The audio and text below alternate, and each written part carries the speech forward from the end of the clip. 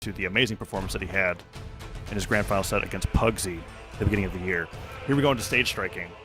Let's see what we're going to for game number 1. Stingray. Everybody has their eyes open. Everyone is watching. This is one of those players that has been hot on the radar for quite a bit, right? You know, you were referencing that set with Pugsy, which kind of put Stingray on the map for a lot of people, even though he had been playing Brawlhalla for a bit before that.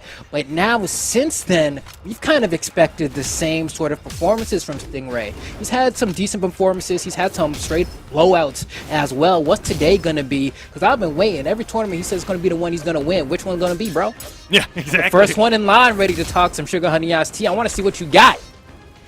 And here he is, getting ready to showcase with the Lance. Basically, the only other Lance player in North America besides Kostlix.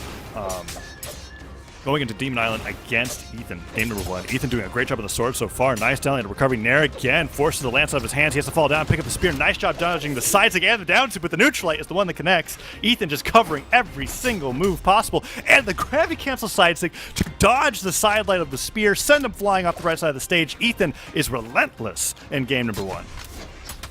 There we go, Ethan. I mean, this spear play, which just by the way, how often do we see spear nowadays? You know what I mean?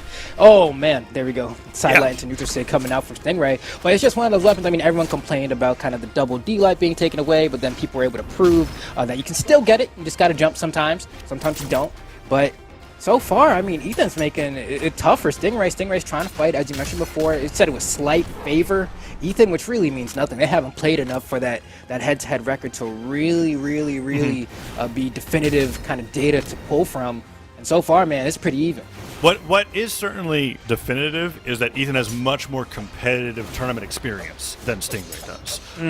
And that might be what's able to give Ethan that edge as we go into this best of 3. He has a slight lead in damage so far. And as you were talking about with the spear, Stingray obviously has a spear that he could use himself, but yes, spear not represented competitively too much. We talk about that a lot with Ethan being really one of the few spear mains that places in top 8 consistently. Is very pushed. He very much pushed the weapon as far as it could possibly go. Oh, the weapon top hits! Oh, I think all he had to do was down air there, but he gave Stingray a chance to potentially reverse the edge guard. Stingray does not get it. I love the fact. Oh, just side sig me up. Clean. The haymaker actually hit from underneath. There's been so many amazing whiff punishes. Nicely done. Side sig hits. Ethan takes Stingray off the right side of the stage, but I'm loving how players are punishing these gravity cancel attacks. For a long time, it was just customary to just avoid the risk of possibly getting hit by it and then punishing afterwards. But no, players are knowing exactly where they might get hit and are taking the stocks down, but we're back to dead even once again. Here we go, Ethan trying to get those. Oh, Stingray started off. I like the pogo to try to reset things. Goes for the guaranteed combo, tries to see what the dodge is. Isn't close enough to get a neutralite off of that.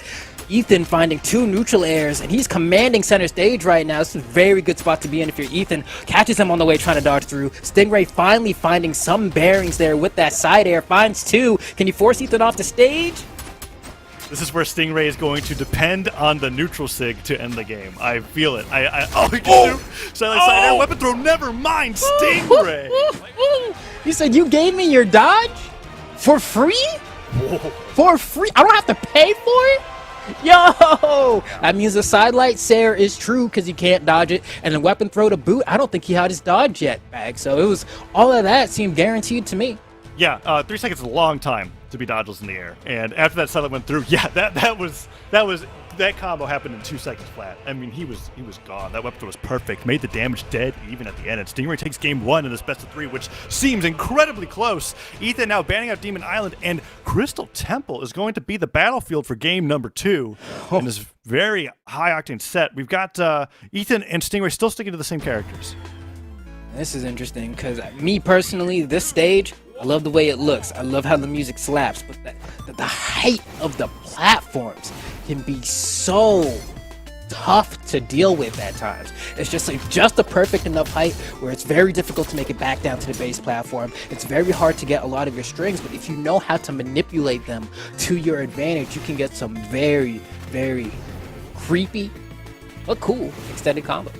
Yes, that's a lot of amazing points that you just made there. And the one that highlights it the most is that Crystal Temple, in terms of competitive maps, is one of the newest. It's not to say that it came in last week, but it's also not played as much because players aren't comfortable due to that fact. And Stingray is one of the few that I've noticed who likes to utilize those platforms to great effect. Might be a large reason why we're here, even as that double down light cider hits. He gets another one. Another one. But he went for the recovery. He greeted for the finish. He knew the cider was going to do it. He wanted to end that stock there. And then Ethan crawling back those down lights, but Stingray still holding on. And the neutral sig takes him off, punishes him for going for that neutral sig himself. Man, I think for Ethan there, I think he missed the jump input on his jump recovery. That's like a 1 or 2 dodge frame window, but it looks like he just fell and did the recovery. He missed the jump input there. Yeah, because I was like, that recovery didn't even look like it was going to hit, even if Stingray did nothing. And I was like, why was that? And you're absolutely right. That jump not coming through was huge. Now Stingray, I mean, he's sitting pretty. There we go. The neutral light coming out again. Catch him with the nair. Just do it again. You got nothing to lose. Ooh, the patience trying to finish him off the top. Ethan is getting quick work made out of him. And that side sig wasn't even enough to finish off the stock. Stingray makes it back down sig. Catches him jumping a little bit too high. Nice snipe from Ethan. Good read on the ledge. Even at the stock, Stingray went for a cheeky down sig and got a ton of damage for it, actually. You gotta be careful about throwing out signatures unarmed against Ethan, otherwise you're gonna find yourself in white to orange real quick. And there's part of me that's like, I think I'm starting to understand why Stingray likes this stage so much. The platform height is like perfectly low enough that if he wants to start throwing out those Orion end sigs, assuming that someone's going to land on the platform, it will connect. So now he's up a full stock against Ethan. Ethan's just trying to get a weapon here, having a tough time getting through. Look how much damage he has to take just to pick up a sword already in the yellow on Hattori. Not the particularly chunkiest legend in the game either. It's a lot of work to make up for. Yeah, I love to highlight the point that you made about Crystal Temple with the weird platform height and everything. In terms of Stingray, he made his competitive debut in 2020. So Crystal Temple is about as normal to him as Mammoth Fortress. Whereas a lot of these other competitors that have been playing for 3-4 years, it's still pretty unusual. There we go. And that's Stingray, what it looks like when you get the jump. yeah. That recovery coming off of those downlights is amazing. Weapon throw comes through. Ethan trying to take as little damage as possible. Ground pound hits. Only in the orange. Forces that recovery out early, but he makes it back. And oh no! The down sig unarmed doesn't hit. Gets past the neutral light, but he only kicks him away. Stingray getting so much extra credit in here before he loses the second stock. If he loses it at all, weapon throw is not going to be enough just yet. Cider doesn't hit, but that down sig doesn't hit that time. And now Stingray has nearly got Ethan in the red. He's dodging all of these attacks. Finally, the neutral light does it. But at this point, I mean, if he goes for like sidelight recovery with a rocket lance, it will KO Ethan at this point. That sig hits hard, and there we go. He has it in hand. He's looking for that final hit because of sidelight recovery. Goes for the, looks like the jab. What is he going for there? I don't know if he's going for. I wonder if he's trying to read a dodge down, or yeah, I'm not sure. Either way, he got 2 sidelights in. That's damage on its own. It's not like the move is just a setup. There we go. Finally, takes him down. Stingray with the 2-0 over Ethan. Freeze frame too. Let's go. Quick work for Stingray there. 592 damage in comparison to the 477 damage from Ethan. Ethan definitely didn't look nearly as comfortable on a Crystal Temple as Stingray did. But even with that said, it's just because being weapon starved on that stage sucks, especially against Rocket Lance, dude. They're nairing and it's hitting half the stage the entire game. Trust me, I know. I do it to people. I'm a Rocket Lance filth. I know. Speaking of Rocket Lance, if you were like, oh no, now that Stingray's moved on, we can't see any more of it, Koslix is up next, going up against Little Cap, and this is a repeat of a really amazing set that we saw in the last 1v1 championship. Little Cap, usually on Bodvar, I mean like 99% of the time on Bodvar. If we get the stats up here, you'll be able to see how much is on that legend. Yeah, okay, 92%. Yeah. On Bodvar. But Taros isn't even on the most played legends. He only picked this up to go against Koslix, and they had the most incredible best of 5 set, where I was thinking, okay, Little Cap, you're clearly trolling on Taros. I don't even know what you're doing with these side sigs. Go back to your main character. No, he does amazing against, it's like specifically the Koslix matchup, not even the Lance matchup. So I'm excited to see how this set goes, as Little Cap got a little bit more competitive practice in it since the last tournament. All right, here we go. We're starting it off here. Koslix with the Macho Man. Arguably the most popular Rocket Lance legend that we've seen in top 8s across the board these past few tournaments. Yeah. We've seen quite a bit by Wesley as well. I think even Nolan rocked them a little bit. We got Joseph, I think. Yeah, everybody's picking up on the Ulgrim train, man. And it's for good reason. The Axe and Rocket Lance combination with Ulgrim's, not only his stats, right? He doesn't need the dex. Okay, I'll go 2 decks Ulgrim. Doesn't mean anything because of the weapon combination he has. So he's just able to get a lot of damage in, survive a very long time, and his signature kit is good to boot. Tough times. Yeah. And Seismic takes him down to start. But to add on to that point as well, you're right. He's been a staple pick for a lot of players, especially in 2v2, since Thor with the Orb lost a lot of that recovery power, with the ground pound stalling not being as strong and the neutral sig being a lot more punishable. Since that went away, Thor and Ulgrim, they were tied for like the beefy legend that you pick to just survive a long time, get your hammer siders or your axe siders in. But now it's been mostly the Ulgrim here on the Macho Man. But Little Cap showing a less popular but still very heavy hitting legend on the Taros. Goes down to 2 stocks. Had a nice lead at the start of this game so far. Yeah, and man, it's especially against someone like Koslix, like the biggest. This is what I'm assuming he's picking Taros for, because if you send Rocket Lance off stage, coming back is a very tough time. You either have to throw it, or you have to burn your dodge like that, and that was an opportunity for Lil Cap to actually gimp Koslix there, but you already burned the recovery, and Koslix once again weaseling his way through, but not for much longer. Another opportunity to edge guard for Lil Cap. Oh, that was beautiful. That was amazing. He charged up the weapon throw so that there would be no chance that he would clash with them. Weapon throw hits, forces Koslix down, can't make it back. Lil Cap with a whole stock lead over Koslix. This is looking a lot better for Lil Cap than the last time that I saw him play in the set. And this is a best of 3 this time, not a best of 5. Let's see how Koslix adapts. He's now on the axe against Lil Cap's hammer. Throwing the chair out, going for the read on the high recovery. Lil Cap taking his time, manages to sneak through and tries to go for the stomp. Koslix now going to throw this away, pick up the Rocket Lance, what he's known for. But how's he going to find the KO? And Lil Cap has been resetting him quite a bit. He's been going for the stomp, seeing what Koslix is going to do. He hasn't gone for the Ensig or anything because he knows sending him off stage at this damage isn't really going to matter. But I'm surprised he's not just going for the Sayer. Yes, Sidelight recovery takes the stock. Koslix brought it back really quickly after it was a really dominant second stock from Lil Cap. Let's see if Koslix holds on to the momentum. So far, it's really just been a stock for stock. They're not going back and forth. It's really just I kill you, you kill me so far in this set. But now this seems a little bit more even. Koslix even with a slight lead. There we go. Beautiful punish on the stomp there. Just outside the hitbox. Going to go for a read. Can't find it. But gets the guaranteed damage in anyway. You know, he gets a sidelight in there. And then you have your fun, right? What read am I going to go for? Koslix is a sidelight recovery away from winning this game 1. Yeah, Koslix really gained the damage in that counts. Recovery was so close to just being able to kill on his own. That is the silent recovery. You are absolutely right. Game 1 goes over to Koslix. Lead. Okay, that's interesting. The damage was actually 200 apart. 637 to 430 something. And I felt like Lil Cap was in control of that match the entire time. Koslix just got that much more damage in, and it really paid off towards the end, being able to take that game 1, and now that's making me feel like game 2 is really Koslix favored, but it is small Brawlhaven. So honestly, even if you have 10 defense, you're probably going to lose your stock in Orange to Taros. Yeah. I feel like Brawlhalla has like a hidden passive where he just ignores the rules of the game. But otherwise, yeah, I'm 100% in agreement with you there. We can see Koslix is trying to go toe-to-toe with Lil Cap, and he's been doing so with his axe, and he's been holding on here. He's throwing out sidelight, and that's kind of that's what I always think is so great about seeing Koslix play Ulgrim, is that what he's looking for is relatively the same across both weapons, right? You throw out your neutral light when you want a quick option to kind of stuff someone coming in, and if you want to get your combos, you go for a dash sidelight to either a nair or kind of whatever punish you want to go for from there. Smoked.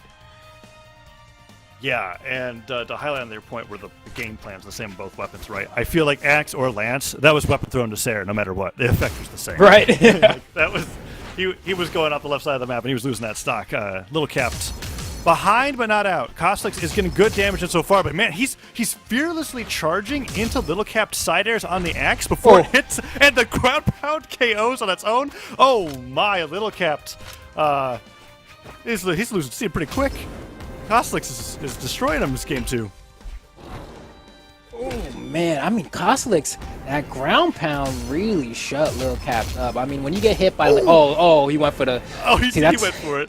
You always gotta, right? Like at that point, like, yo, can I close the game out right here? Can I get another clip It's for not the even sponsors? like in red yet. Stop signer. Okay, that finally gets at the very edge, but yeah, why not go for it when it's 3 stocks to 1? My goodness. There we go, Coslicks looking for that Rocket Lance again. Also, he gets an axe, doesn't really matter either. Lil Cap needs a Gimp, so that's what he's looking for. He needs another Stomp and Sig, take him off the stage, and then you have to... he wanted some sort of mix-up there, but it looks like he wasn't even sure what he wanted to go for.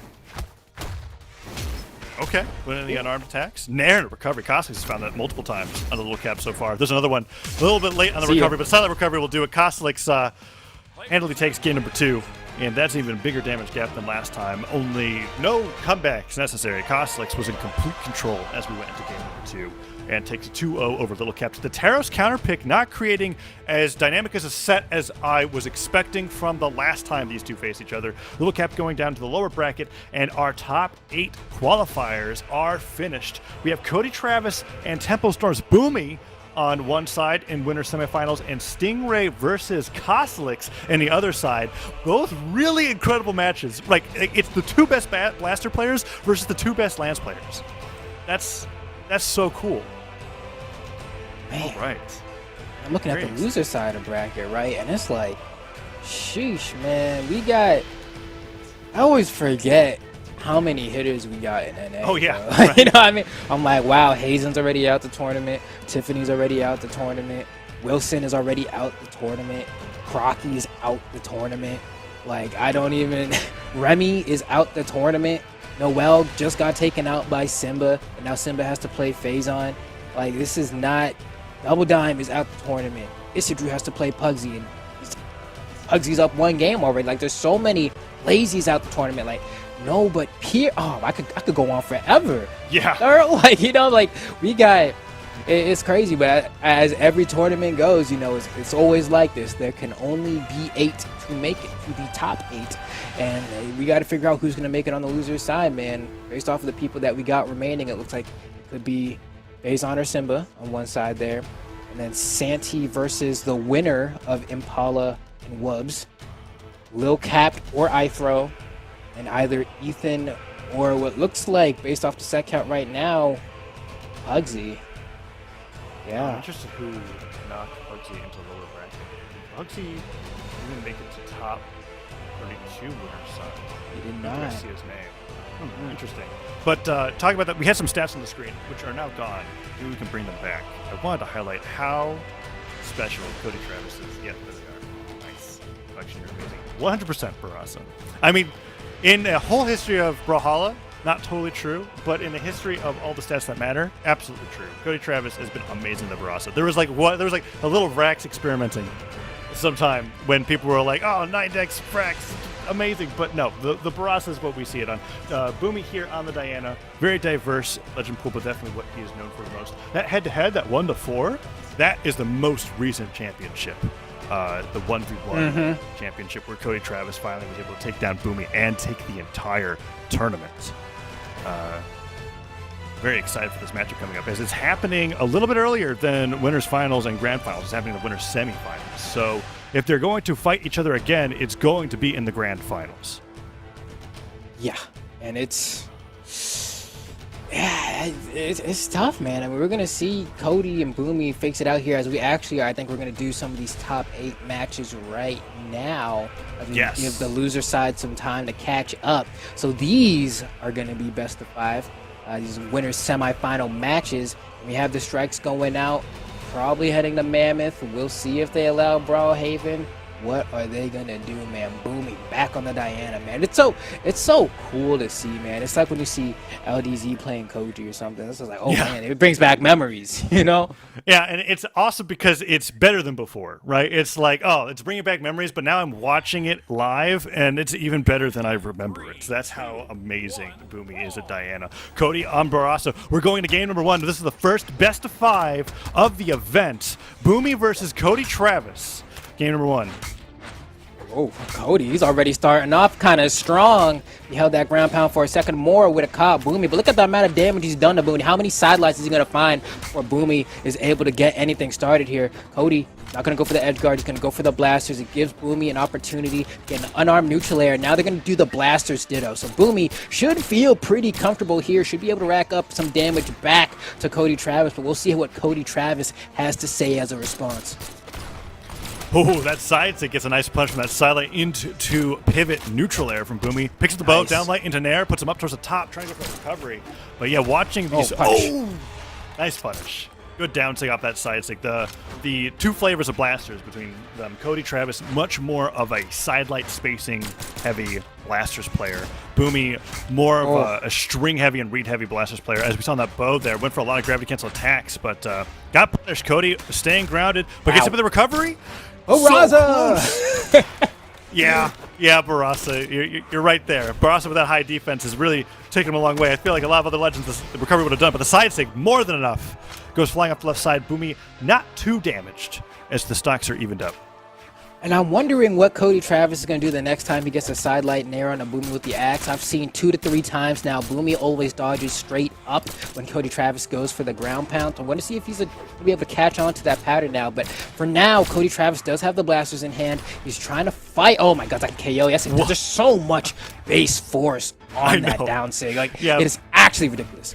It's incredibly reliable too. You don't even have to really worry too much about how much defense your opponent has. You can just be like, well, this is going to take about this amount of damage all the time. Cody manages to get underneath the ground pound for Boomie just barely, and with that dodge being gone, Cody gets a full 3-4 piece axe string onto Boomie, falling cider. Oh my goodness, Cody Travis the ground pound into the weapon throw. Is that going to be it for Boomie? Can he even make it back? He can't. Fast falls to his demise. Cody Travis, amazing game number 1, and it was all off the back of that one dodge punish. Boomie went for that gravity cancel downlight on bow to get back to the stage, which incredibly clever if it works, incredibly devastating if it doesn't, because Cody is going to take that punish to the bank. Game number 1 is a 2-stock for Cody Travis.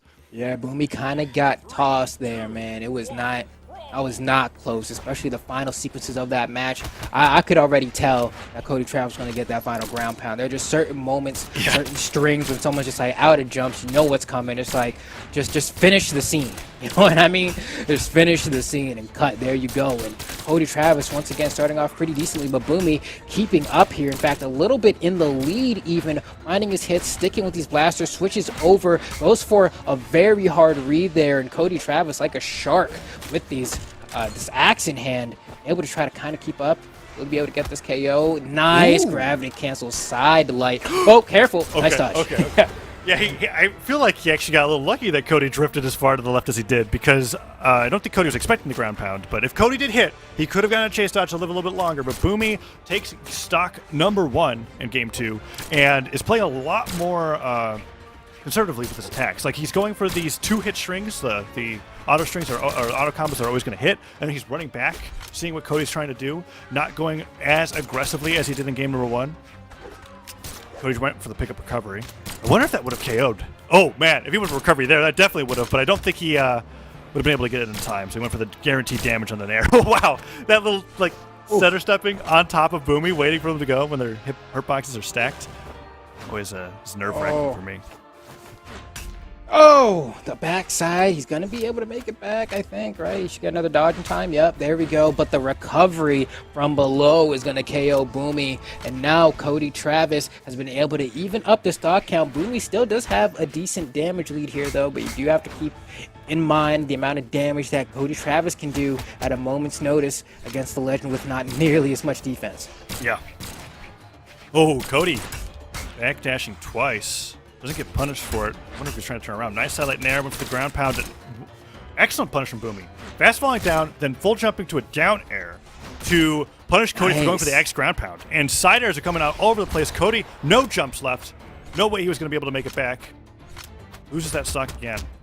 What I like from Boomie there, too, is that he got hit by that sidelight nair from Cody Travis, and he didn't keep doing the same dodge pattern we saw before. Instead of dodging up like he had been doing in the past, he decided to dodge down, and Cody Travis was not ready for that. Excellent adjustment from Boomie. Downlight side air, another side air. We're going to see a similar edge guard coming out from Cody on Boomie's second stock. where he just stares him over and over again until the stock is gone. Down lane recovery. That'll do it. Don't want to risk going for the cider there. Down lane Sarah can KO, but not nearly as early as the D-Light recovery if you can get the timing right. Very tight, but it is true. Side light too close for the nair. At low damage on X, you want to go for side light side air, which actually is true. Very low damage. But it's one of those things that's really hard to do in the heat of the moment, depending on how your opponent moves when you're going for that option. Oh, the grab was really close, actually. We had no choice but to dodge it. Oh, see ya? There we go. Off the Defense top. isn't going to save you from a D-Light recovery from blasters on the rising platform of Mammoth Fortress. That is just about going to do it on anybody, even in orange. Amazing catch from Boomie. All right, so it looks like we find ourselves right in the middle then. 1-1 in the set. Cody Travis is showing what he's made of. Boomie showing what he's made of too. You know, both rocking the black color. You know, black and red. Love those colors as well. Nerf Sparky, let's go. But Nerf Sparky, yeah. We're all waiting for that balance patch. One day. Cody Travis will constantly be vocal about it. Oh, wow. That was really weird. They like got on the platform and waited before both dash jumping at the same time. Cody waiting for that weapon spawn. Such interesting exchanges between both players, and Boomie being the winner of the weapon spawn is continuing to deny him. And this is what you were talking about on Crystal Temple, right? Like, when you don't have a weapon in hand, it is such a pain in the ass to try to get an actual weapon to fight with when your opponent is starving you. It's like, man, how do I even get on the stage? You know, like you try to go to the platform, it's too obvious, and they can threaten it from below. Boomie, oh man, that's why Diana's side stick is so good. It's just like the hitbox just hits in a way where you think you're gonna dodge through it, but it hits behind a little bit and will just scoop you forward. Same on that end sig. You saw that? Like you just scooped them from the back and said, hold on, come forward. I want to hear your voice. Yeah, it used to be a lot worse, actually. It doesn't hit as far behind Diana as it used to, but still very powerful signature. Neutral Sig is able to take the first stock, and Boomie continuing to add on the damage onto Cody. Cody responds with recovery. Not nearly enough damage to be able to get the KO there. Sidelight hits, no follow-up afterwards, and Boomie doing a great job playing on the platforms. Overall, just an amazing game plan from Boomie on the stage. Downlight, the ground pound, the weapon throw came so close to connect, it didn't even matter. Cody, he couldn't drift to the stage. Oh, I love that. I loved everything about that. Yup. Give me more of that, Boomie. Yup. Didn't get my fix yet. The turnaround on the ground pound with the dash jump. Oh, this look too clean. Too clean. I'm sorry. Oh my goodness. Cody trying to hit back now. Sidelight and air's coming through. Falling side air. Doesn't take the stock. Boomie taking a little bit of Baras's defense, I feel like. That side air should have KO'd, but it doesn't. Weapon throw will do it. Boomie now down to 2 stocks against Cody Travis's 1 damaged stock, and looking to take this best of 5 with a 2-1 lead as he's been playing amazing. I'm very excited by the amount of Crystal Temple representation actually so far that we've seen during our block. Oh. Nice neutral sig. Is that going to be it? Oh, he went for the ground to cancel down line, and he does give him the hit on the recovery, but Cody just doesn't drift the right way. 457 damage to 192. A really dominating set from Boomie. Amazing KOs off stage. And he was going for the mental damage with that gravity cancel downlight towards the end, right? Like that's like, I'm far enough ahead. I'm going to take out the stock with style. Didn't work out exactly, but still got the stock. Yeah, Cody Travis definitely wants to make sure that they never go back to that stage ever again. That was a tough time for him. Now, Mammoth Fortress, this is a perfectly fine stage. No one's going to complain about this. Now, granted, we're going to see if Cody's going to be able to kind of get the dominant victory he was able to get in game 1, right? Ever since then, Boomie has been making this incredibly difficult for Cody Travis. Very strong start thus far, though. Trying to hang in there. Boomie finds the edge in neutral. Cody Travis gets a punish here. I like that he goes for the down air there, as if he tried to go for the nair, it would have been hard to get the conversion being that on top of Boomie. Ooh, man, he's just trying to keep Boomie off that weapon, but fails with that falling cider. Boomie picks it up, went for the side stick finisher and punished for it. Cider hits. Just how scary is it to know that even though Cody is in light orange, I feel like that side stick would have actually finished the stock. That's how powerful it is. He's got to be really careful when putting that out. Went for the neutral stick this time. Oh, that dodge was perfect. Here we go, Cody. Gonna go down there. Nice use of the platform. Platform, right? Yeah, smart. I didn't think he was going to be able to make it. Oh! Cody just jumps off. Doesn't he? I don't even think he fast fell. I think he just fell and down aired to punish Boomie jumping in place there.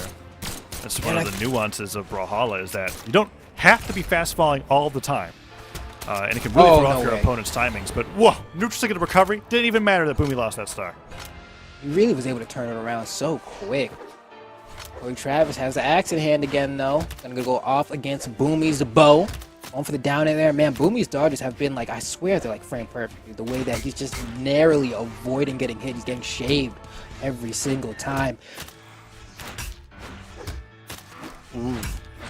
Okay, Cody's doing a great job of reading when Boomie wants to go for certain signatures. Because if Boomie went for a side stick there, that could have been a lot worse. But because he went for the neutral stick, he got a huge punish. Went for the down air. And then downlet on stage, expecting Boomie to get to the stage really quickly. That diagonal chase dodge to the ground put him in a position to where he could have hit him with a recovery. Down sig just barely misses. A Boomie fast foul instead of dodging to the left, that would have been it. Side light into side air. Now a much harder string to dodge since Side light got that extra bit of stun. And Cody is on the verge of taking a stock lead in game number 4. Neutral light hits, not enough, but I think another axe neutral light will do it.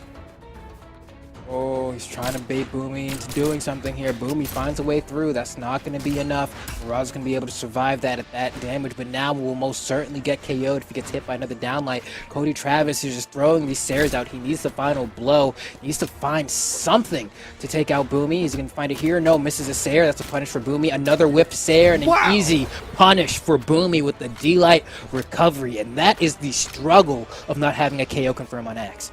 Yes, and that is a weakness of Axe. As much as people talk about how powerful its neutral attacks and siders are, Axe isn't. There's nothing that is going to be able to hit with you quickly to get the KO. You have to get the read, and that's as simple as that. And while Axe players are very good at it, players like Boomie who play around that can avoid it. I mean, he had to hit, I guess, his fastest moves to KO or neutral light and downlight on Axe, or switch over to a blaster.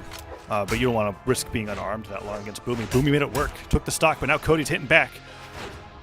Yeah, this is a tie game. Boomie throwing out that end sig right over the edge. And man, Diana's sigs especially can be so difficult to punish, especially if you keep using them off the edge like Boomie does right there. That gravity cancel D-sig could have been disastrous for Cody Travis just based on base knockback of that move. But Cody, hold on, he's making this tough for Boomie. Boomie finally gets to touch the floor there. Gonna starve him here. Yeah, don't allow Boomie to get a weapon if you want to win this one. I think he's playing the way he needs to. Here's a chance, though. Now Boomie. Down air. So close. Yeah, finally manages to pick up a weapon. Down air hits, catches him off that side light.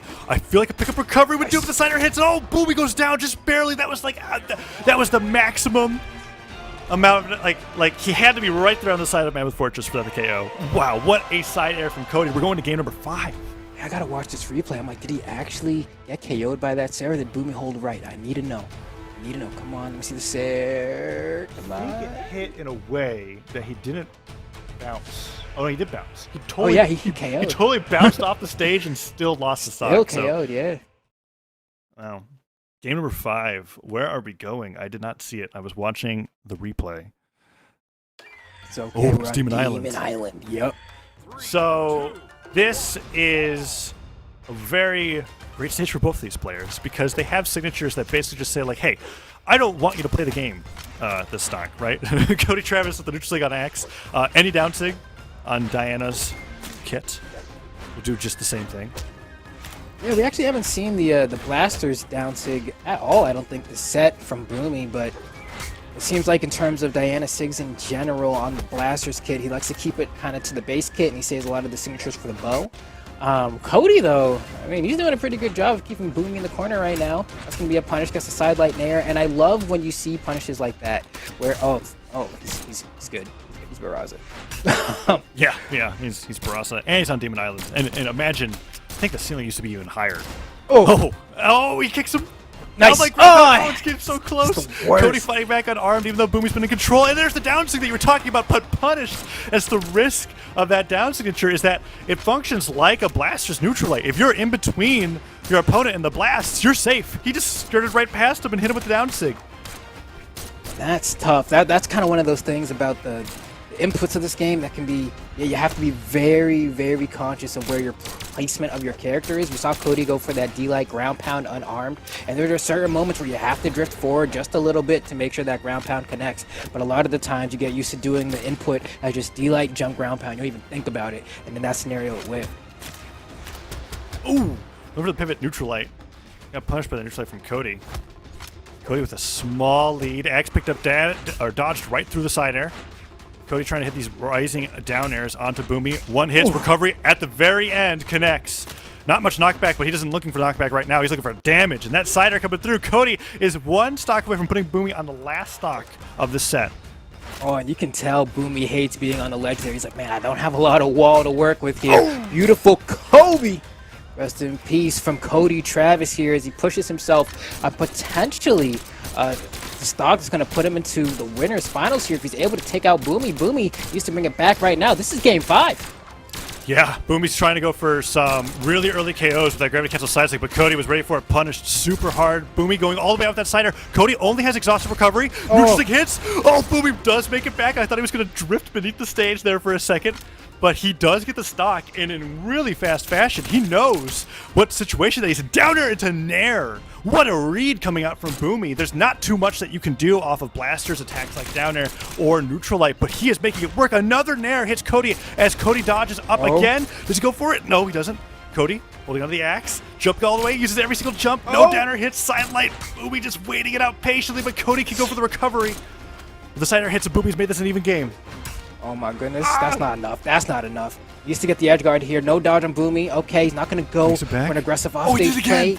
He wants the final blow, but he doesn't want to throw it away. Boomie is fighting with all of his heart. Oh, that's it.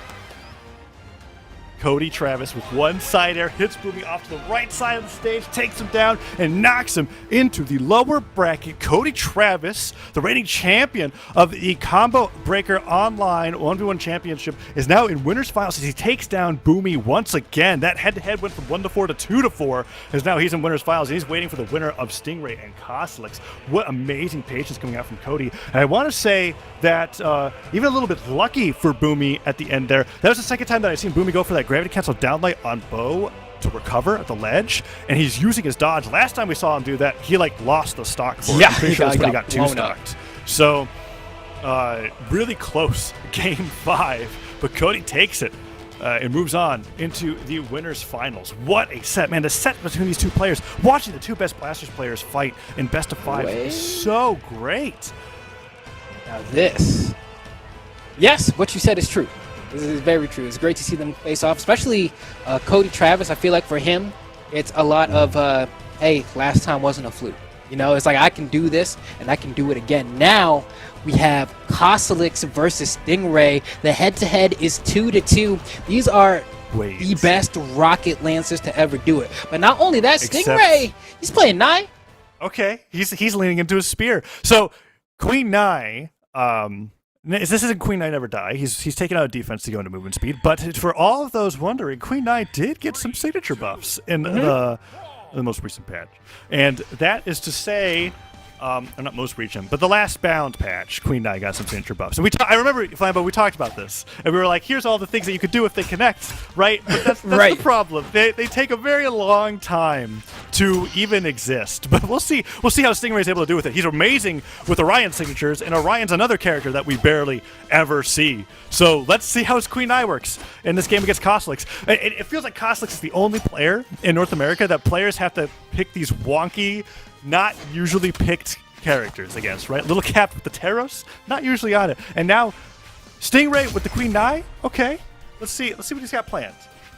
I mean, right? He has to. Oh, nice sidelights there. But for Stingray, he kind of has to base his entire game plan around how do I think I can compete with Costlix on the ground? Because that is where he's going to be, and he's not going to stop with that game plan. And I guess he felt like this Nai was the answer. Now, I have no idea what Stingray's guitars are like. I have no clue. But so far, the fact, look at how he's dash jumping, right? That's how you make Nai look fast. Because I promise you, she is not. But the addition of dash to the game was such a happy time for Queen Nai's players. It was like they all puffed off in the best way possible because they finally had something to make their character a little bit quicker. But to keep up with some of the faster legends, granted, Ogrim being one of them, it's a tough time. Yeah, and something that Dash does not benefit or improve or change in any way is your aerial mobility, which movement speed also affects. And that's something that a lot of people have trouble with when they're playing a character like Queen Nai. As we see, whenever Stingray does take to the skies, he's not moving as much as he could on a character like Hattori. Okay. Ooh, but nice down. Okay, oh, he went for it twice. All right, down. He would though. I mean, you gotta utilize that kit to the fullest, right? And I mean, his movement's looking kind of nice, but so far, I mean, he's not really able to touch Costelix for more than maybe a hit or two. He hasn't really been able to find a sidelight. Finally finds one right there. Whoa, what the heck? That came so close. That was an amazing read with the neutral. I got the neutral signature right afterwards. And Costelix with 2 quick recoveries on arm takes him off the top, but that was a lot of damage coming out from Queen Eye. That was the full duration of the neutral sig too. Getting carried up by that is very painful. Sidelight, dash forward, dash back, end sig. Okay. Well, I mean, Stingray, he's trying to make it happen, man. He needs one more clean hit on the Costelix. I don't know how he's going to find it. He's been having a tough time finding a way in with those Katars, and Costelix is just having a field day, punishing every whipped hitbox. That's Sayer as well. Not really going to do it, man. I don't know how he's going to find the hit. He needs to get like a D-Light into gravity cancel N-Sig on Spear. That'll do it. You got to get even just Sayer. again. That's actually the way. Yeah. Right? You got to go for the helicopter moves. Be able to get those finishers. Oh, okay. The down sig got the dodge end read for Stingray, and he evens up the stocks. And this is Queen Eye. You can KO with the side sig in light yellow, honestly, if he is able to get the connect. Oh, he falls all the way down with that nair. Wait, his guitar is actually crazy. He jumps into the recovery. No, it was so close. Costelix on the verge. I bet you Costelix hits that recovery and he goes, "Nice. I didn't even have to do anything." Right? It's like I was just getting back to the stage, man. I don't know why you jumped in front of that. It's like this is just a train on some tracks. There's no reason. You gotta be playing chicken, but he gets hit by it, and he goes off the top left of the screen. Costelix nearly getting upset in that game 1 to Stingray's Katars, and that was some wrenched movement there. Like, when you hit with a sidelight and you go for that chain dodge down with the nair, that's like something that you see true Katar mains only do. So I'm excited for this game number 2, even though it wasn't really that close.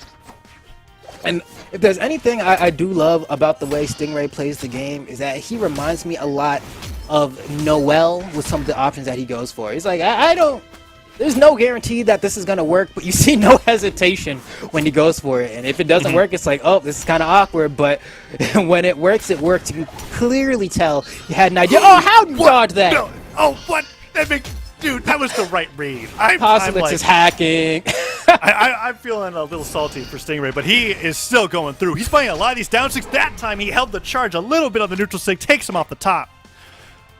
Man, Queen Eye. We're seeing Queen Eye sigs utilized pretty well. Man. I'm very excited about it. And this is against Costelix, right? Costelix just taking down Little Cap to get into winter semis, top 8. But we'll see. Stingray is down a game. Costelix is the one in the lead in this set. Oh.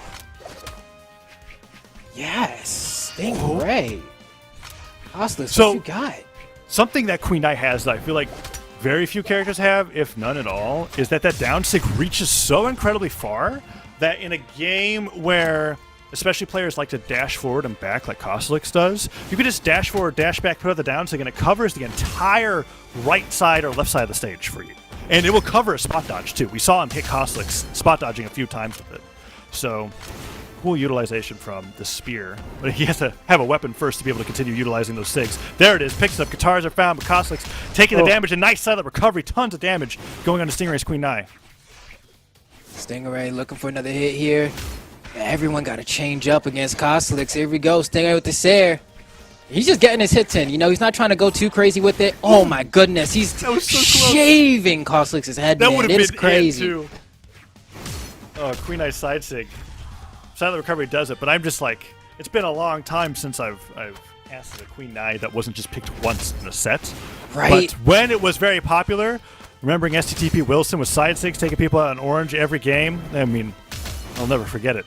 This used to be Hermeson's thing too, you know, but now we got Stingray, and Stingray in general kind of made his claim to fame by using a legend that's not meta in general, you know. Everyone's like, all right, this legend's pretty good, but not meta, and Stingray just kind of sticking to that. You know, I'm gonna pick another legend that does the exact same thing.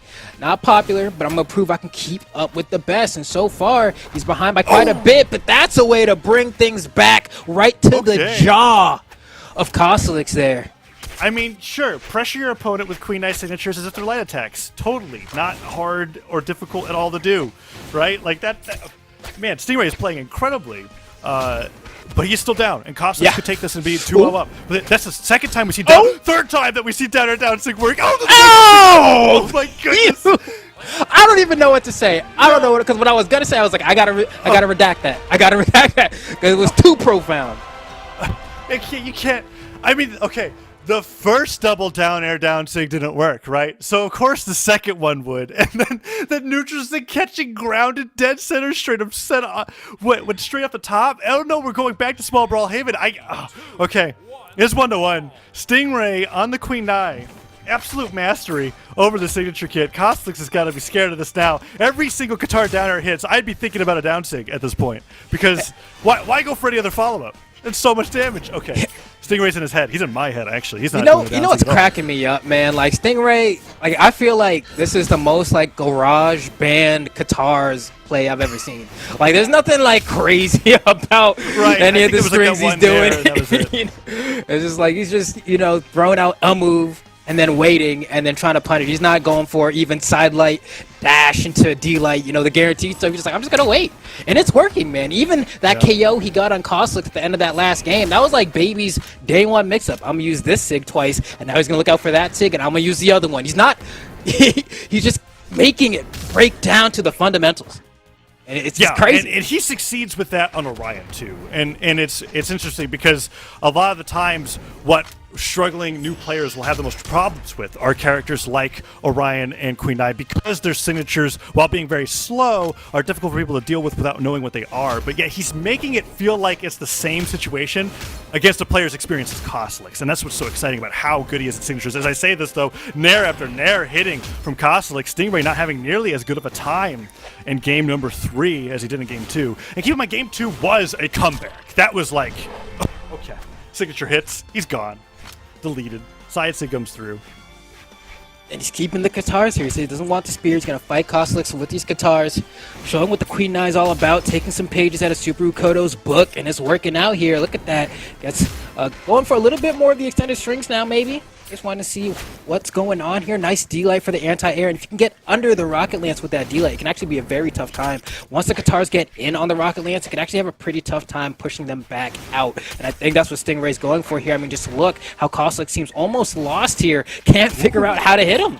Yeah, Stingray is making Queen Nai look the fastest that I've ever seen her. It's still not that fast, but it's fast enough that he's being able to mix up Costlix's dodges and nairs and not get hit, because that entire stock was him basically bringing the game back to a state where if he hits a side sig or a neutral sig right now, it's dead even.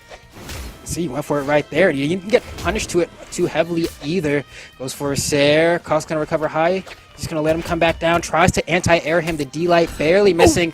There we go again. Just Oh my goodness, that matters a lot. That's huge. like a really good weapon throw. I like to say you should never not go for a weapon throw if you're very confident with both your weapons, because things like that can happen, right? Players will just drift into it and lose their stock if they're not expecting it. And Stingray still on the guitars, got a stock for his trouble because I don't feel like Costlix should have been gone there. But that neutral sig came so close. Queen Nai don't die. I'm like, yeah, even with that movement speed stance.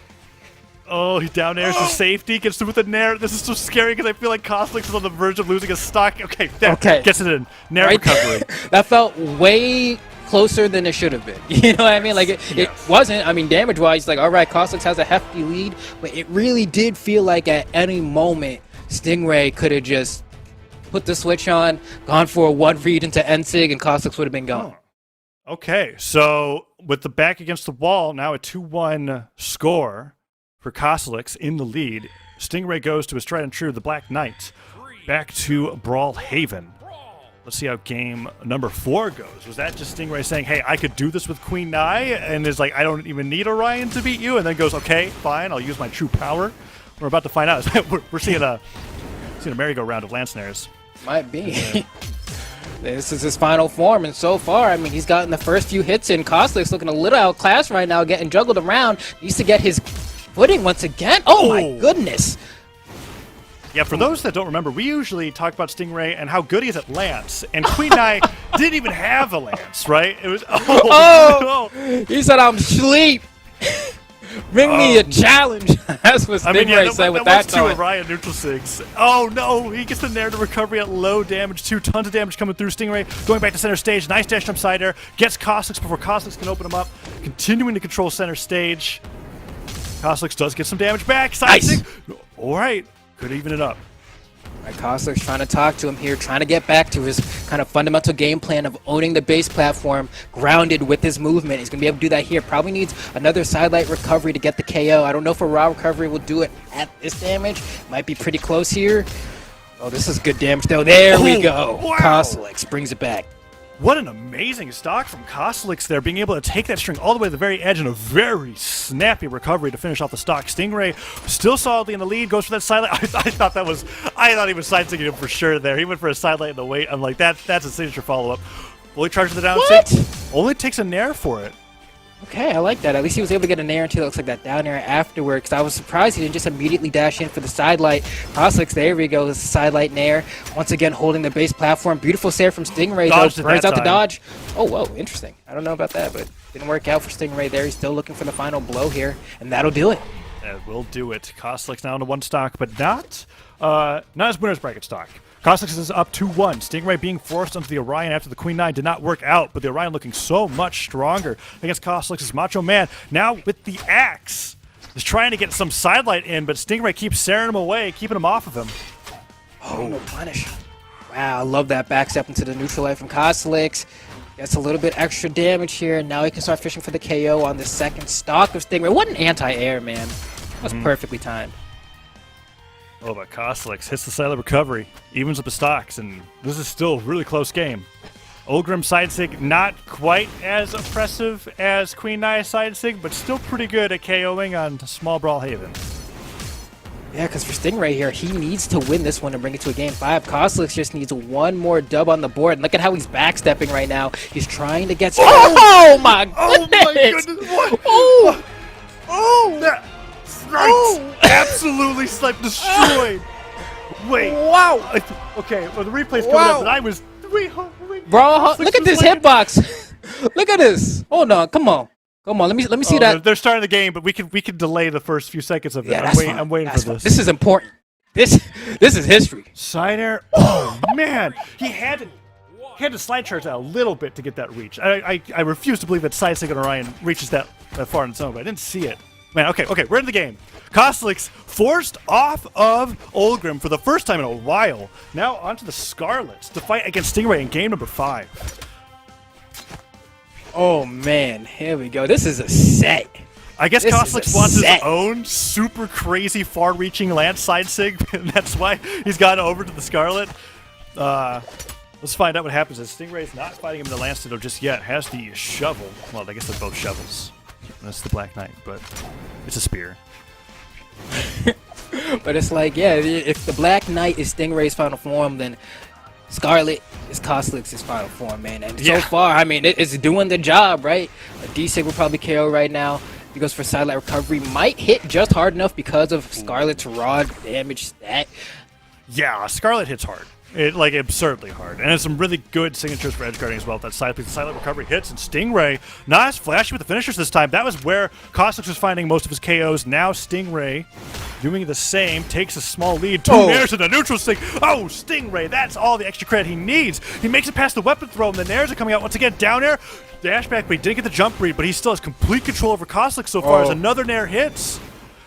Oh, man, he is smothering Costlix right now. Costlix trying to get his footing in neutral here. Can't find hit. There we go. Finds the sidelight recovery. He's going to be able to bring the stock count back to even, but he's already in the orange. Stingray got so many extra hits and an unarmed neutral light. There's nothing that feels worse than having someone come back with invulnerability and hitting you during that time. That's the time where you're supposed to be starving them. But no, Stingray has an item. Oh, there we go.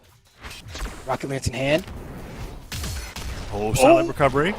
He gets it. Costlix is now a winner's bracket stock. Stingray is 1 stock away from getting into winners finals to fight up against Cody Travis. And Cody Travis versus Stingray winners finals. Can he do it? Costlix is fighting back. Has no damage on Stingray's stock yet. Silent Slider went for the down sig.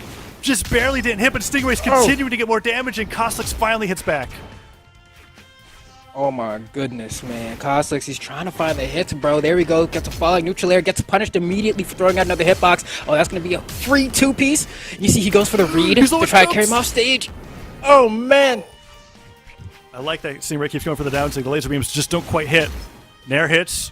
Dodged in place, waits, doesn't get the back end of the Nair, and the silent recovery does send Stingray flying without a weapon. Koslex primes up that hammer, silent side air, even game in stocks. Koslex not in the red yet. I mean, he's certainly a side sting away from losing, but can Koslex do it? Keeps it denied, neutral light and down light. Gets the damage on the board. I love that he went for the Sayer there too, because if he went for silent recovery, it wouldn't have KO'd. The read from Stingray blowing up Koslex. The beam from the rear of the lance, sending him straight into the loser's bracket. Stingray.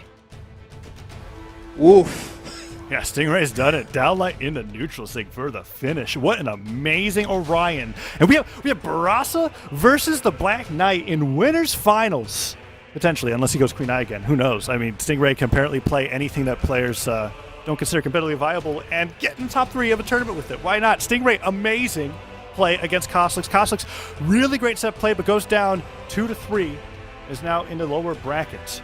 Waiting to fight against the winner of Santi and Faison. We are going to take a short break, everybody. Don't go anywhere. We'll be right back with more of this amazing Brawlhalla action.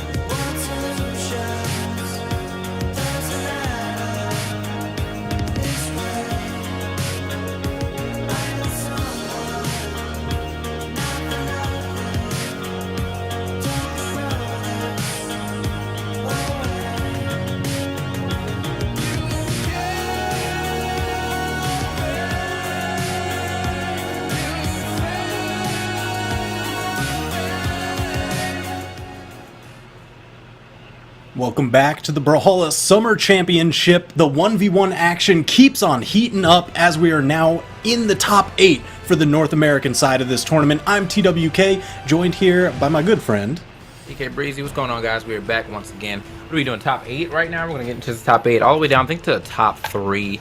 Then we'll be swapping over to let the main mans, Duke and Sparky, go ahead and take over. But until then, man, you're going to be hanging out with us for a little bit. We'll be talking some nice Brawlhalla with you. And then, yeah. So just to catch people up, if they're just joining the stream, missed some of the crazy action earlier, we're a little bit into top 8. Winners finals has been decided. It's going to be Cody Travis versus Stingray. Both of them went the distance in their game 5s respectively against Boomie and Kosalix. So Boomie and Kosalix going down to that lower bracket. We're going to see more from them later, but still sitting in that lower side of top 8, there's going to be Santi versus Phazon and Ethan versus Lil Capt. Oh, Lil Capt. Big shouts to Lil Capt. Always my dude, man. Fortunately, I mean, you know what showed up my stream yesterday was actually Kosalix. He showed up to my stream yesterday. And I thought, you know, he was like, yeah, man, what are you commentating? So I told him what I was commentating. He was like, yeah, man, hope to see you in there. But I guess he didn't climb the, climb the ranks there. He'll be there in losers quarterfinals. He's waiting for quarterfinals. Okay. Yeah. So we're not going to start off with him. But we got Ethan and Lil Capt. Lil Capt, I mean, look at this. He's got the trucker Bodvar. Would you expect anything differently? It's been years at this point where that is just Lil Capt through and through. Yeah. There we go. So Ethan, he's been rocking the Satori pick. Yeah, Ethan's been rocking the Satori pick. He's all about, the sword. He loves the spear. Absolutely. He needs that zoom speed, and we'll see if he can go toe-to-toe with Lil Capt right now. Yeah, so Lil Capt, man, I'd say, he's been kind of holding it down in multiple games, but obviously most people will know him for his Brawlhalla gameplay. I've known this dude since pretty much since 2016, 17. That's when I first started getting into the scene, and he was already at the top. So he's been keeping his reign of dominance here in this game for quite some time, man.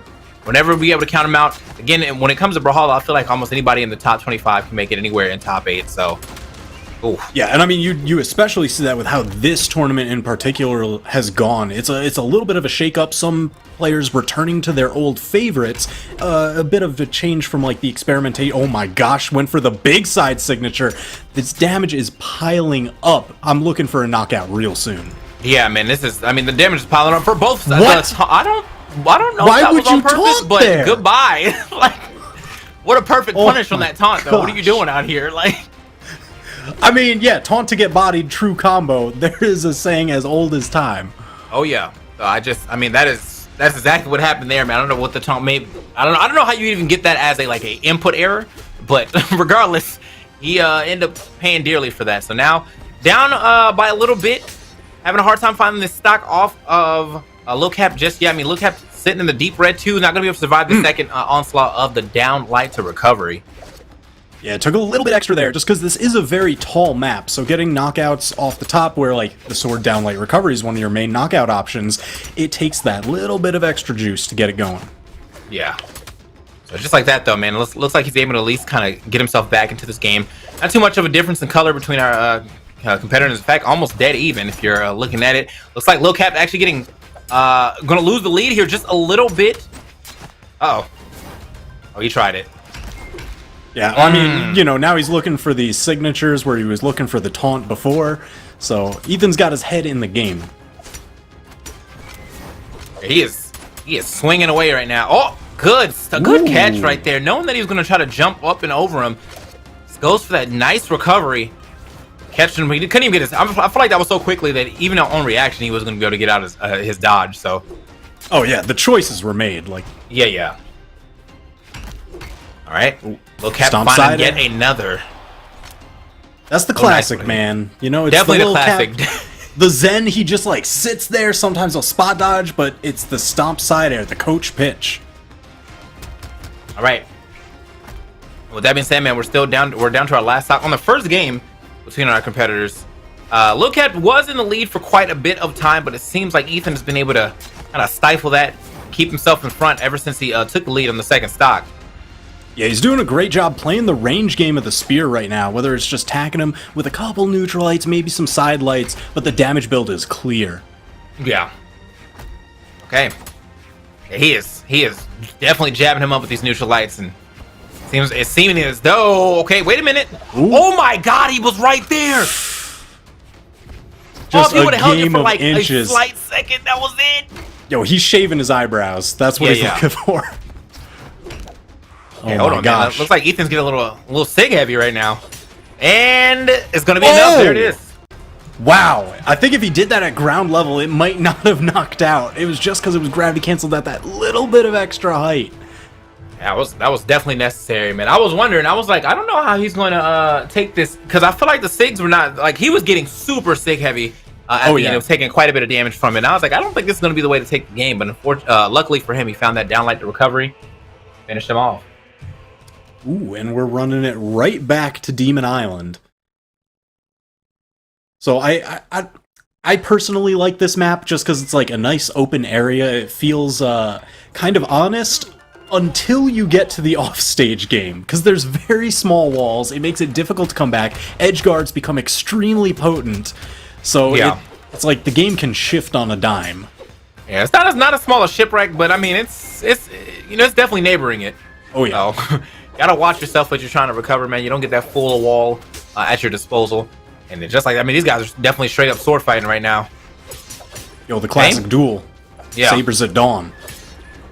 Okay, I like this though. He's kind of keeping him in the air, making it real. Oh, that would have been beautiful if he was able to make that work for him. What a turnaround! Still living. Man, that was Beautiful so nice though. Both of them. Yeah, that's the thing. So we've seen Ethan use that signature before, particularly in gravity cancel situations where he doesn't have the stop sign. Just read it up real close. How's your vision? 20/20? So you might need some context for this one. Okay. All right, now we're back to the sword duel. Quickly taken away. Not too much damage put onto Ethan. He was able to, stymie that little bit of run that little cap was putting on him. Okay, hold on now. He is trying so hard to get a little extra damage here. Doesn't want the game to escape him too much, but... Oh, okay. All right, I gotta tell you, so now that's a couple times we've seen this tournament, the stomp into the bear, there's a massive dodge window in there. Like, a lot of times you can even, jump out of there. It's when you catch people that are, they're expecting the full combo. You'll stomp side air, yeah, I don't need to burn my dodge trying to get away from that. You're just gonna do it. But you make them eat the full bear signature for it. That's just a mix-up. A mix-up that shouldn't work, because obviously you have the options to get out of it, but you're also like, you're thinking 3 steps ahead, basically, and he's just going for the basic, I'm gonna go for the neutral sig, what's good. Yeah, oh yeah. Nothing is a foregone conclusion when there's a wild bear sitting in the wings.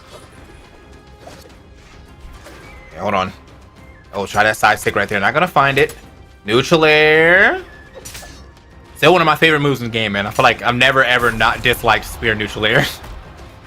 Listen, if you're worried that they're a bit too close to you, it doesn't matter where. Just press that button. If they're within arm's reach, they'll get caught. Okay. Ooh, starting to get little capped into the orange, looking for the knockout range. There's that spear neutral air you love so much. Yeah, and we're doing wonders for him right now. Lil Cap does not. Well, he was able to touch the stage. Gets back to stage 2, but he has not been able to get to the middle stage. And when he looks for the weapon, just gets destroyed. Oh man. Yeah, Ethan's used that signature exceptionally well twice in that game. I mean, the one was the gravity cancel that caught him from so far away. It's a quick, deceptive teleport. It reaches so high, and, I know Demon Island has a really tall ceiling, but when you're that damaged, it doesn't even matter. It'll knock out. Yeah.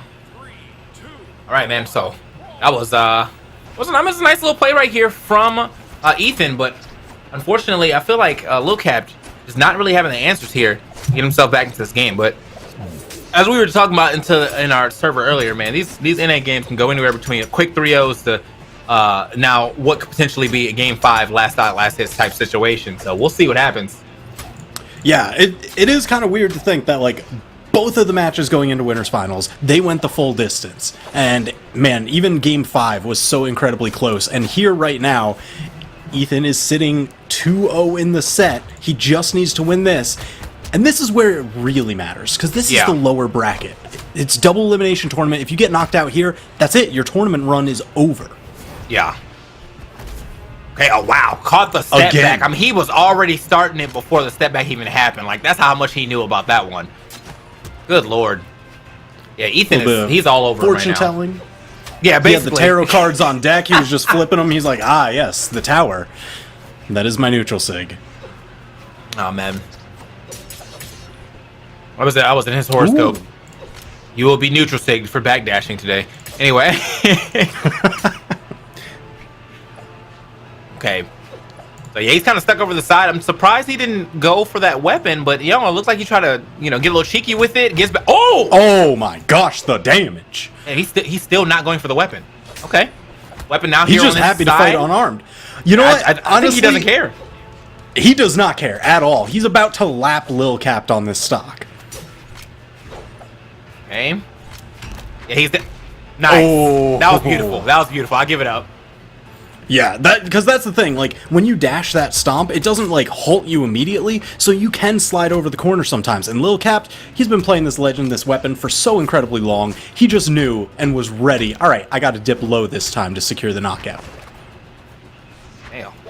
Well, I mean, even though Lil Cap is sitting in the red, he's doing a decent job of adding at least some type of some type of damage onto Ethan on his second stock, and Ethan's going to take a little bit more damage either way, anyway, because he is playing Hattori. However, these gravity cancel side stakes definitely working out in his favor. Another one. Yeah, Ethan's been like, and we've seen this time and again throughout this set already. He has been so good at gravity canceling those signatures at just the right height, where it still catches grounded opponents. It like scrapes their forehead. You can't duck under it. You're gonna get caught, and it catches people that are just jumping in the air. Man, that's like the third time he's went for it, and he's almost always correct. The first few times he was just off in the spacing, but this time it looks like Ethan is starting to catch on. Oh, dash dance. Oh my gosh. Just poking him full of holes, Swiss cheese. Okay. Oh, very close to try to get in that neutral air. Oh, almost close to actually picking that up with the side air as well. Lil Cap has to make a massive comeback here. He's about to be knocked out. Oh! Oh, he dodged gets the into bear! it. Oh, that sucks. Yeah, I mean, you can't, like, dodge into that bear. It will catch you. It's delayed enough. Like, yeah, there's totally dodge when... Oh. It didn't Ethan matter. with the neutral sig. Again, off the top, and that's a quick, clean 3-0 victory for Ethan. Yeah, man. That was honestly, Lil Cap was getting a lot of uses at that downlight end sig, man. That was the second time. The first time he got it just off damage, but the second time he got it off the KL. Again, as you were saying, one of those things where you can definitely jump away from. You don't have to use your dodge, but because you're, people are trying to, like, I guess they're looking for the downlight side air, that they end up getting scooped up by that instead. Either way, Absolutely. Even if he does get a nice hit, Ethan had a whole nice set to play. And he did that thing perfectly. So good stuff to Ethan. Taking it 3-0. We'll be moving on. Yeah, so unfortunately, Lil Capped, 7th place today. But, he's a consistent top 8 competitor. Now, the main question is, who is going to join Ethan in moving on through the bracket here? We've got Santi versus Phazon. A little bit of head-to-head record that showed up there in the graphic. Their history was 1-1 in tournament. So this is a little bit of the rubber match, the tiebreaker. Okay, here we go. Koji and Artemis going to be stepping up, man. I don't feel like I've seen a lot of Artemis out here lately. Yeah. So here's the thing, like Phazon earlier in the tournament, he'd been using Artemis, and you know, it's kind of like his Jiro Scythe with a little bit of twist on it. You join the Lance there, and he gets mileage out of the neutral signature on that Lance, the little black hole that he shoots up in the sky. Yeah. It's been doing serious work. However, some of the matches to get into top 8, he had to switch back to his Val, those signature gauntlets that Phazon is most known for. Okay. And what is the lore behind this character? Isn't she related to Orion or something like that? Yeah, if you read the lore, it's kind of like she is almost the universe's defense mechanism, almost like antibodies created to deal with whatever might be surrounding Orion, or what Orion is, who knows? But she's hunting him hardcore. Oh, okay. Well, yeah, that's how she ended up in Brawlhalla. That's dope. But you know what? I mean, maybe she's also hunting Koji, because that was a quick stock. Santi getting knocked down. Phazon now with a significant lead. All right. Well, with that being said, yeah, he definitely hunting him down now. He's got the scythe. I mean, I feel like this is perfect things to hunt people down with too, man. You got the scythe, and you bring him in. Where are you gonna go? Terrifying. So, I mean, to be real, I feel like I've never ever seen like a scythe in real life. But I feel like if I saw someone walking around with a scythe, I'd be terrified of that person. I don't care what he was doing. Like, I'm like, I'm good, man. Wherever he's going, I'm not going. It's like, you don't come across it much in real life. In every kind of fantasy media, though, the character walks up with the scythe, and you're just like, all right, on to the next fight. This one's done. Oh, man. Okay. There it is. You said that gravity blast. Yeah, that thing, all right, so he makes you so scared to fight on the ground that you're often approaching him through jumping in the air. And we saw it against his match against Crocky earlier today. So much, oh no. Santi, so dangerous, so dangerous. Oh, okay. He managed to make it back. That was actually super quick. If he would have that ground pound, that would have been a beautiful two-piece at the bottom of that stage. Mm-hmm. Either way, that was a lot. I mean, if you saw the combo that happened at the beginning of this first stock or this last stock, you would have been like, all right, let's go ahead and think about the next game. Because, I mean, he took him all over the place. Straight mind control with the scythe. I mean, that's the thing. Like, Phazon has such a monumental lead here. I don't know how Santi's going to even try to bring this back. Nah, you think about the next game. We go next. So that's the thing. Like, when Phazon plays Artemis, that lance, the down light, neutral light, side light, a lot of that grounded kit is all horizontally focused. So it makes you kind of scared to fight it on the ground because it has such amazing options that you want to jump approach. But Phazon is always on deck with that neutral signature. It's brought him so far through the tournament. We saw it land a couple times in the match there. It's going to be up to Santi to find, like, how to get that thread the needle between the ground kit and that 45-degree angle. That's your approach. All right, man. We got to swap over here to the Suri, though. No, obviously that Koji game did not go well at all, so I can definitely understand why you would want to try something new, bring something new, but not too new. Obviously, you're still sharing the sword. Now you got these guitars, man. I don't see. The thing is, I'm just thinking about the range of this, and the guitars can be, obviously one of the shorter range weapons in this game. Can be a little bit of an issue when you're going up against the lance. However, I feel like if you're able to bait stuff out like he has been, we out. Ooh. Okay, nice recovery. I mean, he's been baiting stuff out pretty well, so. Most players, I think, would agree that, Qatar's Lance is one of the most, historically volatile matchups. Mm-hmm. Just because to beat the Lance, you usually end up approaching it from above. Right. Because it doesn't have a lot of, quick vertical reach. It's mostly horizontal, and then a little bit below. Qatars, they can approach from above pretty well with that down air. Yeah. So it's going to be about setting up those angles, because you can change your trajectory so quickly with those Qatar aerial moves. Yeah, and I feel like with the lance, all you have to kind of circumvent. Oh, well, that would have been godlike. Only thing you really have to circumvent that without jumping back or anything is just straight up neutral air, which starts kind of under you. So it takes a little bit for it to actually get up and hit you with it. Either way. No hands or no weapons. He said, "I'm all hands right now." Unfortunately, though, getting poked out of there with that side light light recovery. Yeah, side light recovery. Yeah, it's like that classic dodge punish that you're gonna be looking for. Anytime you catch their movement just outright. Now, this is kind of where you run into some serious trouble, though. The Qatars, they've got some of those options to get in on the lance, but against the Scythe have one of the best diagonally oriented anti-airs, just neutral light. If you're going to dive at them with Qatars, they'll just neutral light, and then juggle you to death with the Scythe. All right, man, so no weapon here for Phazon, but probably all right. Find himself this lance yet again, calls out that that air dodge in with the neutral sig. No, getting a lot of mileage off that neutral sig. Yeah, it's real good. Covers that 45, the aerial approaches that the lance usually struggles with. It's just Artemis's signature kit just complements it so well. Uh-oh. Got the sword out though. Nice little two-piece right there with the downlight side air. Oh. Ooh, well, dunked. that is. Do it again. Yeah, that's Do it gonna again. be it. Yeah. I was like, I don't know how you're supposed to get past this one, bro. The defense line is up. So good stuff to Santi though. He's got himself a little bit of a lead here. That's what he needs to try and bring himself back in the set.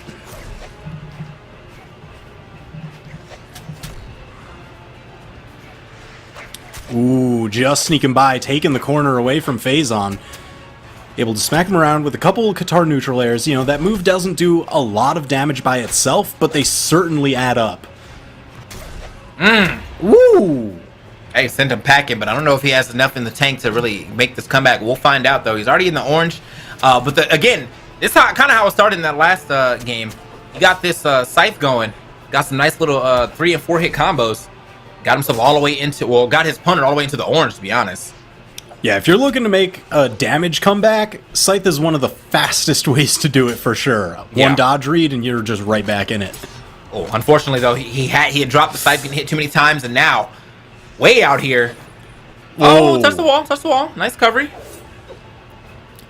Yeah, that was slick, because I gotta tell you, Santi with that gravity cancel sword neutral light just covering so much of the wall made it very difficult for Phazon to pick his path back. And classic sword edge guard. Just babysit their options, side air until they ain't there no more. All right. So, I mean, good stuff to Santi, man. That first game did not go well for him at all, but luckily he was able to swap it up and make it happen on that second game. So now we're moving into the third. Where are we headed? Mammoth Fortress once again. All right.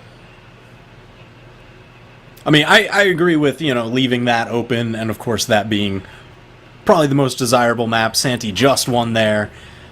That's definitely what he was hoping Phazon would pick. Yeah. Wow. So where are you going? Immediately stuffs that with that recovery.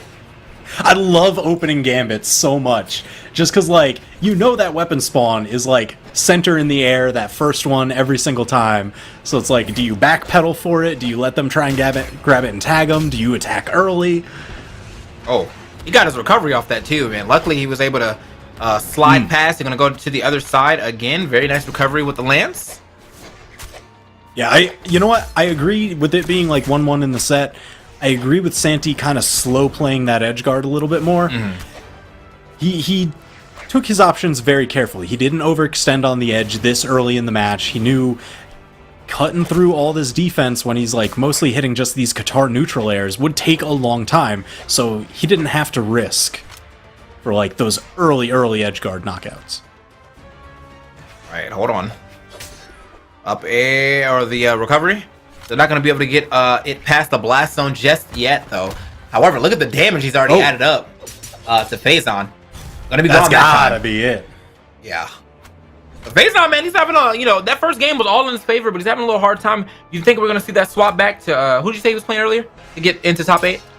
Val, yeah, Val, the sword okay. gauntlets, one of his old standbys. Okay. Yeah, I'm feeling like if this game doesn't get a little closer, we might be seeing that Val for this his potential last game. If things go down like, oh god, dunked. Okay, yeah, I think that Val's coming out 100%. but either way, man, what a straight turnaround right there from Santi. You know, that first game meant absolutely nothing to him. I know. He built himself that real good lead last game, and then he has just been running with this momentum. Ooh, okay. A little bit of sign of life. Not enough to score the knockout just yet. Okay. Santi looking like he's going for the 3 stock here. Go Phazon. All right, give me not a the 3 neutral stock stick. in top 8. That's got to feel bad. Oh yeah, I mean you can't let that happen. The mental damage alone that happens. No bueno. Oh. Hey, gets the stock? Yeah. Don't go down. I was Phazon, like, what are you please. doing, brother? Please, I swear, if Santi ended up getting that gravity cancel neutral sig or something, I would have just been like, Phazon, you deserve that. It's just all your fault. It's like one of the most important rules of Brawlhalla. Do not chase dead people. Yeah, that's when gravity cancel turnaround comes and you're like, why was I even down here? So, okay, that shouldn't be it though. Well, all right. So that puts Santi up now 2-1 in this best of 5. You said you're expecting the Val switch. Yeah, or something. These matches with the Artemis are not really working out for him. after that first one. The first game he went crazy, but then after that, yeah, the second and third have not really been even close to his favor. So, ooh.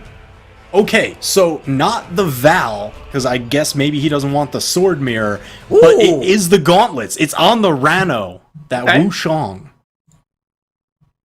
So we got gauntlets, we got spear. Spear, actually a really solid option for outranging these Katars. Pretty outright, and even anti-airing them with the downlight. But I want to see those gauntlets. Give them the hands. I'm not gonna lie, bro. This skin in itself made me start playing Wushang, because like I played Random in Rivals, so I was like, you know what, I'm down. Like, dude, such a sick design. Here we go, man. He's got to box it up though, man. The amphibious assassin. Uh-oh. That's what he's got. He's got those passive fists. It's interesting though that like usually when I feel like people swap, they usually swap but keep one of their weapons. He didn't keep anything. He just swapped his whole kit up. Like he was like, I gotta go into just I gotta spec differently. So he's got the spear and the gauntlets instead. We could get a very close range battle if he gets those gauntlets back. But it seems like he's trying to keep him at bay now. Currently with the spear, a comparable range between the the spear and the gauntlets and the Katars. So. Yeah, I mean, you know what? He's got a ton of great options. Those weapon tosses, the spear down airs on the edge guard, absolutely phenomenal, especially with all that coverage he can place. Okay. Now though, the classic gauntlets. Oh my!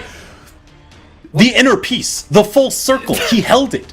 It was all there. He meditated. He thought about his future. He saw it, and he just let it go. Well, why though?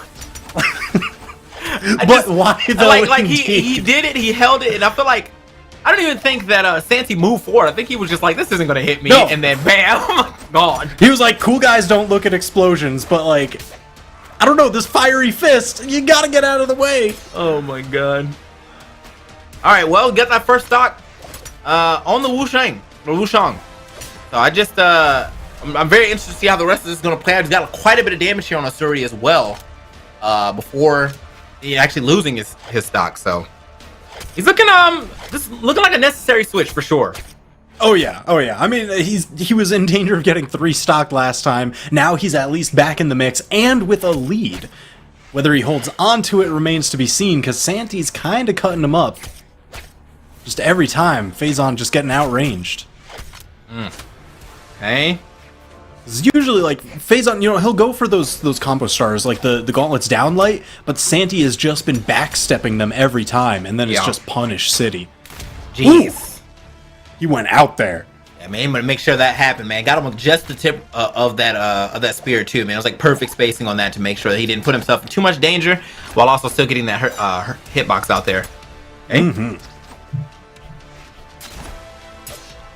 Oh. Unfortunately, bounced him off of the soft platform there. That's unusual.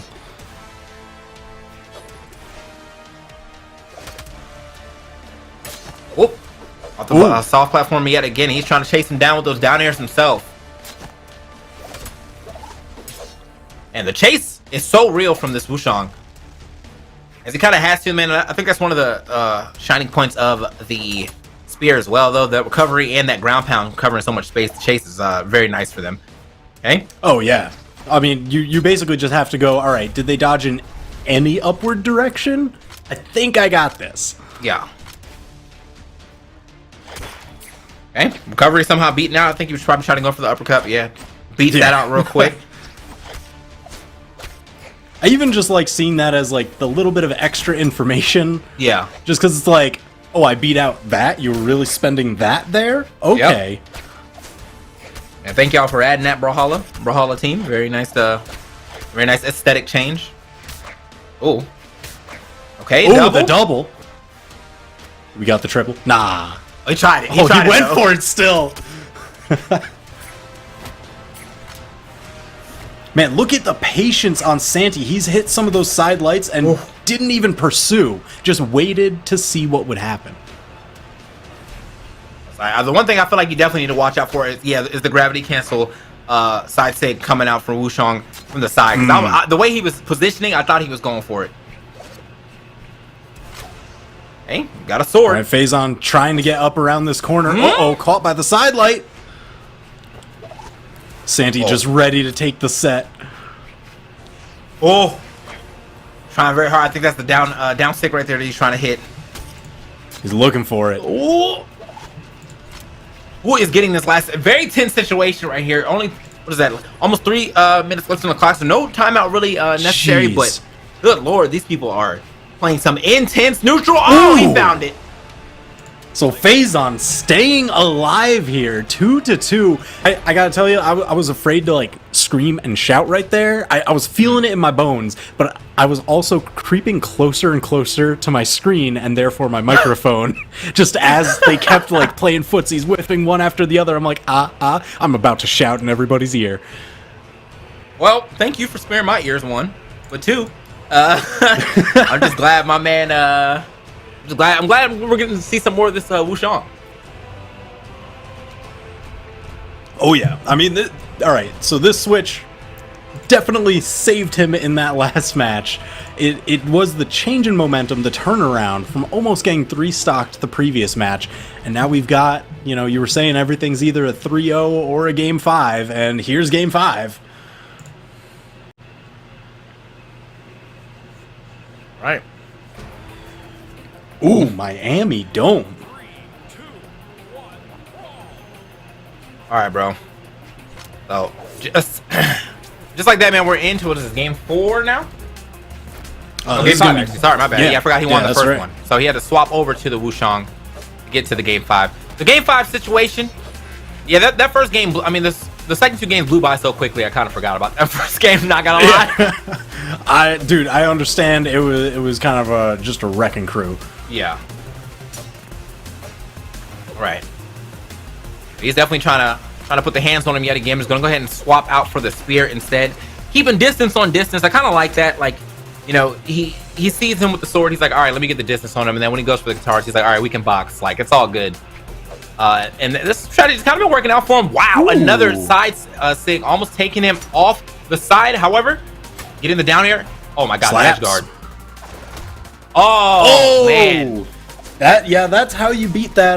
The ground pound and the recovery. Just hit him on the vertical. Because they're real wide, but not very tall. So Santi now looking to just pile on the damage. He's gonna be hunting for these knockouts pretty soon. I just haven't seen him throw out. That's what I was looking for. I haven't seen him throw out many signatures on the guitars. Unfortunately, still alive for Phazon. Okay, hold up, nice. Down light to side air. Ooh. Hey, it's kind of giving to him right now, man. He is piecing him up with this spear. Like an old Bruce Lee movie right now. I know. Add the sound effects. When are we getting that Bruce Lee sound pack? Definitely need that. or a Kill Bill sound pack for Hattori or something. Oh my gosh. All right. So good. And so just like that, we got even stocks, but not even on the damage here. In fact, my man's getting close to the... Oh, he tried it again. Okay. He tried it again. Phazon. Going fully Zen. Oh, tried to drop on him. Dunk him. Okay. Yeah, it was getting a little hectic over there, but the neutral air to bring him down and then just set it up for the ground pound, get him out of there. Yeah, that's the thing. Once you get kind of just drop down below a Gauntlets player, your options are very, very important. And unfortunately, Phazon just baited out all Santis. Oh. Man, what a straight turnaround, bro. That Artemis, I mean, got the job done a little bit, but yeah, Santi was able to figure that one out, but somehow not really having the answers for this Wushang yet. Yeah, so huge props to Phazon for that mid-set adaptation. Santi just hasn't been able to answer. Ooh, even beating the recovery, you heard it. Okay. Sending them sky high yet again.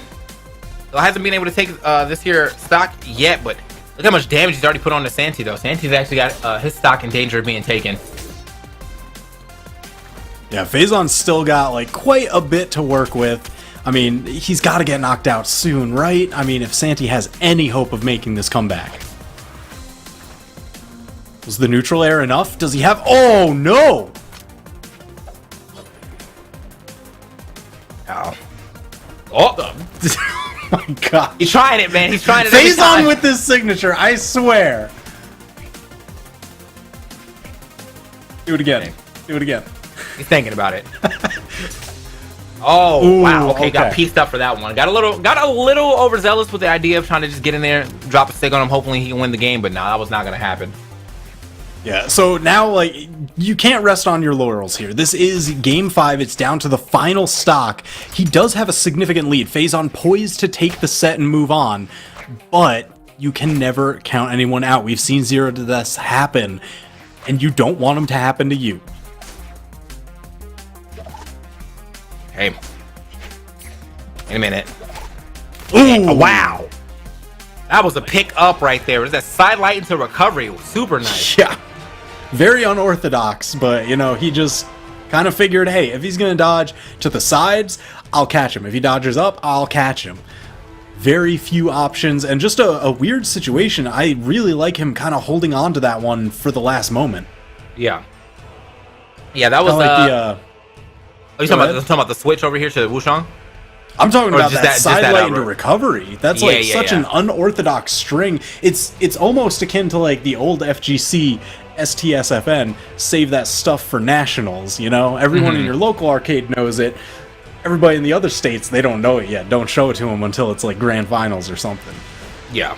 Well, I mean, sometimes you gotta hold the yeah, I feel like that's what it is with long sets. You gotta have tricks that you're not gonna blow immediately that are based off of tricks that you used earlier in the set. Because once your first tricks get figured out, man, if you got an extra, then I mean you're just a figured out character. Now you're gone. I see we got a Diana pick here, but also we got the bracket real quick. Ooh. Cody Travis, Stingray at the top. Unfortunately, though, Yep. we'll be getting over to this. Fortunately, we'll be getting to this Boomie and Ethan match right now. All right. Man, all right. So, you know, Boomie, we've seen him in more recent tournaments, kind of exploring out a ton of different characters, some proof of concept on the cross and things like that. But I really do love this whole summer championship. We've seen this return to the Diana, his bow, his blasters, absolutely phenomenal. And it's kind of crazy for a lot of people to see him down in the lower bracket here. I know a lot of people were expecting him to make it into winners finals with the way that he was playing, but these tournaments are just so incredibly stacked. Yeah, I mean they're all over the place when it comes down to it. But it is nice to see some old favorites out here. I definitely remember the Boomie Diana making some waves. And so it looks like it's down. It makes even more waves now. Got the blasters out. Ooh. Oh my gosh, even with that chase dodge, Ethan, you know he's looking for maximum damage situations because he's got quite a comeback to make here. Hattori, not the strongest legend, takes a lot of hits to be able to cut through any amount of defense. Yeah, but at the same time though, not being one of the heavier defense legends either. Though, so kind of like a double-edged sword here. Oh, pieced up. There it is. Down light into the side air, sends him packing. All right, so we'll see how Boomie is going to continue this here lead if he's able to do such. Ooh, just dodged out of that three-piece that Ethan was trying to throw. Boomie answering back with some slide kick ground pounds of his own, but man, all right, Ethan did a phenomenal job skating right under that neutral sig. Very difficult to thread the needle on that corner. Okay, Boomie, kind of giving up some of that center stage, but probably necessary. Didn't want that sig to just kind of jump straight across. Finds it with the down light recovery, man. That B&B, that eventually guaranteed. It's very nice. Oh, Boomie really trying to play the range game. He sees that Ethan's got the spear, so you see a lot of these dash into the downlight. Covers like 2/3 of the stage. You can engage from very far away with the bow. Oh, he is stabbing him up right now. Yeah, that was a full-on chase across the entire stage. Just run him down. Okay. Ooh.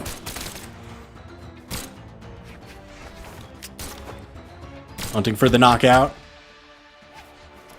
Ethan very wary about going for that weapon. He didn't want to go for it until Boomie was clear off the stage. Oh, what? Okay. Yeah. Boomie is slickest man I've ever known right there off that one. Just, you know, the recovery was smooth and somehow gets a full turnaround after that as well. Yeah, that was so smart, because Ethan, you know, we've seen him do it before, that gravity cancel side signature on the sword when he doesn't have the positional advantage, because it turns around, it sends him behind you. And Boomie, he was just so ready for it. Just firing off the side air. And I even like that, the smart disengage to the other side. Yeah, man, not even going to put up a decent fight over there on the right. He was like, you know what? Or on the left, I'm just going to go ahead and go to the right. Not like you're going to try to chase me over here.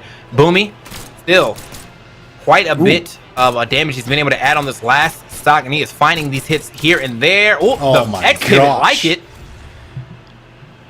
So Ethan finally taking the stock. He did manage to even them up, but the damage has been done. He's deep in the red. Boomie, he's going to be looking for, the ground pound. Downlight side air, knocking him away.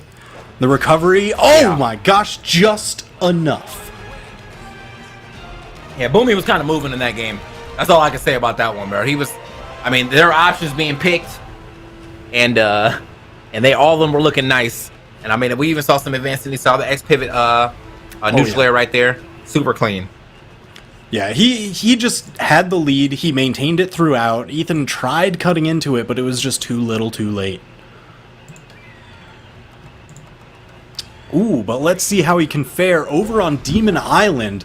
Significantly shorter walls than the previous stage. A little tougher on the vertical knockouts. So Ethan, he's going to be looking for something other than the downlight recovery on sword. And I do kind of like this as almost a counter pick to blasters, because downlight recovery is one of their main knockout tools.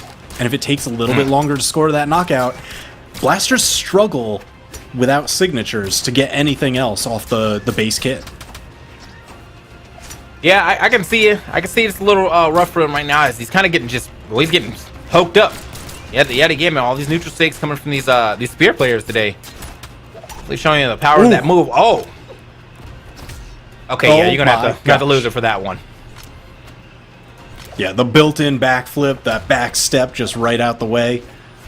Oh, Boomie going deep. Oh, well, he was able to get back to stage though, so I'm down for it. Oh, and not enough though. Even though he gets the gravity cancel the tall on it, but ceiling. he was still like, nah, couldn't get. Oh wow, yoink. Okay. Goodbye. All right, sending you up didn't work. How about down? So Boomie now with the bow. He's been playing on this bow instead. Ethan though, holding on to the sword. Got that first KO with the sword. So. Ooh. Yeah, I really like the higher rate of movement that we're seeing Ethan put out now. A lot of these dashes forward, dashes back. Oh my god! Definitely thought he was gone off that one. He was. I thought he was done. Out there. I mean, that signature hits like a truck anyway, but that far to the side, I thought he was done. For sure. Does it again. Please, well, done this time. Goodbye. Yes. Oh my gosh. So much to tell Diana, ma'am, that's not how you use a bow. And she's going to be like, well, it's working for me. All right. So here, you know, we were talking about and saying, yeah, Ethan had a really good lead at the start, but just a couple side sigs later, and Boomie's got the stock lead. He's building up damage onto Ethan. He's looking to just close this out here. Honestly, I think that hits the hardest. If you look at her bow, she has like the detail on it. There's like two little blades on the side of it as well. So she knows what she's doing. She came to play. Either way, though, pretty good lead here for Boomie. Now back to the blasters. Uh-oh. Ooh.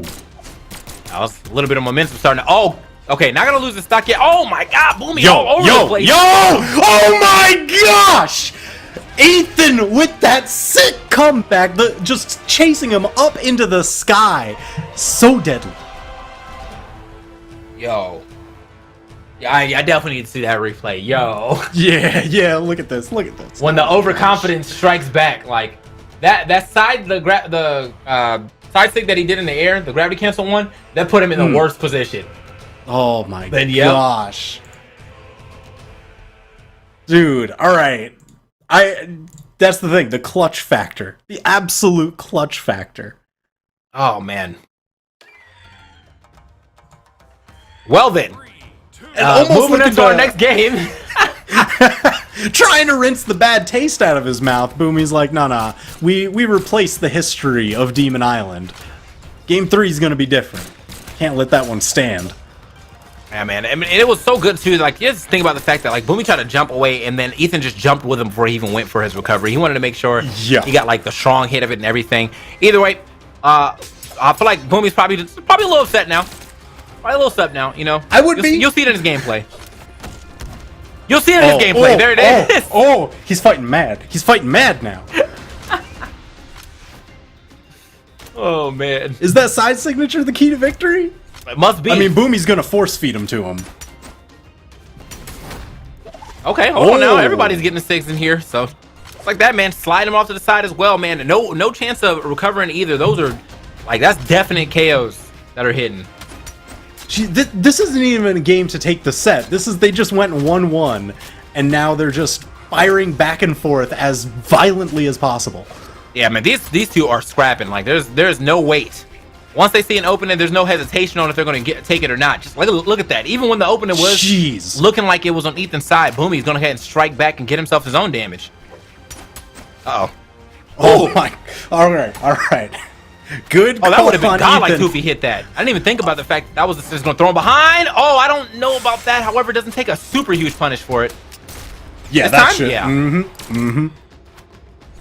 Enough on there to get Vilgax to pop out. Ben 10 KO effect swag. Oh, they do not care, bro. They were like, you know what? I don't care about not having a weapon. We still scrapping. Yeah. They just want to push some buttons right now. Okay. Oh, interrupts the signature with as much damage as possible. Ooh. So is that like a low percent confirm right there? The downlight to side light? For the blasters, yeah. Yeah. Okay. Yeah, because I'm used to seeing obviously downlight side air, but you know, I haven't really seen too much downlight side light. That's nice. Yeah, it's really cool because then you can try for, you know, the side light doesn't knock them away as far, so you get a chance for maybe a third connection.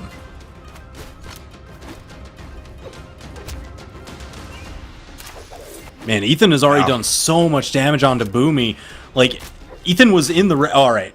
Come on. What? Still living. Okay.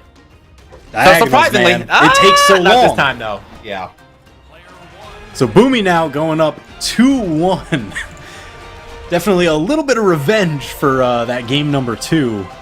Crazy turnaround that Ethan had. We did say he was going to be a little mad. So, I mean, he played like it. A little.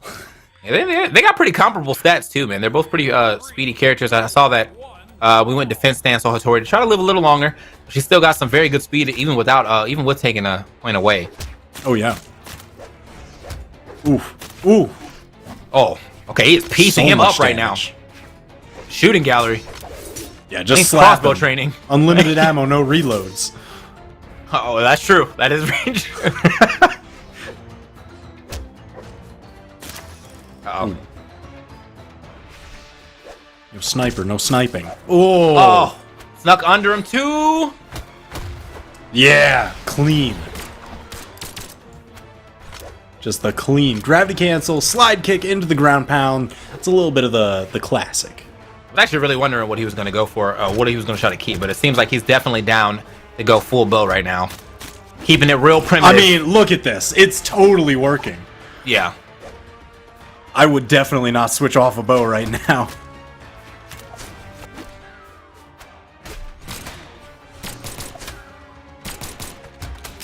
The extra defense might have helped out really? On that one. I will say that. Expecting the jump there, huh? Even with the bounce. Because you lose, I know Photo loves this fact, it's one of Photo's like favorite Brawlhalla facts, is that you lose 20% of your velocity anytime you bounce off a surface. Oh, once you hit the stage? Yeah. Okay. So even with bouncing off, that signature still got him from across the stage. I'm going to wait until I commentate with Photo again. And then I'm just going to be like, there it is. I need to hear it once. Yes. That's the thing. You just got... No, don't even say there it is. Beat him to it. Take it away from him. Just be like, hey, Photo, did you know you lose 20% of your velocity? He'll love it. Oh, okay. Well, I'm trying to go for the hard read there. And honestly, if had he air dodged back past him, that would have been the game straight up. He was getting slung off. I mean, Boomie's in such a powerful position right now. He's up 2-1 in stocks in the set. Now it's 2-0, 3-1 in the set. Boomie moving on. Yeah, that was a rough outing right there for Ethan after that one game that he was able to steal away. I don't even say steal. I mean, that was just like he did the right thing at the right time. You know, it was last type situation. But yeah, after that, Boomie just seemed to be playing with a little anger, and yeah, we saw it. We saw it in full display. Yeah, especially because like this last game was like all bow. There were barely any blasters at play. It was just bowstring after bowstring. Yeah, so much damage. Yeah. So I think are we going to the other side of losers? Or are we going to the winner side now? Yeah. Looks like I think winners final is going to sit for a little bit longer. Cody, Travis, and Stingray. They're going to be playing. But it looks like we're going to be going to losers quarterfinals. We've now got Kosalix versus Phazon.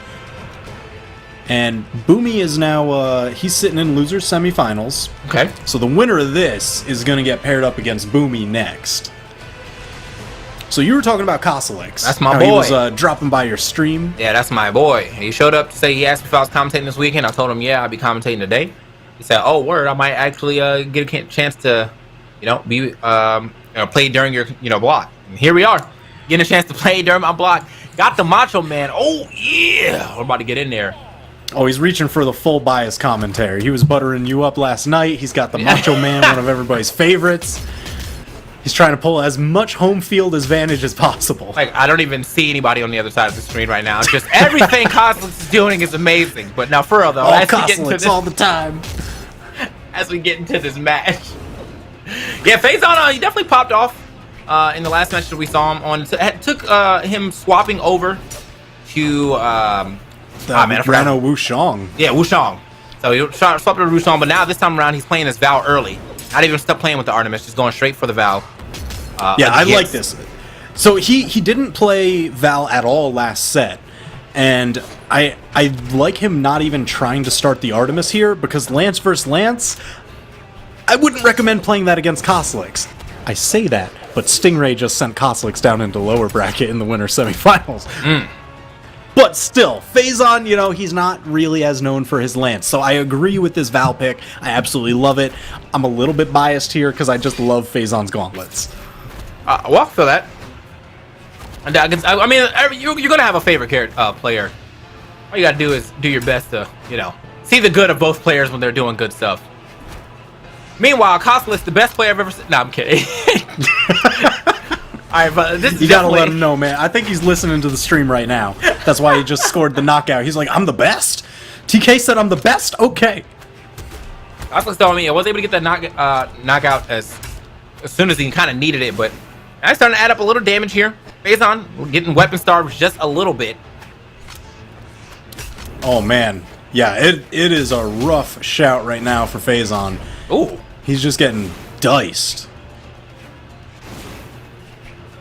Still trying to find a weapon. There it is. It's such a Randy Savage, Lance, too, to be using himself to do damage. Dude, all right, so, I was sitting here with my fiance just being like, we were watching the early parts of the tournament, and she's like, Macho Man Randy Savage? And she's like, wait, is that Lance a guy pointing? And I'm like, oh, look close. It's Macho Man Randy Savage. Look at his axe. The axe is Macho Man Randy Savage flexing. The arms up are the blades of the axe. Because, one of the main key features of Macho Man Randy Savage is his belief in Macho Man Randy Savage. That's fair. I didn't notice that until now. That's nice. That's super nice. It's so good. It's so good. All right, man. So yeah, this is starting to go well into Macho Man Randy Savage's favor. Oh, the slide off downlight. Okay. Yeah, this Lance is doing quite a bit of work, man. I'm starting to wonder if maybe this wasn't the pick for the Lance. Maybe he might want to go Lance against Lance, pull the Artemis back out. We'll see. Wasn't able to get that stock off just yet. However, the double up, I will find the second recovery to take it. Nice. And he does the little, R.I.P. Dawn. Just flower on his chest. Phazon maybe thinking himself that he's not long for this world. But, you got to give it your all. That's why he's giving him these fists. Give him the hands. Hold on. He has stayed full Lance the entire time, too. I mean, I know Kosalix is known for the Lance like that, but I was expecting yeah. to see just a little bit of Axe gameplay. He's like, absolutely not. I'm just cycling unless weapons. the lance is like clearly not working, he will have another lance primed 9 times out of 10. Yep. Oh, it is tough to get him off this weapon. Yeah, well, he's about to be off of that stock, man. Oh, poked him. Oh, Yeah, we unarmed. Yep, another lance primed and ready. always. There it is. Woo. So Kostelik's taking game number 1. It did get pretty close at the end there. But look at that, the damage done difference, like 130 extra for Kostelik's. Yeah, I mean, I'm telling you, he was poking him out, bro. Like, the Macho Man was pointing him out, basically. That's what he was doing. So, let's see what we get with our next pick. And what we're, I think we already got a swap of characters. Yeah, there it is. Yeah, alright, so this is the Rano Wushong. This is what we saw that turned around his previous set for phenomenal success. I do like this pick just because, the gauntlets, it's been real hard for him to get in on this lance, but I love the gauntlets. When they were able to do work, it's a ton of damage very, very quickly. And then it's really just, alright, but how do you get into the lance? How do you fight that kind of range? Spear's a good answer. Alright, man. Oh. That, barely hitting that neutral flare somehow, man. Just enough. Okay, hold on. He is getting chased down. You need to create some space. Yo, punch him up, punch him up. That's the one thing you definitely don't want to do is not create space when you're playing up against gauntlets. And seems like he's now kind of got him stuck in the air, but yeah, as soon as he gives him an opening, look at all the damage he gets off of that. Yeah, it's always like 3, 4, 5 hits, all gravity cancel, just wipe them. All right, that was great, like well spaced recovery right there. Like he got just under the down air to be like, all right, now you're going up. Ooh, Kostelik's trying to pick his way around this corner, ends up getting the axe. You were looking for some of the axe. Let's see how much it can do. Oh, not like this. Oh, what? No punish on that? Yeah, I was expecting at least a recovery or something, but yeah, kind of just let him run, home free off that one. Ooh. Hey, tried it again. He is blasting around trying to get one of these recoveries to hit. Doesn't care how much charge, he just wants it to hit. Got that good 45-degree angle too, man. There it is. There it is. Couldn't hit it raw, so set it up with the side light. And again, tosses an axe away to prime another lance.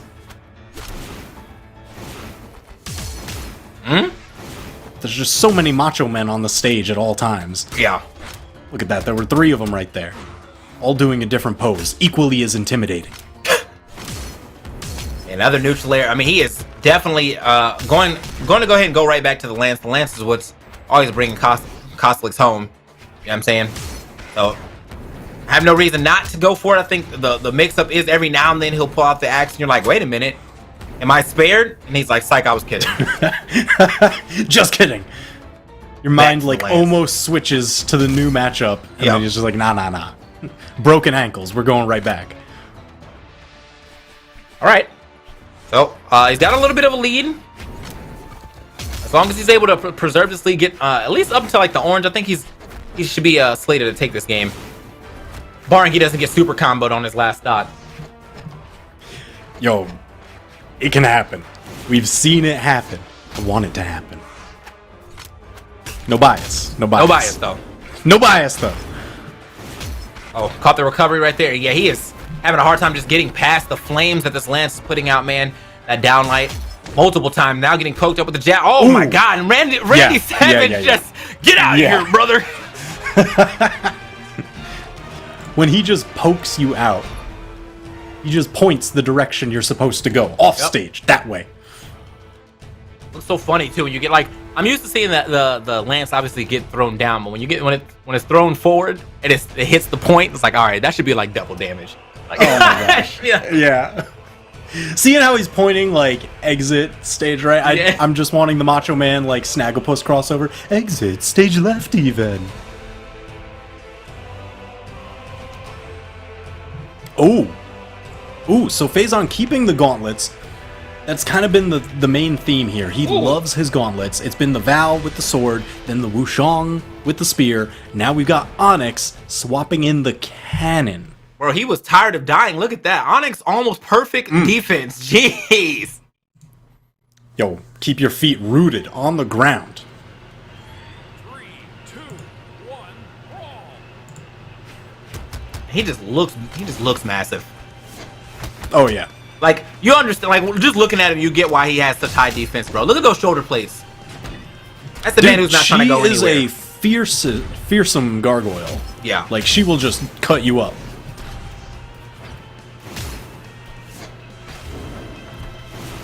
So let's see what Phazon's cannon. I haven't really seen much of his cannon historically speaking. Oh. I feel like, you know, it's got a lot of similar kind of dodge reads and strings that you can do, like gauntlets. So I imagine he's got to have some kind of beat and rhythm worked out for this weapon. But it's just I haven't really seen him break it out in tournament. Well, don't think we'll be able to see it broken out this tournament either with the way this match is going on. Say it ain't so, TK. Say it ain't so. I mean, I was so hyped to see Onyx play. I feel like I've yet to see this this character being used in tournament that I have at least commentated or that I've watched. And here she is, first time, and it just, you know, unfortunately going up against Macho Man. Yeah, I mean that's the thing. It did feel like a little bit of an odd, desperation almost. pick. I didn't want to say desperation. I'm gonna say it, bro, because I don't want to. All right, you're right. You're right. I shouldn't have hesitated so much. Just call him as we see him. This is just like, all right, man. Let's just see how this goes. Pick.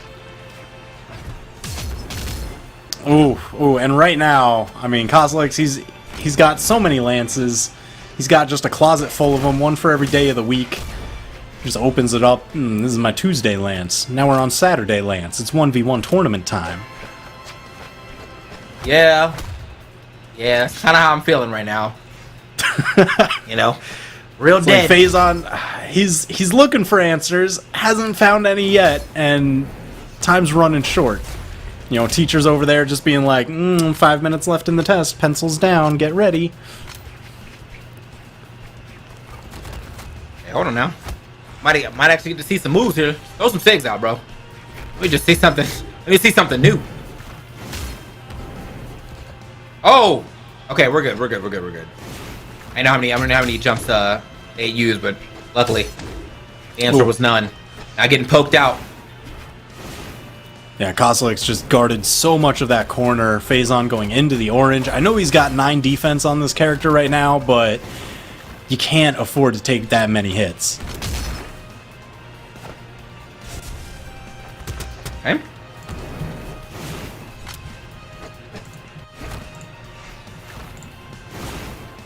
You know what the real trouble is here, TK? You said all these sets either go game 5 or they go 3-0. Right now, Kozilek's 3-0. Yeah. I mean, we're sliding through. I think we had 1-3-1 so far, but everything else has been 3 or game 5. Okay. Jeez. Man, Kozilek's just dominated that entire set. Phazon kept swapping around, tried to find some sort of answer, and just wasn't able to do it. I also want to say that, like, I feel even with the high defense, small Brawlhaven probably not the best Probably choice against a lance. Yeah. I think if you're gonna go high defense, you basically want to try to pick get a huge stage. You know what I'm saying? Because like now you're like, I won't die, for a long time, but I still have the capability. At least I'm like decently strong enough to try to get, KO early enough. But I don't have to worry about getting thrown past blast zones. So Right. it is what it is. So that kind of sets up our top 4 for the tournament. We've got losers semifinals, winners finals. They are decided here. It's going to be Cody Travis versus Stingray. Down losers semifinals, we've got Kozilek's versus Boomie. We're going to get some fresh casters on here for you. I know a lot of you folks were waiting for Duke and Sparky to hop on, so they're going to be doing that. We're going to dip out of here. I'm going to watch the rest of this tournament. I'm going to be having a good time. So don't go anywhere. We'll be back in just a couple minutes.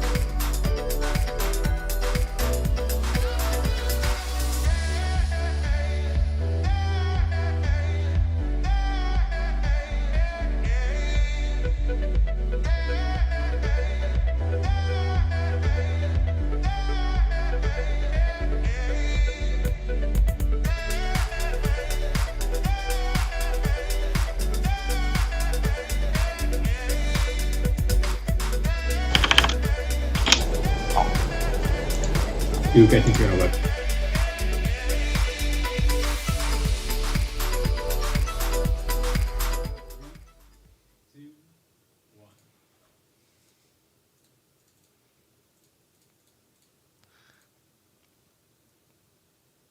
Oh man, my cam looks real bad, and I don't hear a thing from Duke. So I thought you were gonna lead in, and then said you were going to. no, I literally said Sparky, you lead in, and you That say is yeah. not Oh what my you said. goodness, man. What did he say? Toast. That's a lie.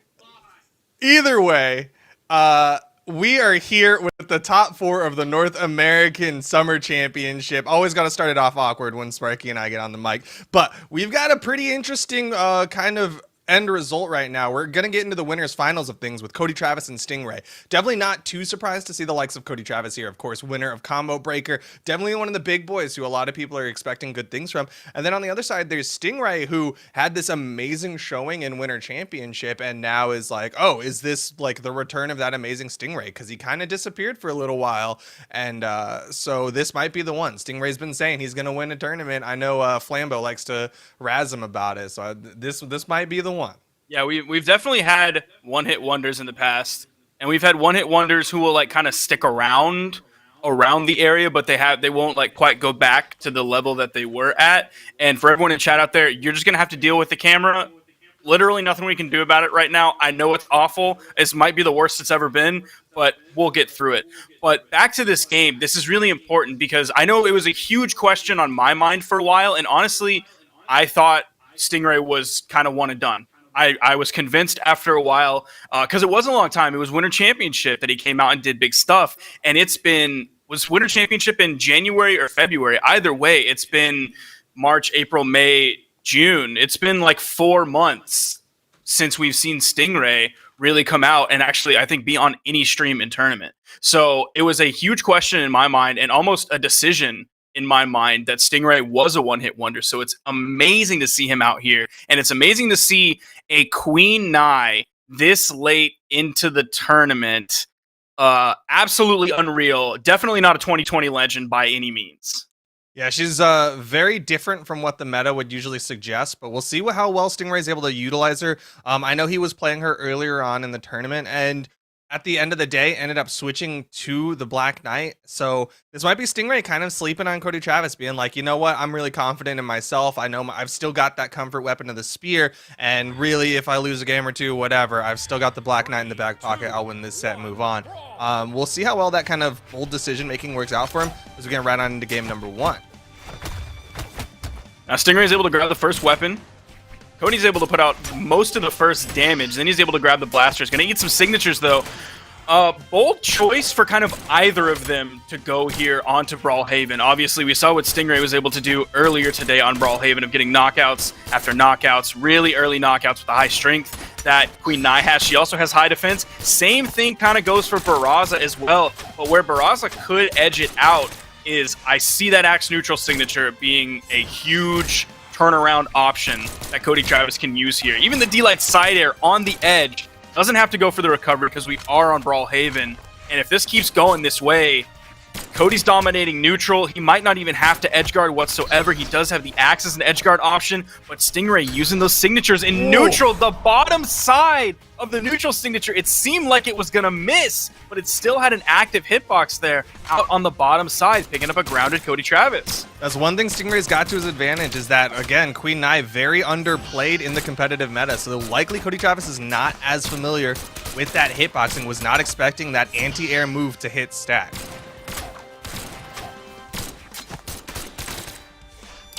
Again, the second stock kind of being controlled by Cody Travis. Stingray's just a little bit behind him. You're seeing some more of the damage come out. Weapon toss going up. Grabs the weapon. Side air comes out. D-Sig's over the edge. That catches kind of the low recovery. Then he goes for the in-sig, trying to catch the high recovery. This is kind of the first time we've seen Cody's axe coming out in this set, though. So we'll see if he's able to secure the knockout here, or if he switches to blasters, or if he stays on the axe.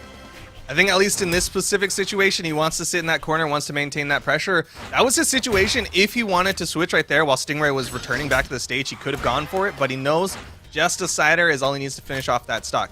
Hopefully Cody Travis can extend this stock. He wants to get that extra credit because Stingray, all he needs is like a downlight recovery or a signature to even this one back up. Or even just a side air. Even the bounce pass to the blast zone off of the stage with the Qatar side air, that's going to be enough. It looked like one of those bounce-ins where you pass it to the guy in half court. Okay, I'm just messing up what basketball sounds like. Bro, have you ever seen a basketball game? I don't think I have. I just realized like I was just describing NBA on the 64 and just nope. Oh boy. Neutral light coming in, has Stingray in the orange. Pretty solid lead here for Cody, and the D-Sig catches Stingray going just a little bit too high, eking up, fish out of water, down signature, grabs him, throws him to the edge, and he's done. About 100 damage difference between these two, which really isn't that much.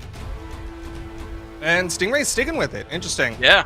And they're going to go right back to small Brawlhalla. We'll see again if this Queen Knight works for him. Definitely seemed like a spear-heavy Queen Knight. Didn't see a lot from the Qatars. It was like he got that side air, and then I made a weird metaphor. And other than that, it was like predominantly spear play.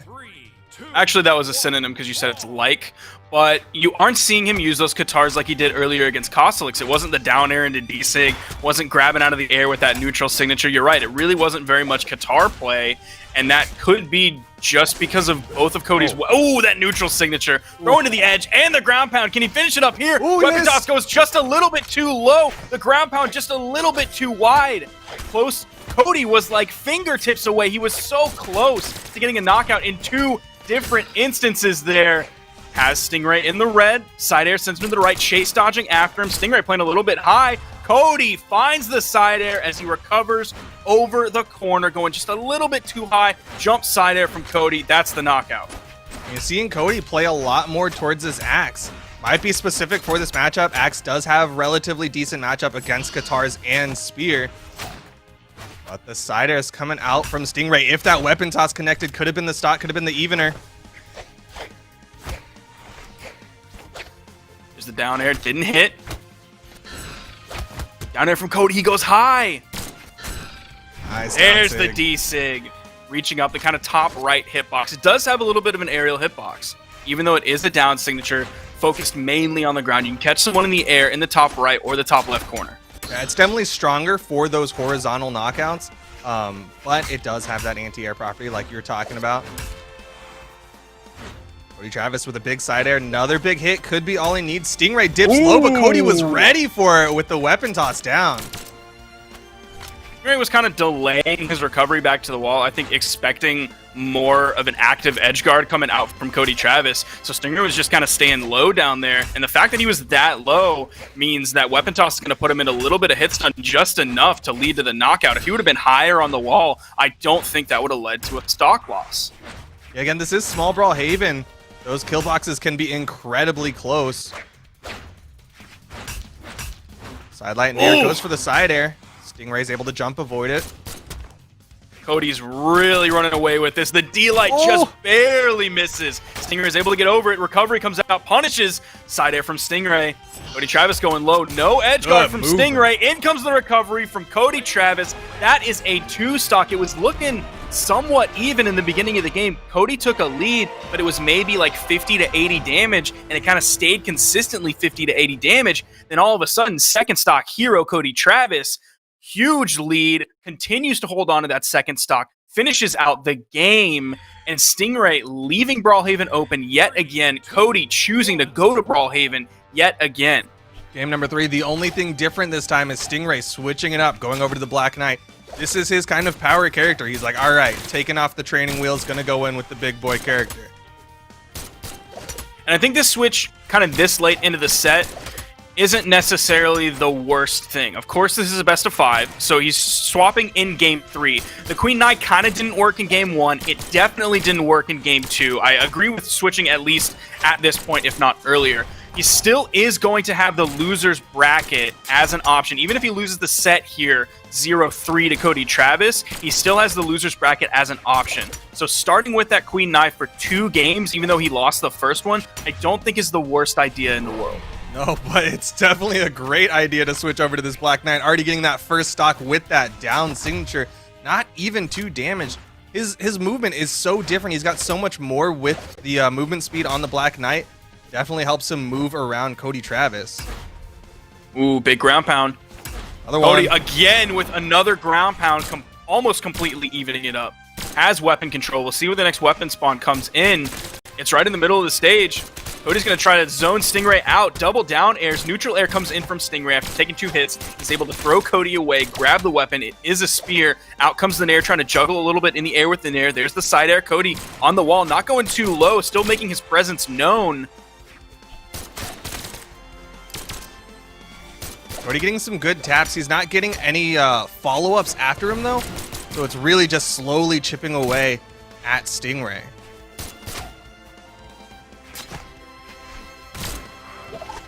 But he Nice kind of side being air. careful here. Chasing out a little bit, putting considerable space. Goes for the D-Sig. I was almost worried that he was going to try to downlight there, and by the time Yeah. it came out, Stingray was going to be able to jump through it, but Cody still had the timing on it, really nailed that one. Huge lead for him here. Almost has Stingray in the orange. Cody's in the orange, but on his second stock, there's the Nair. Cody goes really high to avoid the gravity cancel neutral signature from Stingray. Oh! Sidelight recovery, knockout into the corner. About 50 damage difference between these two. This Orion is definitely a huge difference from the Queen Nai. We'll see if the result is still the same, though, as Cody is still in the lead. Sidelight tapping Stingray further into the orange. Oh, but Stingray is on top of him. Cody Travis starting to get knocked around a little bit by this Lance. Downlight into the recovery. Small Brawl Haven is going to work in Cody Travis's favor 3 times in a row. And Cody Travis goes into the grand finals.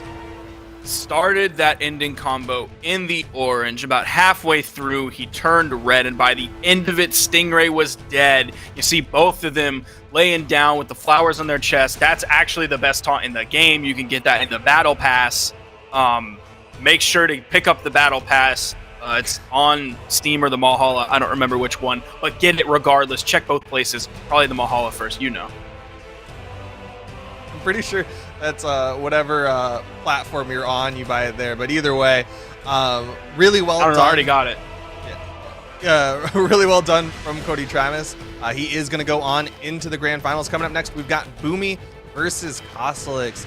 Koslix, the higher power ranked between the two, of course, because power ranks are localized to this 2020 season. If you went and extrapolated it across the past couple of years, Boomie would arguably be the higher power ranked person. But in just 2020, Koslix has outperformed.